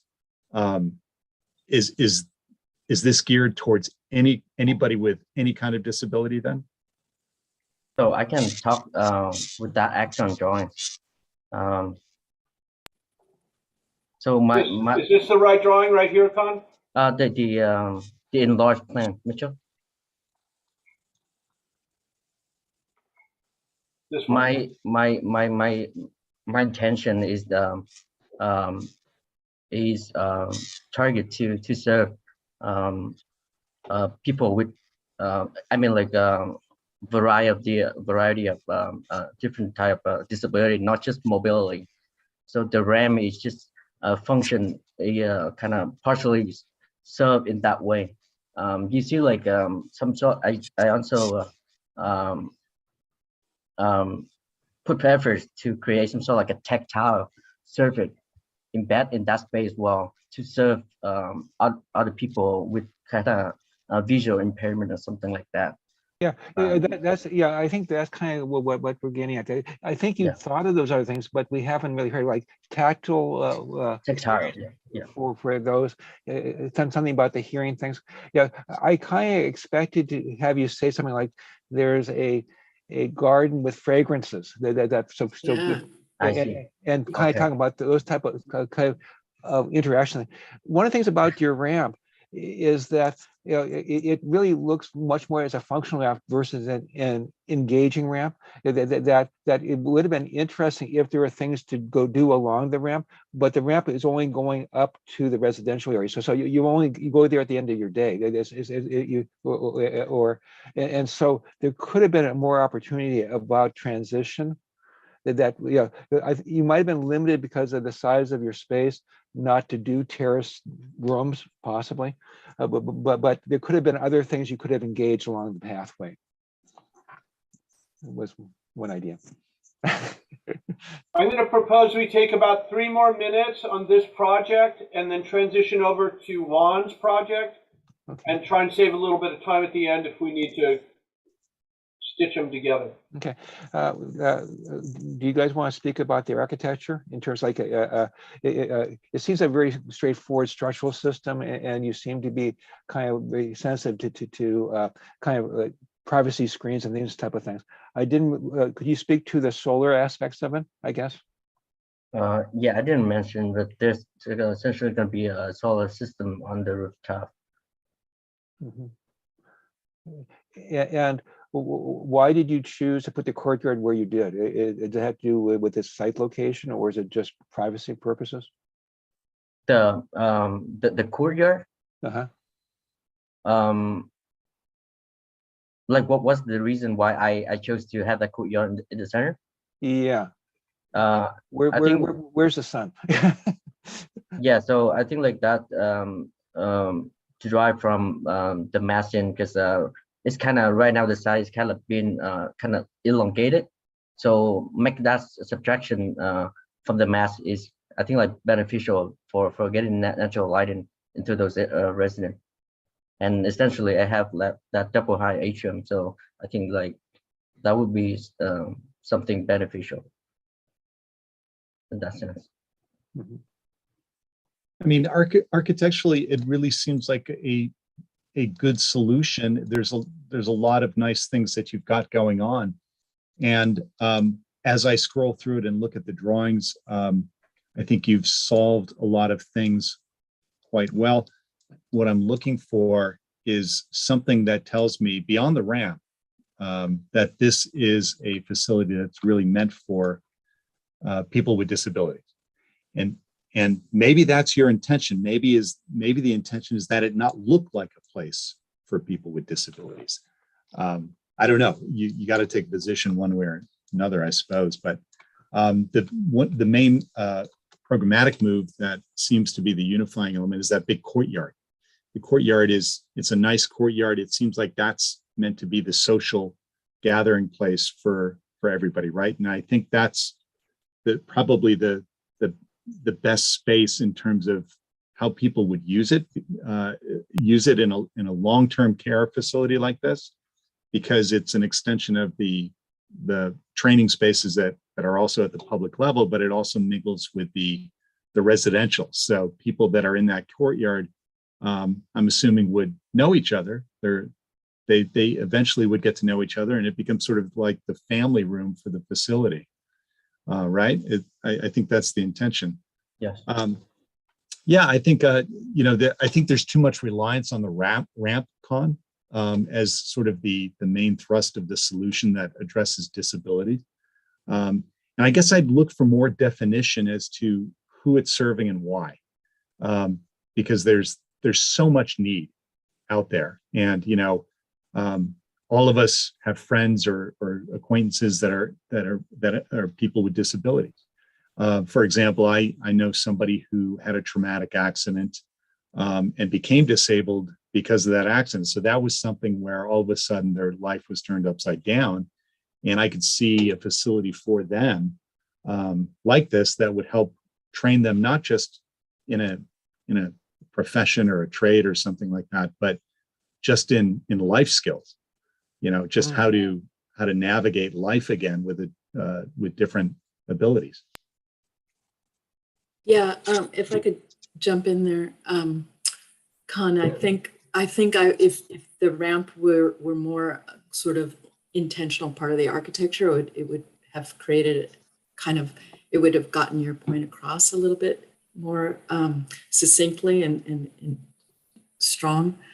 Also, the outdoor space, I really find, like this is a building of wellness, right? And there's so much talk about outdoor spaces being key to all of our wellness and mindfulness. I would have liked some thought about how you program the space and really design the outdoor space, since everything seems to be focused on it. And yet it's just like when you get there, it's just like, I don't see an identity. I don't see like the care that you'd want to give to that, to create a space that does bring people together socially, or challenge people and help them kind of with their mobility or other aspects of their disability, So I feel like it's a bit of a missed opportunity, but that would be the next step. Yeah. And then one last thought, just on the building typology structurally, it really lends itself to maybe a modular construction. And I don't know if you looked at that, but it because of the repetition in the units and the simple diagram building configuration, it's really great. It's a great, it would be a great option to explore modular in this. Great. I don't want to end this conversation, but I'm going to suggest we just adjourn it and get going on Juan's project. Okay. And if we circle back to this, it would be fantastic. Okay. So thank you, Con. Yeah, thank you, Con. And I'm going to relinquish the moderation to Juan Garcia, and he's going to take us through his project. Hi, Juan. Hi. So good afternoon, everyone. My name is Juan Garcia, and I want to start off by just thanking you guys all for coming today. We saw some great reviews, and I will be concluding the senior reviews for today. A lot of responsibility. So to start off, the proposed project name is La Biblioteca de Salud, meaning the Library of Wellness. And the project is located within the Lincoln Park community of Los Angeles, just adjacent to the USC Medical Campus. And currently, Lincoln Park is home to the large population of unhoused Angelinos. And the community currently fails to provide social and wellness services for these unhoused individuals, which has led to a disconnection within the community. La Biblioteca de Salud explores the interconnected relationship between wellness, knowledge, and light, as well as providing a meeting space, El Espacio de Reunir, for the unhoused Angelinos of Lincoln Park and the current health professionals of the USC Keck Medical Campus. So the project does sit on top of a hill, just adjacent to the USC Health Building, Global Health Building, in which host scholars who research global issues of health and wellness. However, they do fail to acknowledge the current community issues. And this really led to the placement of La Biblioteca de Salud to be in front of the USC Global Health Building. Very clever. Contradiction to the, has a sort of contradiction to the institutional perspective to becoming more humanistic in order to contribute to the health and dignity of the community. The project does consist of 4 levels, 3 in which connect Valley Boulevard and Soto Street. Within this connection, the first level will consist of being a public extension of the current street conditions, providing transportation and resources for the unhoused Angelinos. And as we move up through the 3 bars that I've created, the medical spaces become more prominent for these unhoused Angelinos. And progressing up as well, we see the collaboration lobby, which I call it the El Espacio de Reunir, where the USC professionals and the current unhoused Angelinos come in conflict, right? Then finally arriving at the library lightbox, in which provides reading spaces and outdoor spaces for the users to engage.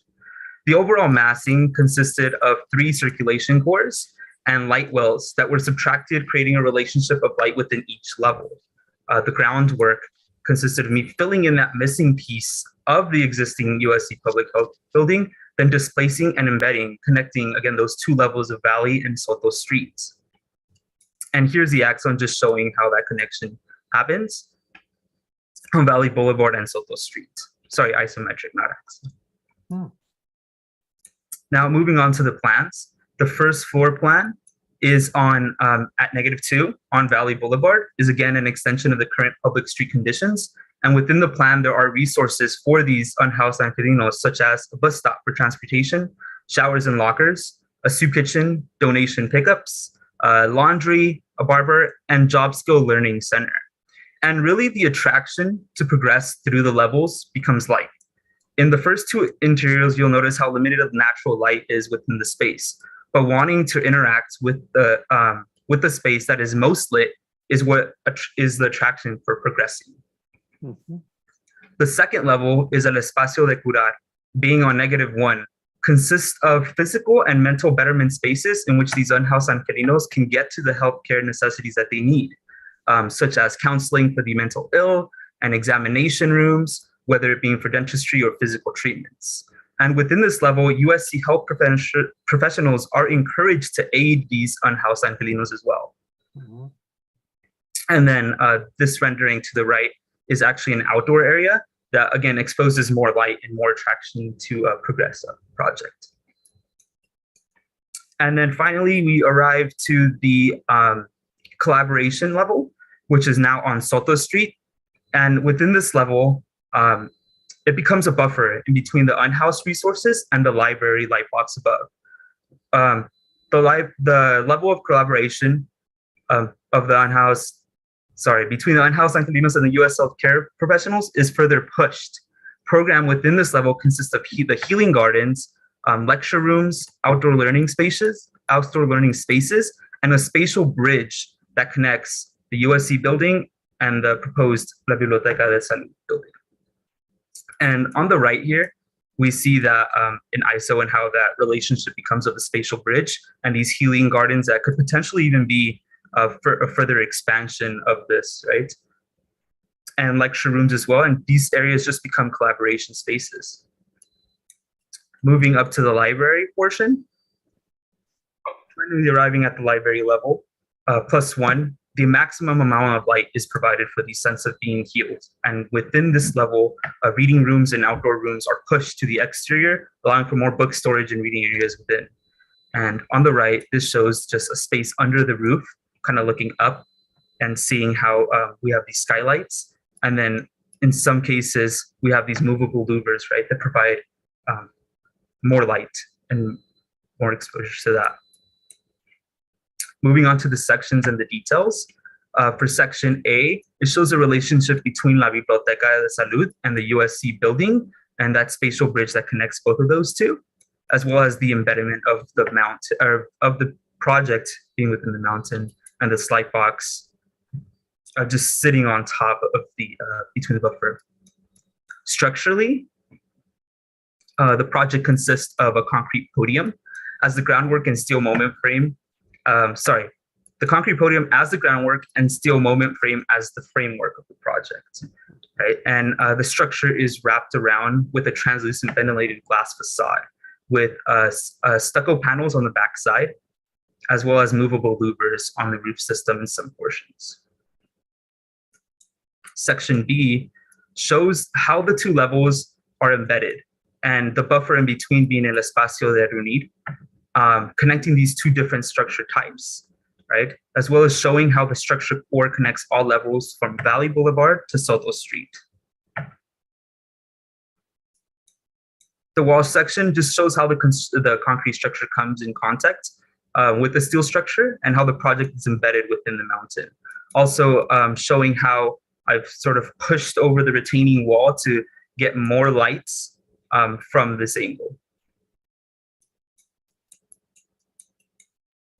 On the south elevation, it shows the building from street view and how the public relationship between the proposed building and Valley Boulevard. We see here the soup kitchen and how I kind of just put a window out there so the public unhoused Sanquilinos can go and get provided what they need, and also a donation drop box, as well as the bus stop that actually lands here. And then this is the other side, the others, I believe it's the northeast side of the facade and the stucco panels, and that relationship between the the current USC building and the proposed building, and showing the spatial bridging across. And this quick ENV diagram that I created also, showing how the shadows of the movable louvers work, and how those that outdoor seating area also kind of produces that light too. And lastly, the elevation, it shows how the light box is really just sitting on top of a monument that was creating these, that was created for these two levels. So to conclude, linking the community of Lincoln Park together with the USC Global Health Center, it will make available health and wellness services for the betterment of the community, as well as providing a new model for the distribution of public health resources for the people who need them. Thank you. Thank you. Thank you, Juan. Thank you. I'll stop moderation. I'll go ahead and be your MC for the dialogue part. Thanks, Mitchell.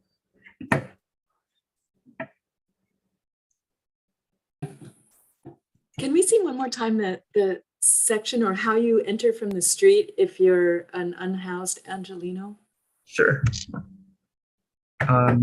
Section B? Section B, yes. Okay. So it would be through that area here, to these larger doors. Got it. Yeah. Were So they you- like louver doors that they kind of lifted up? Yes, it would be sort of like louver doors just lifting up. Yeah. So because when we saw the elevation, it was just two small windows, but there was two white boxes that were actually the welcoming doorways. Exactly. Okay. Yeah. And how welcoming is it when you walk in? Like, what does it feel like? So when you walk in, you are, let me actually go to can you go to the first floor plan, Mitchell? There you go. Thank you. So when you're walking, you are approached with the reception, and then just the soup kitchen dining on the left side. Really, it just becomes resources, right? Because as well as like the women's and showers, women's and men's showers and restrooms to the right. And then as you engage furthermore, you start to see the light, right? And you start to see these jobs go like learning centers towards the back, and that becomes more of an engagement for these people. Kind of just like letting them need for their necessities first, and then progressing them into the space furthermore. So there's zones of like for hygiene and then for other social services. Right. Yeah, I think your site selection is brilliant in terms of engaging both the academic stuff and engaging both Valley and Soto in terms of you've used the grade transition to be a gateway, which is very, very clever, because if you look at the USC thing, they're totally locked off from Valley, and you've made that connection with them. I think it's you chose a site very well. Thank you. Yeah. Hey, Juan, could you just briefly tell us what the program is or mission is for USC Global Health? I actually looked it up while you were talking, but I just want to make sure that we're on the same page. Make sure the same page. So the USC Global Health Program does consist of a fitness center, as well as just office space, and just learning about the global health issues and wellness. Yeah, well, maybe I Googled the wrong one, but it's Institute on Inequalities in Global Health. Is that the correct one? Yes, they also have that as well. Okay, that's all right. That's what I thought. So, I mean, in that case, I got to concur with Mark. I mean, your site selection is really brilliantly used in the way that you tie into existing programs there and use the section to do that. I don't think it's as easy as saying that there's a single path through your project as you move towards the light, because I think that kind of diminishes the impact of what you've done. It's not that simple at all, because we know people's stories and narratives are not that simple.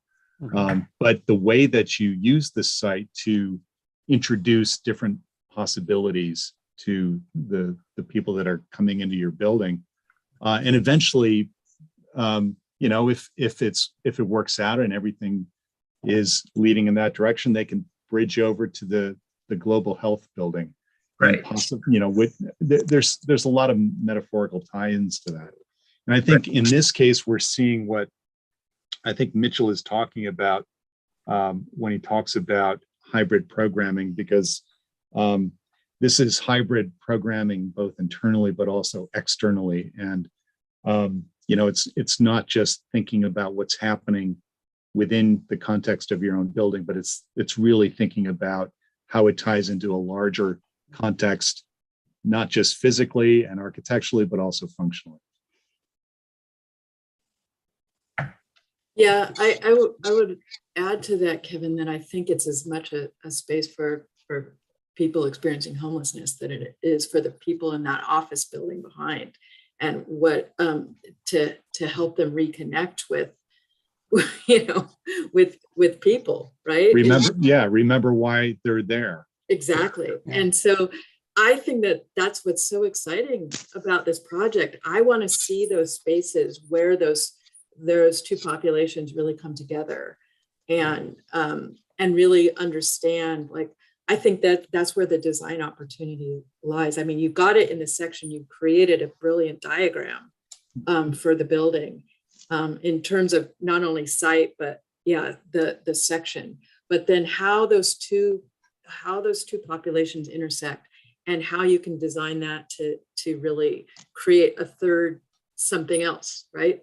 So that's what you've done, is you've created opportunity for something else to come out of this. That, you know, that's a very aspirational architecture right there. So I felt like the outdoor space is kind of the key to it. The way you were describing it, is that one where you thought it was going to happen, or that the mixing space, the collaboration level, or both of those together? Both of those together, actually. That is the outdoor space. So this is on the collaboration level, and really just taking away from the landscape that they currently had, and just trying to see how I can incorporate that within the building, but not just take it away completely, right? Yeah, I would like to see how that space gets further designed. You know, I felt like your 3D visualizations were maybe you just didn't have time to kind of get so into. For the lighting ones, I did just want to focus on the architecture and the tectonic of and how light really just comes into the space, which is why I really don't have any 3D visualizations in there. But I think for the ISO, maybe I should have, you know, shown that more of that connection. No, there's no doubt that the development of those spaces and that handshake between the two programs is critical. And you've already tackled a lot, Juan, don't get me wrong, but I think that is really a lot of what your building's relying on. One thing I will say is as much as I like everything you've done, I wish you had taken the same almost subversive attitude that you have to the siting of this building and applied it to what a library is. Because I think you've just kind of accepted that the library is a place to check out books, and so I'm going to go up into the most light-filled portion, and this is where I'm going to read books. And and maybe you have thought about that and you just didn't have time to explain it, but the idea of the library in this context seems like it really should be reinterpreted. So for the library, I did want it to be more of like a medical library, really to engage more of these USC health professionals, right? So that's really what I focused on. I do agree that I think I should have designed it a bit more and more as like a library, but really. No. I don't think that's what I'm saying. I'm not saying it should be more like a library. And maybe I'm saying it should be the opposite. It should be less like a library. Well, it's interesting because, like, Juan, you're saying that the audience for this would be the USC professionals, and my assumption it was going to be for the homeless population. I think that's a little bit. Yeah, it could be other opportunities. Yeah. Or Yeah, both. because I mean, I because- would imagine both of the populations would be up here, and it's a way to I mean, what are libraries but research spaces? And so maybe there's something that research. What does research really mean when you're talking about these two types of people coming together? And it's a whole bunch of things, because it's not just two types of people, right? Well, I guess it does the library really help? It's like the third floor is the interaction thing, and that's the destination of bringing population together and sharing knowledge. And so do you really need the library, I guess? or maybe it comes at two levels of interaction. True, maybe it's the repository of what comes out of that collaboration. Yeah. Does that make sense? Juan? Yeah. Maybe it's like it wasn't. yeah. Did you have to use a library in this one? No, I didn't. I just thought, what else to bring knowledge than a library, and that's why I thought the library would probably be the best program to use in this case. Go ahead. Yeah. Well, I was going to say the title of your project is Library of Wellness, right? And that leads to so many expectations of a reinterpretation of what a library is. I mean, of course, the USC campus has got plenty of libraries that have health related material in it. So I don't know that you need to do another one of those. I think a Library of Wellness, though, that because I've never heard of one of those, it makes me think, okay, I'm open to your interpretation of what a library is going to be. And so the top floor of this building is really kind of the climax of progression. Again, like just to reiterate what I said earlier, this is not as simple as a linear progression. This is much more complex because life is complex. But this is at the pinnacle of your project. So what is the interpretation of a library of wellness? I don't think it has to be stacks of books. Okay, right. I guess my interpretation of that would be, light always, to me, light is wellness, right? Light heals. So creating this peak and adding and allowing this transparency light box on top is that wellness. And having these, Mitchell, if you can zoom in a bit to the floor plan of the library, I do have these, that one right there. I do have these exterior spaces, right? And that really kind of is what my connection of wellness is within this library. Huh. And So almost like spiritual wellness, like a meditative spaces. Correct. That's interesting. Yeah. Moments of pause. I liked also that, and it was almost a natural result. The structure of the first two levels being concrete, and the structure of the top two levels being a lighter weight metal framing, which was kind of a natural transition, both because of its placement within the ground and the area above the ground, but also in terms of how the space is being used. Yeah, your use of light throughout the project is really pretty facile, and it's really well handled in a lot of ways that go beyond metaphorical, because it's also a wayfinding device. It's a way for people to navigate through the building, but also navigate in a progression of program that gets, presumably it gets people more and more comfortable with mingling with the people on the USC campus and that USC program, so to the point where there is that, I don't know, interaction, collaboration, who knows what happens there. But it's just the way you use light is terrific. And that's why it's really important that it not be so much of a one-liner, because I don't want to see this project as something where you come in and it's dark and then you have to go to the light. That's just too simple. Yeah. Yeah, your rendering style is a little bit on the dark side. So, yeah.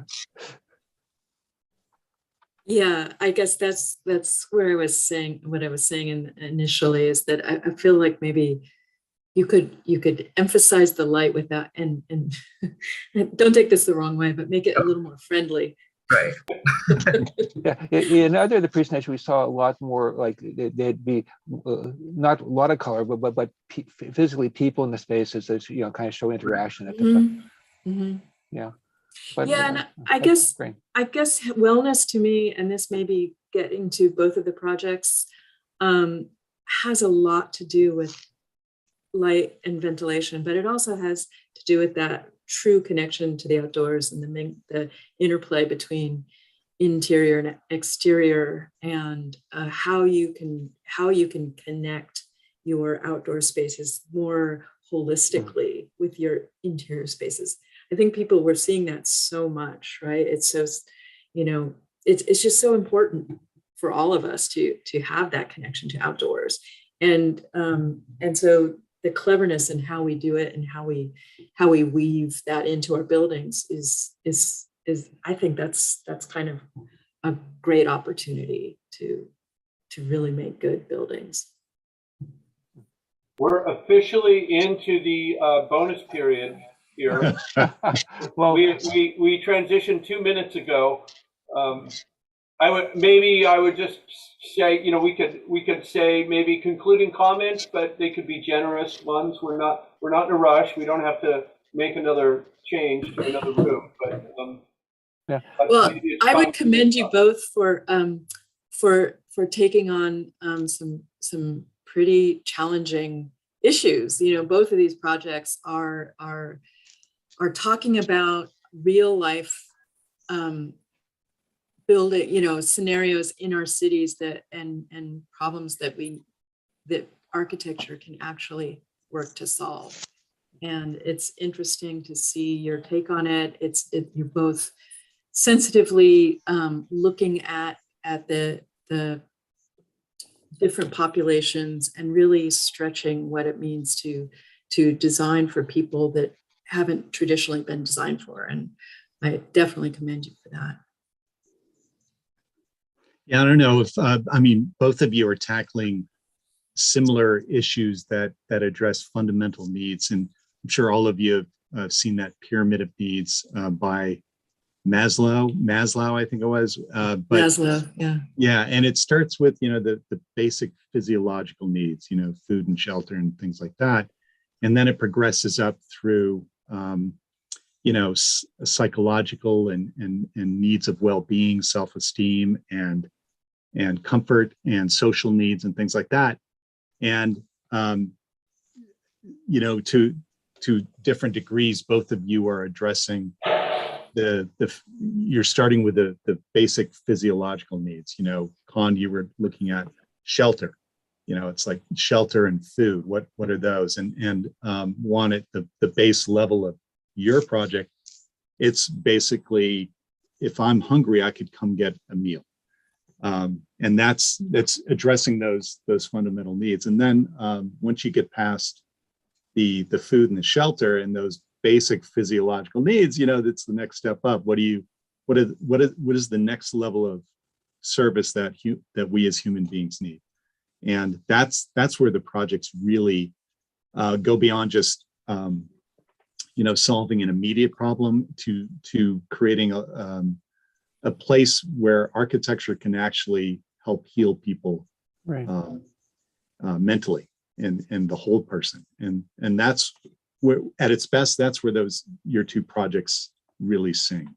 Yeah, and it's interesting. The whole person is actually really important. I think you both give dignity to the population you're addressing. I think that they're not discarded and ignored, and you give opportunities for people to interface, interact at their own pace. So, and architecturally, I think both projects look pretty thorough in terms of development concept to your DD stuff. So yeah, I don't really have a lot of question about if it's buildable. You guys kind of like just by your nature graphics, I think it looks logical. But anyway, thank you both for everything. Thank you guys. Thank you, Mark. Thank you, Kevin. Thank you, Stacy. That was, can we give them a round of applause, please? Excellent students. Good job, guys. If I could I ask the jury to join me in a round of applause for the students? Thank you for all the excellent work. That's who we thought we were applauding, the students. Right. Yeah, you guys did the really work. deserve it. You Yeah. really deserve it. I mean, Beautiful. we've seen 4 pretty incredible projects this afternoon. And it gives me hope for the next generation of architects. You're here. You're here. Again, thanks to the 3 of you. And we, of course, have another day of this to do, and you don't. But Happy about that. But actually doing 8 projects a day actually seems like pretty light duty when you come down to it. Yeah. And well, it's the other nice thing is that the pace isn't rushed, which is really nice compared to my memories of having to get through like 22 projects in a day. Yes. Amen. Indeed. So, well, why don't we call it for this afternoon? We hope to see all of you around school or other places around the city. And once again, just thank you so much for your time and insight today. Thank you. Thanks for the invite. Good luck, everybody. All right. Congratulations. Yeah. Thanks, Mitchell. Terrific work. Very welcome. Bye now. If any of the students, you guys have any questions, leading into tomorrow that we could address while we're here? Hello? No. Ready? In principle, I'm gonna leave this. SP room 5 is gonna run all night and be here in the well. Actually, no. I need to go back into SP room 6. So we start tomorrow. Where are we? Sunday. We start tomorrow in room 6 again. So I'll keep that running. And in the morning, of course, we have Janice and Rebecca. And then we switch. Following that is Alondra and Andreas. And then Brian and Alex will take us out. Yahoo.